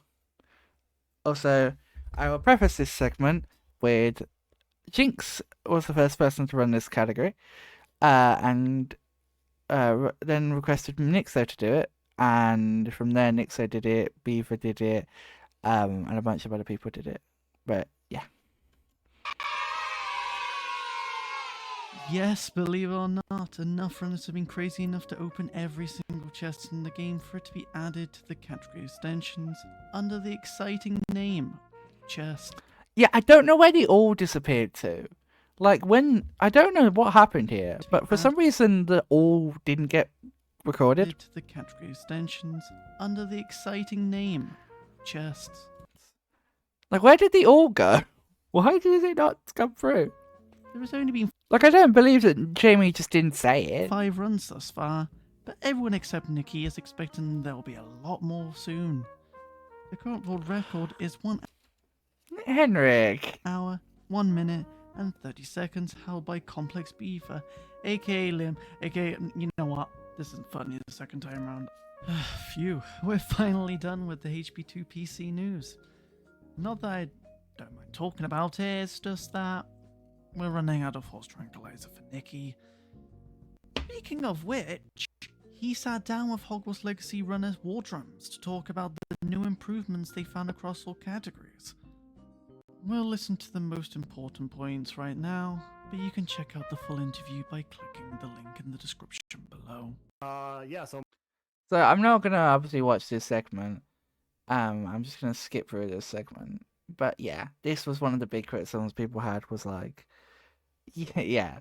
The 5 minutes just of the raw interview. Like, yeah. Jamie. Bit. Also, yeah, I set myself in. Miney from the edit here, just to say that this is only a snippet of the full interview. It was around 22 minutes long. If you want to again listen to the full thing, you can find the link in the description. Now back to Jamie. Our penultimate point is to discuss Harry Potter and the Philosopher's Stone. Oh, now you're using the correct name, Nikki. For the Game Boy Color.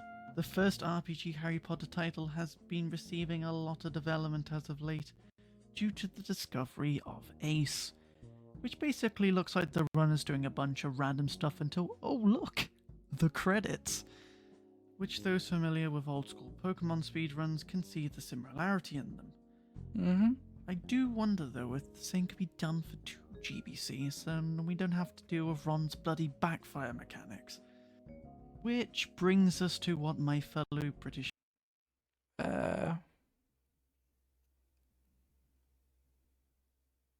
speedrunner Dino95 HD has been doing for the Any% New Game Plus category, where you have had to have beaten the game at least once before you can start on the same save file. Yep. The world record used to stand at 1341, but then this happened. It's a flow! I credited Portal for this. This is the biggest list of credits ever, but we have sourcing of Flow's theme, and then that's the name of the actual track, by Paul. And then there's little old me as the editor. Yes. That's something that Luke has commented on, and it's something I want to work on. I use Shotcut. Is that what it's called? Shotcut, yeah. As of all things concerning HP speedrunning, Also, I did I also cut this segment out of Spotify version because, yeah. resident Harry Potter game encyclopedia Flow has taken the record and improved it by a whole 16 seconds, which is a big deal in a category as short as this one. Let's hope Dino will not throw in the towel and take it back soon. To end things off, Islia took some time out of her busy schedule to talk to us about an event she'll be hosting next year, as well as a different, more personal undertaking. First of all, let's get you familiar with the French runner. Pas de soucis. Du coup, moi, c'est Islia. Voilà, je suis française. Et je me suis lancée dans le speedrun de manière assez particulière. J'avais vu des petits speedruns à droite à gauche et j'avais retrouvé mon vieux jeu Harry Potter 2, La Chambre des Secrets sur GameCube. Et je me suis baladée sur YouTube pour voir si... I was asked to put them on screen, okay? I'm pretty sure I was asked in a public chat. Il y avait des speedruns. Et je suis tombée sur une vidéo de Flo avec F sur un commentaire de HP1 PC. What part are you talking about then? Et je me suis dit, bah...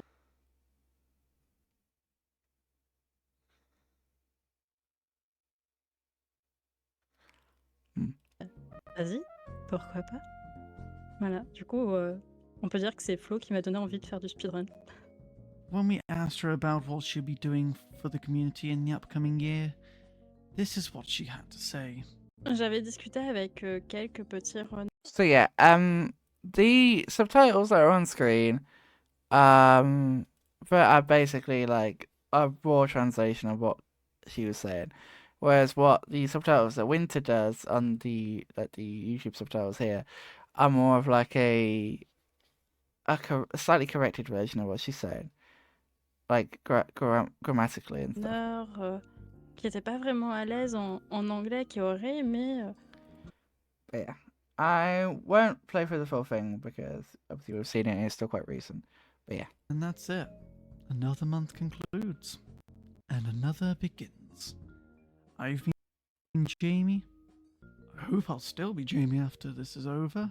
And this has been your Harry Potter speedrunning recap for November 2023. Make sure to click subscribe and hit that bell and all that good stuff. It really helps the algorithm. And have a wonderful whatever time of day it might be for you. Okay, now December. Now December doesn't have subtitles, like I said.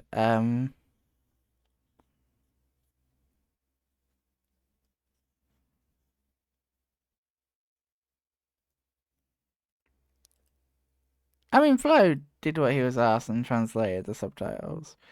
So, yeah. Oh, you added that. I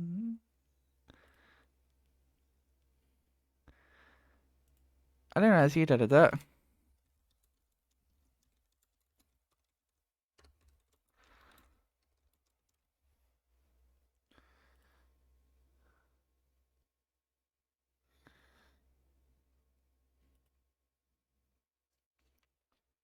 Fair enough.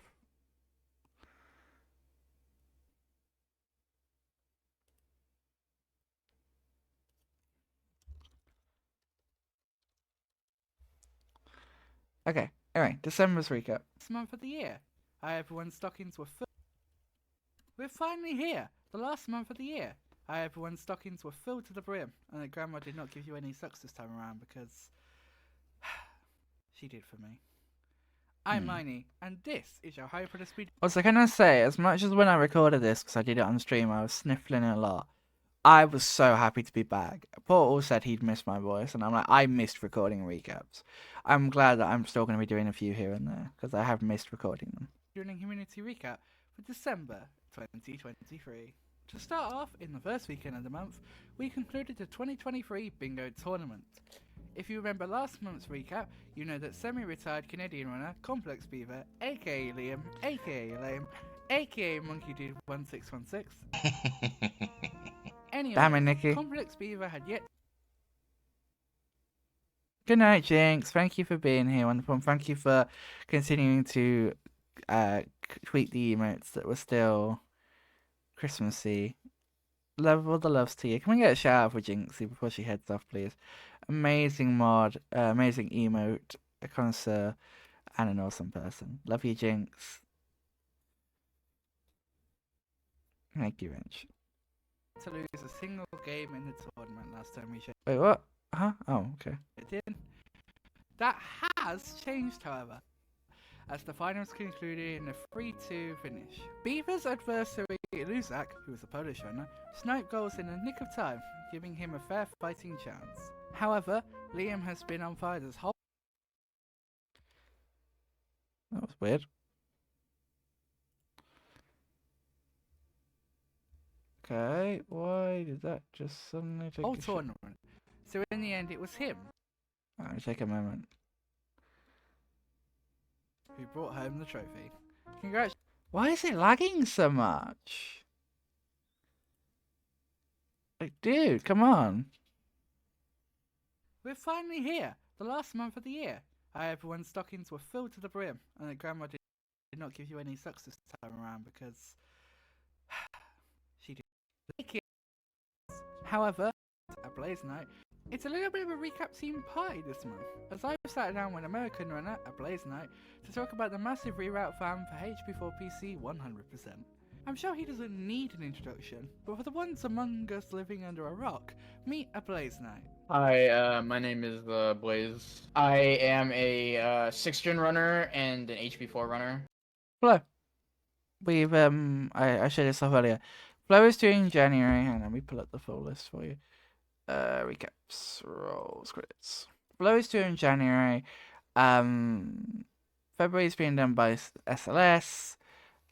Nikki's doing March. Renee's doing April. Sonia's doing May. June is being done by me. July IMAC. August Pax. September Luke. October is Finn. November is Henrik. And then January is Jamie. I also ran HP3 PC, but I don't run as much as I used to. Let's hear what he had to say when I asked about why exactly this game needed a reroute. HP4 Hundo, if you've ever watched it, it is very, like, on-the-fly routing. Like, the whole run is based on what mastery you get in what place and the other, and because of that, like, the whole run is like a balancing act of sorts, and if you don't have any consistent strats with the mastery, you're like doing a big juggling act the entire time. Now, I bet you are all wondering what was changed. Here's Blaze to explain it. So what is like specifically changed is for two basics of mastery, which is Urkling Mastery and Aqua Repto Mastery. Urkling Mastery is Malifaux's, which is the pumpkin head, and Pullis. I will say, for Henrik, I have transcribed all of this for winter. Which is the chicken. Because there's a lot here. So, yeah. And the problem with Malifaux's and Pullis is there's not a lot of Urklings in the, I did. I saw it, Cass. I threw it at Metallica and I'm like, is this right? And I think he basically said yeah. So, like, yeah, that's my bad.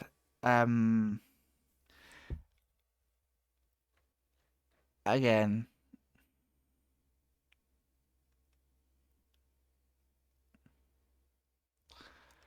Yeah.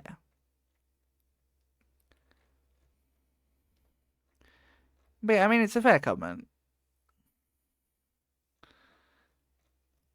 And there's the 3 or 4 different versions of the fucking Henrik thumbnail that I made. Oh, there's when we were fucking ping-ponging things back and forth.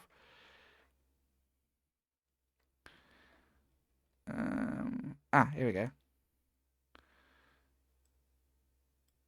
Here they all are. This is mine, Winter's DMs.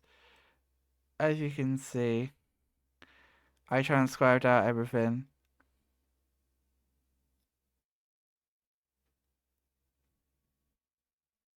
I'm leaking me transcribing stuff.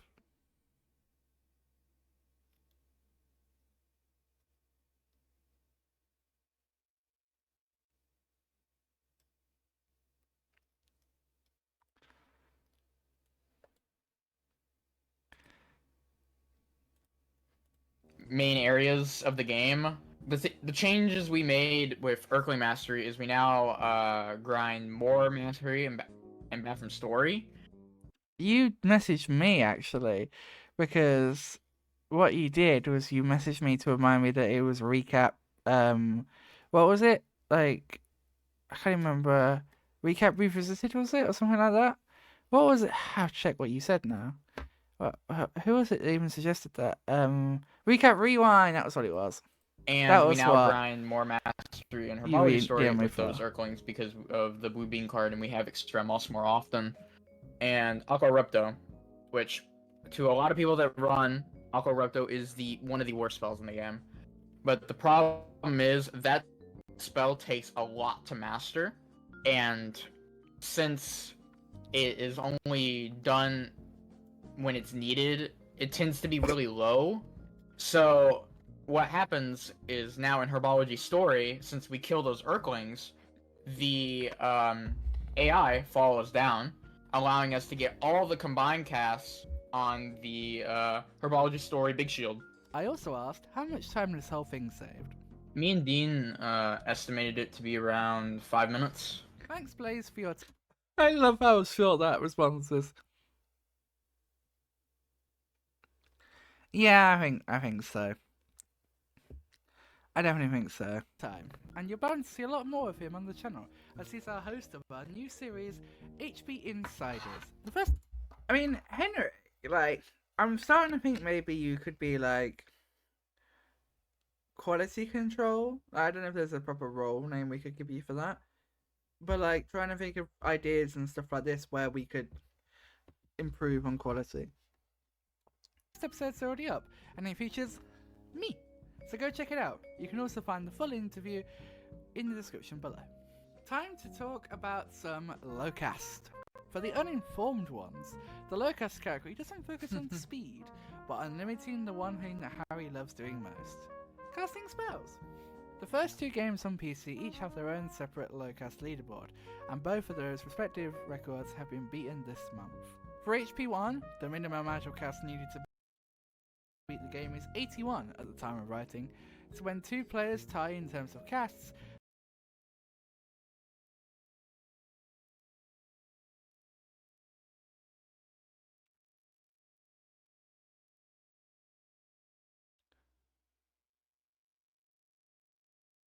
True. I mean, I have got a more wide plethora of footage now. From thanks to Beaver. Beaver's given me a lot of footage I can use of GBA, and I've got other footage.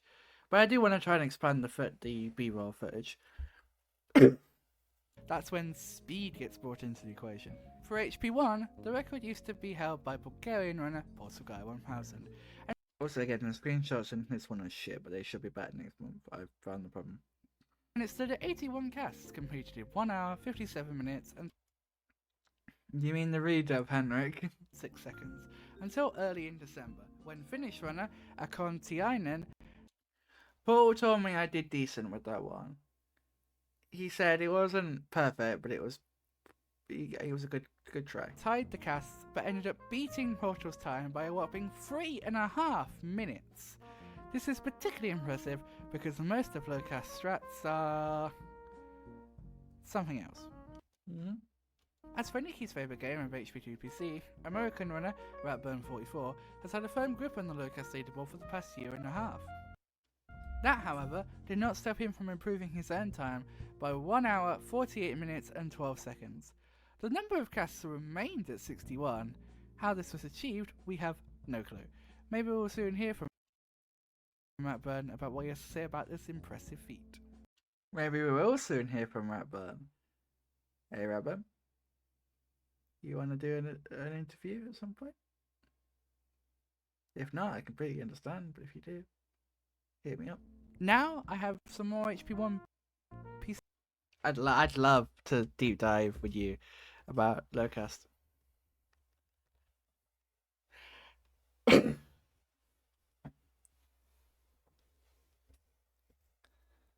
What do you mean? What do I have to say? I'll get in touch, Redburn, because I know you've got the run in the Q Avenue, you got the 60 cast one, and Paul has specifically said make sure you cover that, and I'll be like, I was like, oh well.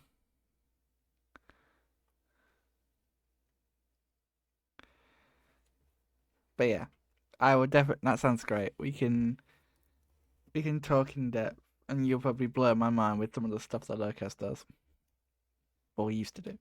See news for you guys. There's a new category added to the category extension leaderboards, one that was already added to HP2 PC a while back. High jump. What is CS? Should I know what CS is?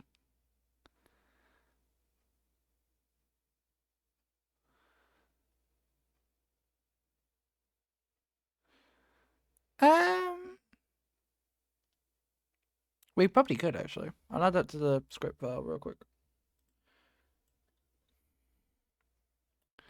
That is true.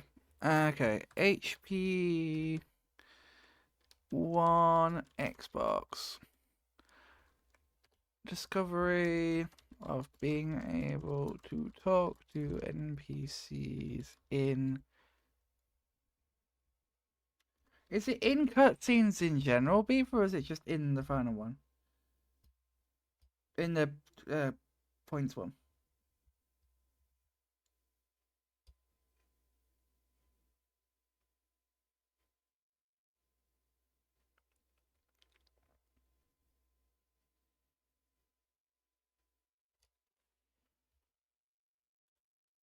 In high jump, Harry's maximum jump height is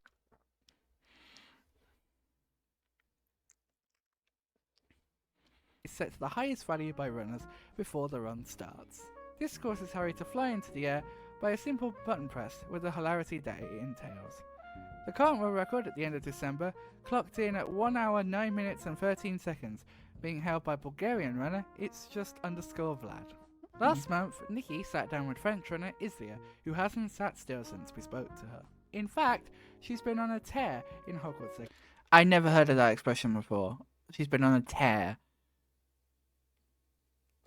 In particular, the Nintendo Switch category extensions, which opened up just last month, with the release of that version of the game.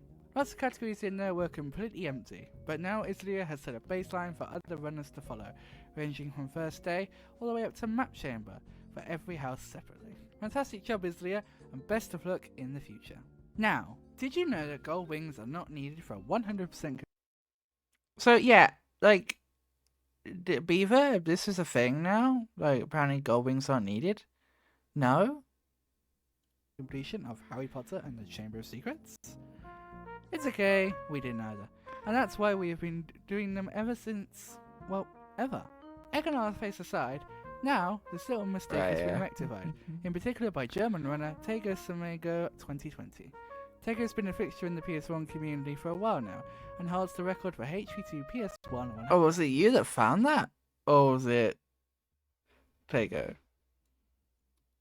100% and do effect at 100%, which is the motor run combining the first and second game. We were expecting great things from Tego in this upcoming year. Okay. Oh boy! Now for the highlight of...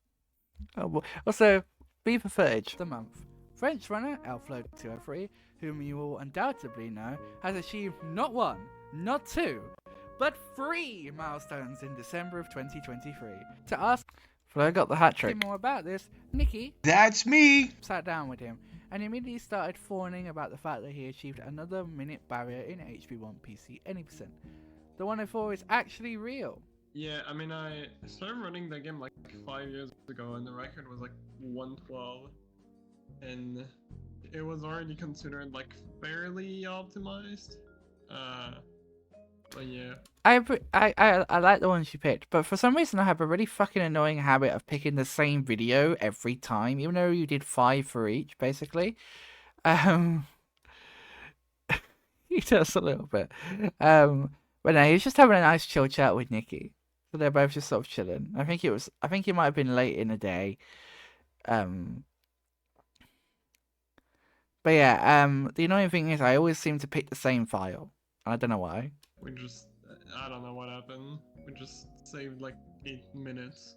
The current world record stands at 104.44, and this time wasn't achieved without trials and tribulations.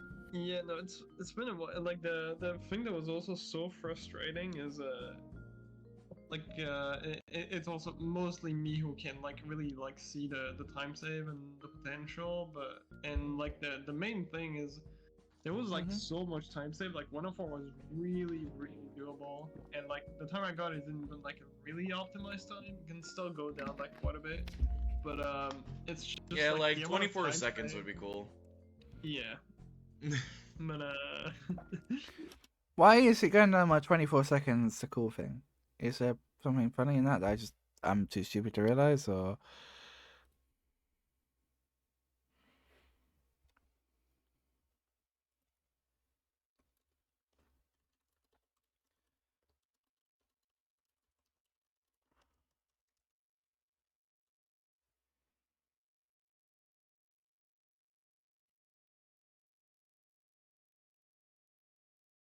okay. But yeah, like it was mostly like seeing the amount of time save, but I just could not like finish everything, because that's the thing about HP1. There's like so much time save, but there's also so many stupid things that you have to go for, and just you miss one of them, you just lose so much time. From a rather short run to one of the longest runs we as a community have to offer. 2 GBA has also beaten the record for PC Octa Effector 100%. For the uninformed, a PC Octa Effector. Yeah, PC Octa Effector 100%. So I include footage of 2 GBA. That makes so much sense. It's a multi-run of all 8 mainline Harry Potter games for the PC, and the 100% after, well, it kind of explains itself. Let's hear what Flo has to say about this run. Yeah, I was a bit unhappy about that run, because so I had like a run, like a completed Honda Effector that I did quite a while ago, but I forgot to buy a set of cards. It was set number 6 of run in HP4. I had to delete my run and lost 18 hours of my life, so that was fun. But yeah, it's just to say, I was a bit disappointed because that time was like an 1828, from what I remember. Oh, okay. So this run is like about 10 minutes worse than my previous attempt. We also just have to talk about the fact that Flo is the second ever person to complete a full series 100% run. This is an artifact of 100%, really. Only 3 times the length, as you play through every Harry Potter game across all consoles and do everything that One needs to be done GBA. to 100% game completion in every game. The first person to achieve this milestone was German runner Nixo, which he achieved in December 2020. Yeah, so in the original script, Nikki wrote your name here, Beaver. He thought it was you. He thought you'd finished the run. So we had to like change the script on the fly because Nikki didn't realize it was Nixo and not you that had to finish the run. Now, 2 years later, Flo has beaten his time, achieving a very impressive time of 58 hours, 1 minute and 54 seconds. We asked Flo about his future goals before ending the interview, and here's what he had to say. Well, right now the biggest one is partner. 5 which GBA. If I don't get trolled, and the guy reviewing my application, I don't know, he's had a nice morning, and I should hopefully get it. Speedrunning wise, I kinda already, I mean 103 obviously, but I kinda want a little break from HP1, at least from any person. We thank Flo for taking the time out of his busy schedule to talk to us. He's on his way to becoming the second Harry Potter speedrunner partnered on Twitch, so make sure to check him out if you haven't already. Links, as always, in the description. Also this month, German speedrunner Pax. Also, the chapter title for this segment, I fucking love it. Honey, wake up! They fixed HP1 movement.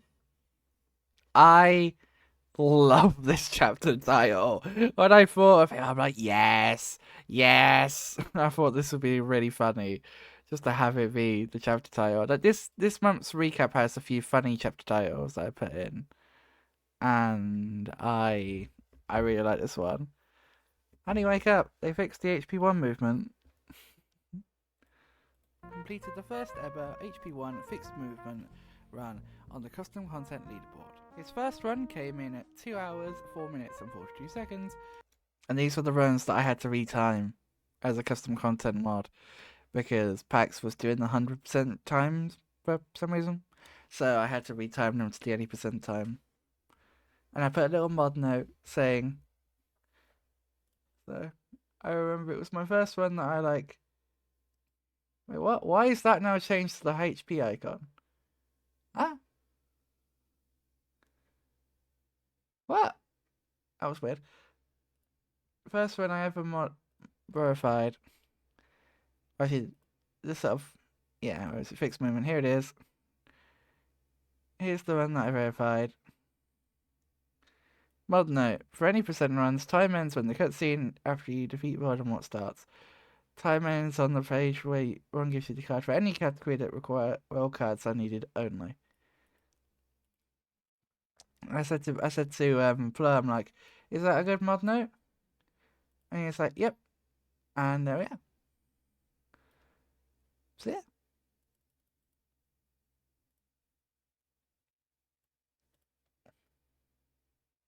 I felt proud that day. Speaking of which, let me quickly do this for a second. I want to quickly check the queue.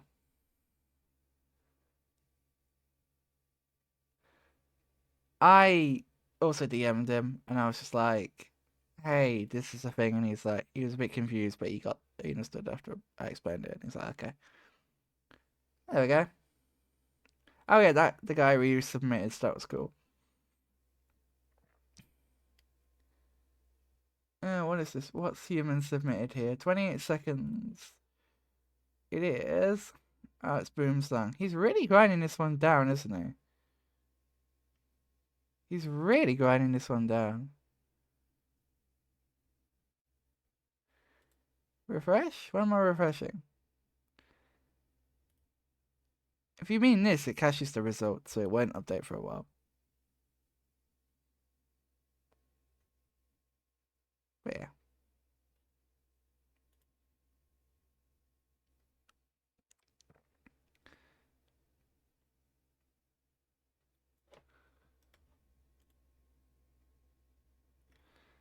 Oh my god, Bieber verified an IL? What the fuck? Who are you and what have you done with Bieber?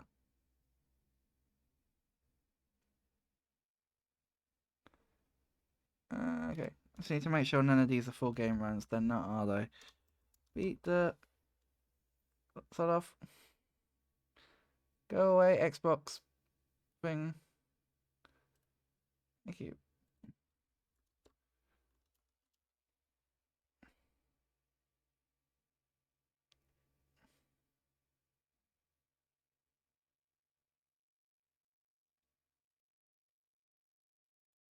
Yeah.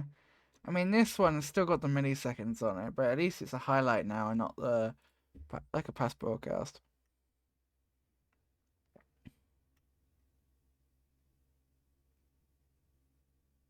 He seems like a big speedrunner than us. That's cool. Oh, is it? I just missed that.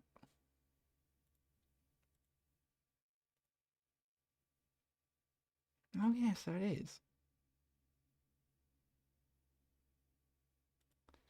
Is that allowed?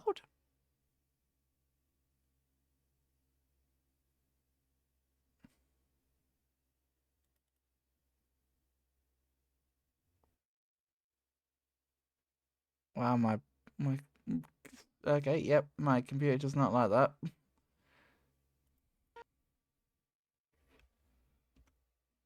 But one day later, he would improve the time to a 1:34:17. A huge congrats to Pax for being the first person to run this category, and we hope to see more run it in the future. Welcome to the Announcements Corner, where we here at the Recap channel get on our soapboxes and shout over the rooftops about what special events are happening in the community. We have a bunch of exciting things to talk about. First of all, German pillar of the community, Nixo, has announced a HP2 PC Glitches tournament. This is great news for all the Glitches enjoyers, as there will be yet another chance to compete against one another for the glory. Everyone is allowed to join, so go check out the HP Speedrunning PC Discord server for more information. Second announcement involved British runner Dino95 HD. He's hosting an Octafed Any Percent elimination tournament around the summertime. As a community, we have done this before, and it was so popular that Dino took it upon himself to host another one. An Octafed elimination tournament, or Octo KO for sure.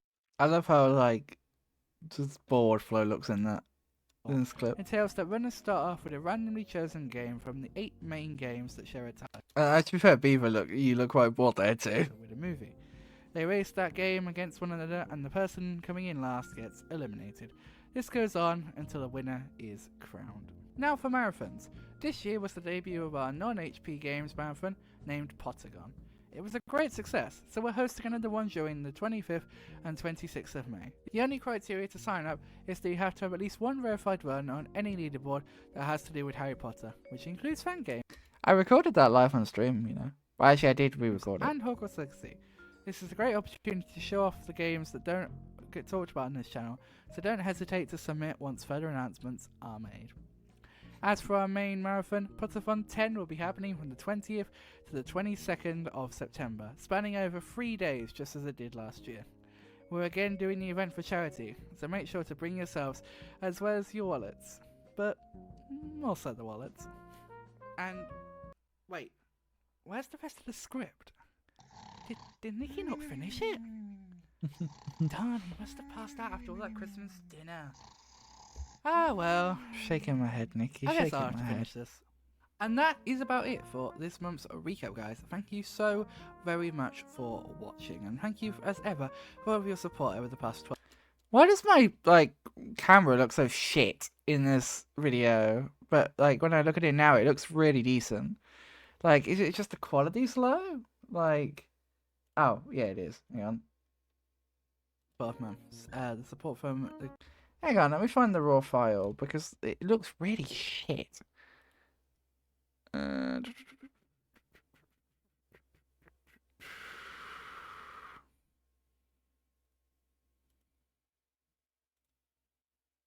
HPSR Updates, final versions.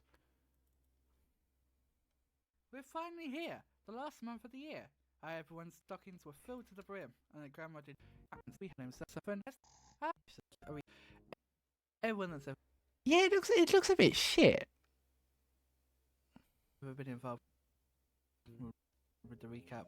I simply cannot thank you enough for all the love and support you have shown the channel and the show. But yeah, did you know? Community has been insane, and I can't thank you enough. I also cannot thank my amazing team enough. They're all incredible. Touched a recap episode, all of our amazing. I don't know what happened there. The community has been insane, and I can't thank you enough. I also cannot thank my amazing team enough. They're all incredible people. Everyone that has ever touched a recap episode, all of our amazing guest hosts, everyone that's ever been involved with the recap. I simply cannot thank you enough for all the love and support you have shown the channel and the show. But yeah, did you know that you can now listen to the recap on Spotify as well as SoundCloud and watching it on YouTube? That's 3 whole places you can catch the recap if you haven't already heard. As always, links will be down in the description. Yep, for those of you that don't know, the recap is on Spotify, as well as the community interviews and soon to be HP Insider once I've treated the first episode.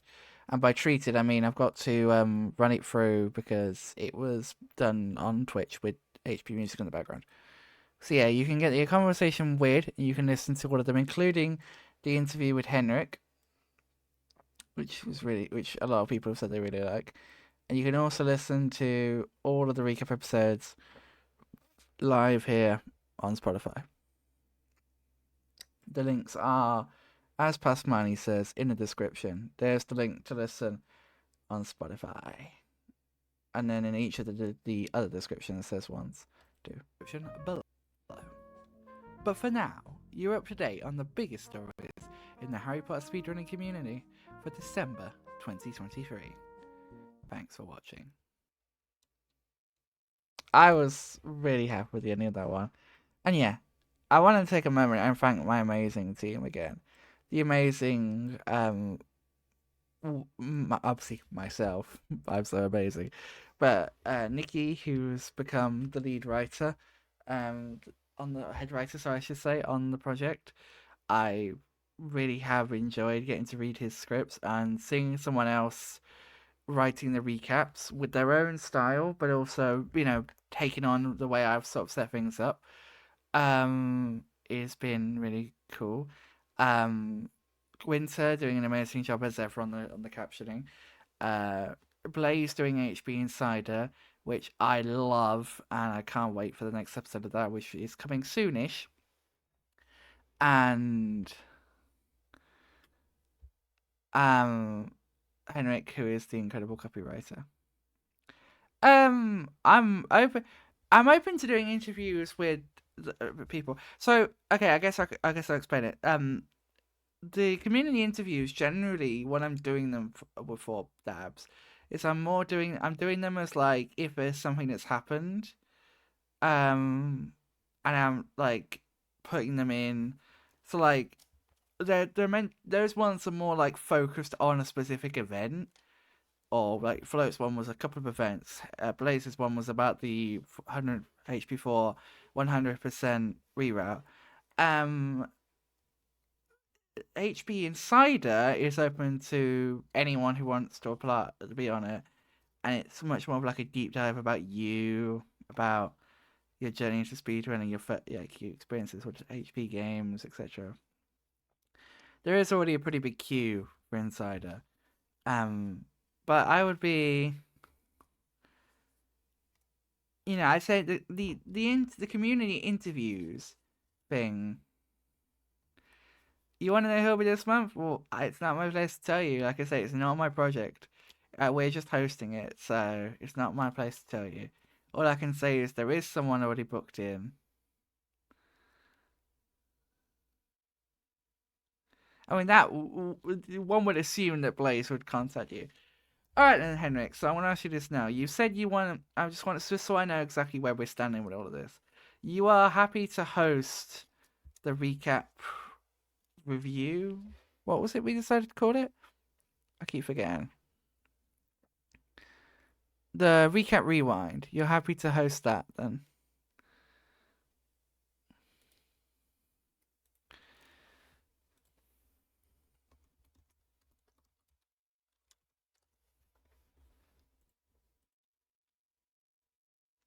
You're happy to be a co-host. Okay. In that case, then, are you happy to also be a co-lead of that project, or would you rather not take on that sort of a level of responsibility?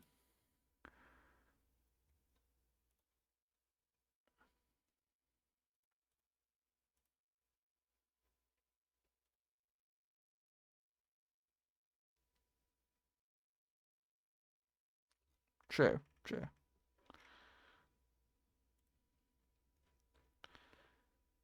That is completely fair.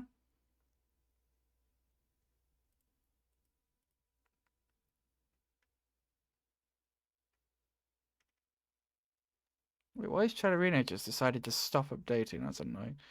And also, when I asked your question, Nikki, fucking hell, Beaver, I'm down for more legacy footage. Islia recorded what she did. No, Ilish, sorry, recorded the footage that she did at the sort of what I specifically requested. But I'd definitely be open to other, actual like gameplay stuff. I know that Jinx was talking about maybe doing some 2PS1 stuff for me. If anyone wants to do GBC, I guess what I think I said was I was going to write a list of what I already have, and then people can send in stuff, and of course I will credit people. But yeah. Also, we have a TikTok now. Please go follow us on TikTok because the TikTok doesn't seem to be nothing seems to be happening on the TikTok, and it's making me kind of sad.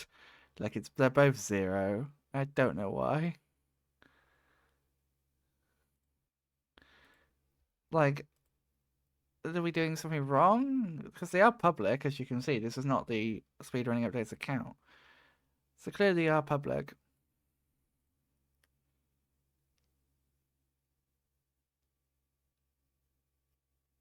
Oh yeah, of course. Well, I kind of want you to stream something, but I will tell you more when we get closer to it. Yeah, that's fair. I kind of just dropped it on there. I might keep going for a few, and if they just don't, yeah. So Henrik, you want to be? No. We'll have to enjoy the anticipation for a bit longer.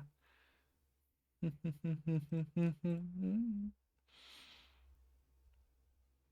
always be. Where are you?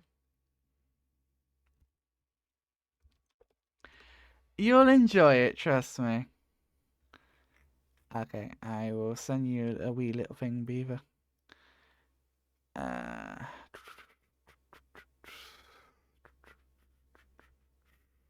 he is.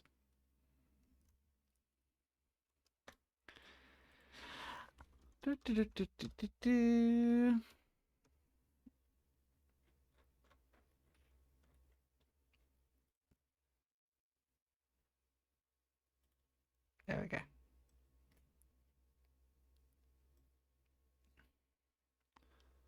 Cool.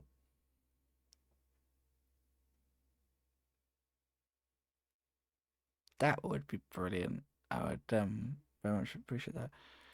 Okay, so if I make a note of that,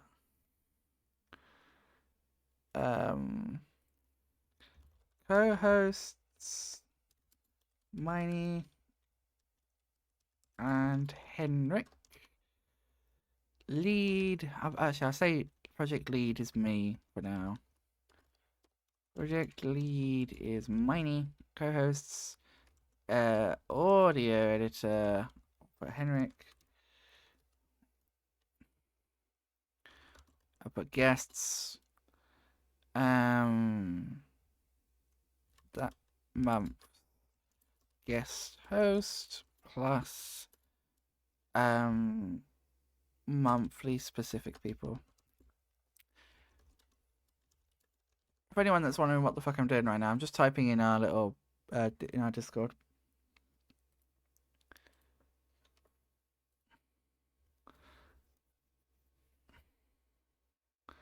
Yeah, we have a server for all of this stuff, And we have like public channels up here, which will, when the server's public, obviously will be available. And then down here we've got like private channels and stuff.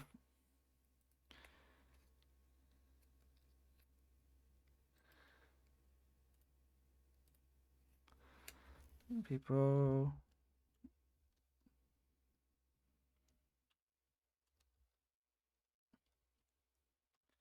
There you go. I think that works as like an initial project idea. I mean, we know what we're doing with it. So Henrik, you're happy to co-host it with me, and I think it's good to have someone who's not part of the main recap production to sort of bounce things off of, and we can definitely. I also think the idea of having somewhere for people to contribute stories, like at the moment it might just be a Google form, but eventually we might just turn it into like a Google, like a Discord channel maybe where people could contribute. You know, so let me just. See, I told you I was gonna be in a fucking private channel. There we go. But yeah. You can see we've got all sorts of stuff in here. The recap. We've got general stuff in here. Lots of cool stuff coming up. So be excited about that on the updates channels. But yeah, thank you everyone for joining me on this sort of look back through the updates channel. If you're not already following the updates channel, do go drop it a follow. The last month of the year. One of the videos that we want to do to start this year off, and actually I think the next thing I want to sort of focus on, besides developing the idea of recap rewind a little bit, yep, it's quite late. I'm wrapping up soon, Henrik, don't worry. I want to do like a sort of a video talking about like the team. But yeah, also I will pretty shelf this short because I'm quite proud of this short. There's been a lot of talk about full series runs. What is a full series run? And why is it so long? Why is it so long, Manny? A full series run consists of playing every Harry Potter game that shares a title with a movie. You might think that means you would only play 8 games, but that is not the case, as there are at least 2 different versions of every game, with HP1 and HP2 having 5 different versions each. In total, there are a grand total of 23 games that you must run for full series, 8 PC games, 2 PS1 games, 3 6th generation console games, 2 GBC games, 5 GBA games, and 3 DS games. At time of recording, the world record for full series any percent is held by Flow, with a time of 30 hours, 40 minutes, and 50 seconds. No, I'm not kidding. With each individual game continually being optimized, how low can this world record go? Lately, I love it. And then that little pop-up like that. Also, I really like this short. I'm really proud of the way I edited allowed this. me to segue into this, and I don't think a lot of people know about this project that you were going to work on, but I think it eventually got dropped at some point. Your blind full series project. Oh, God. One of the things that Miney wanted to do eventually was a blind full series that was going to take across like a week straight or something. I don't think it ever ended up coming to being, but no, you can talk about it because I don't think a lot of people. Do you know see about my it. name on the full series leaderboard? No, it didn't ever become a thing. Do I still have? Let me look at my Discord. Oh God, yeah. So this is what I was planning. Day 4, I was going to do the PC trifecta, which I assigned 12 hours. Day 5, 4 p. Okay, so now what did you just remember?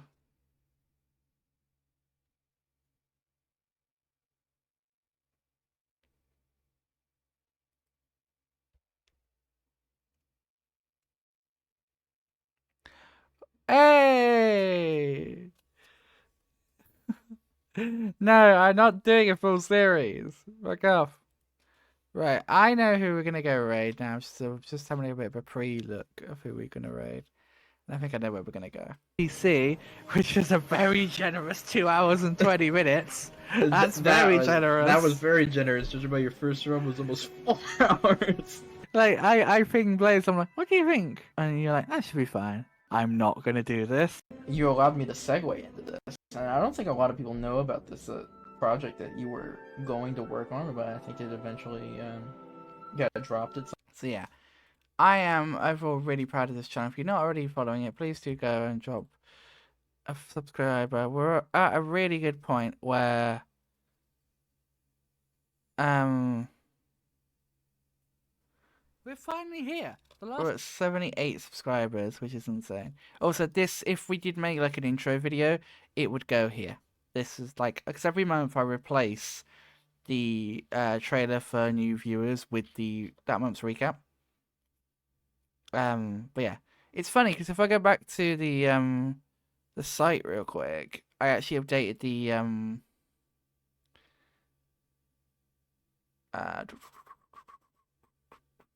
there it is. Cool. I actually updated the page for the updates.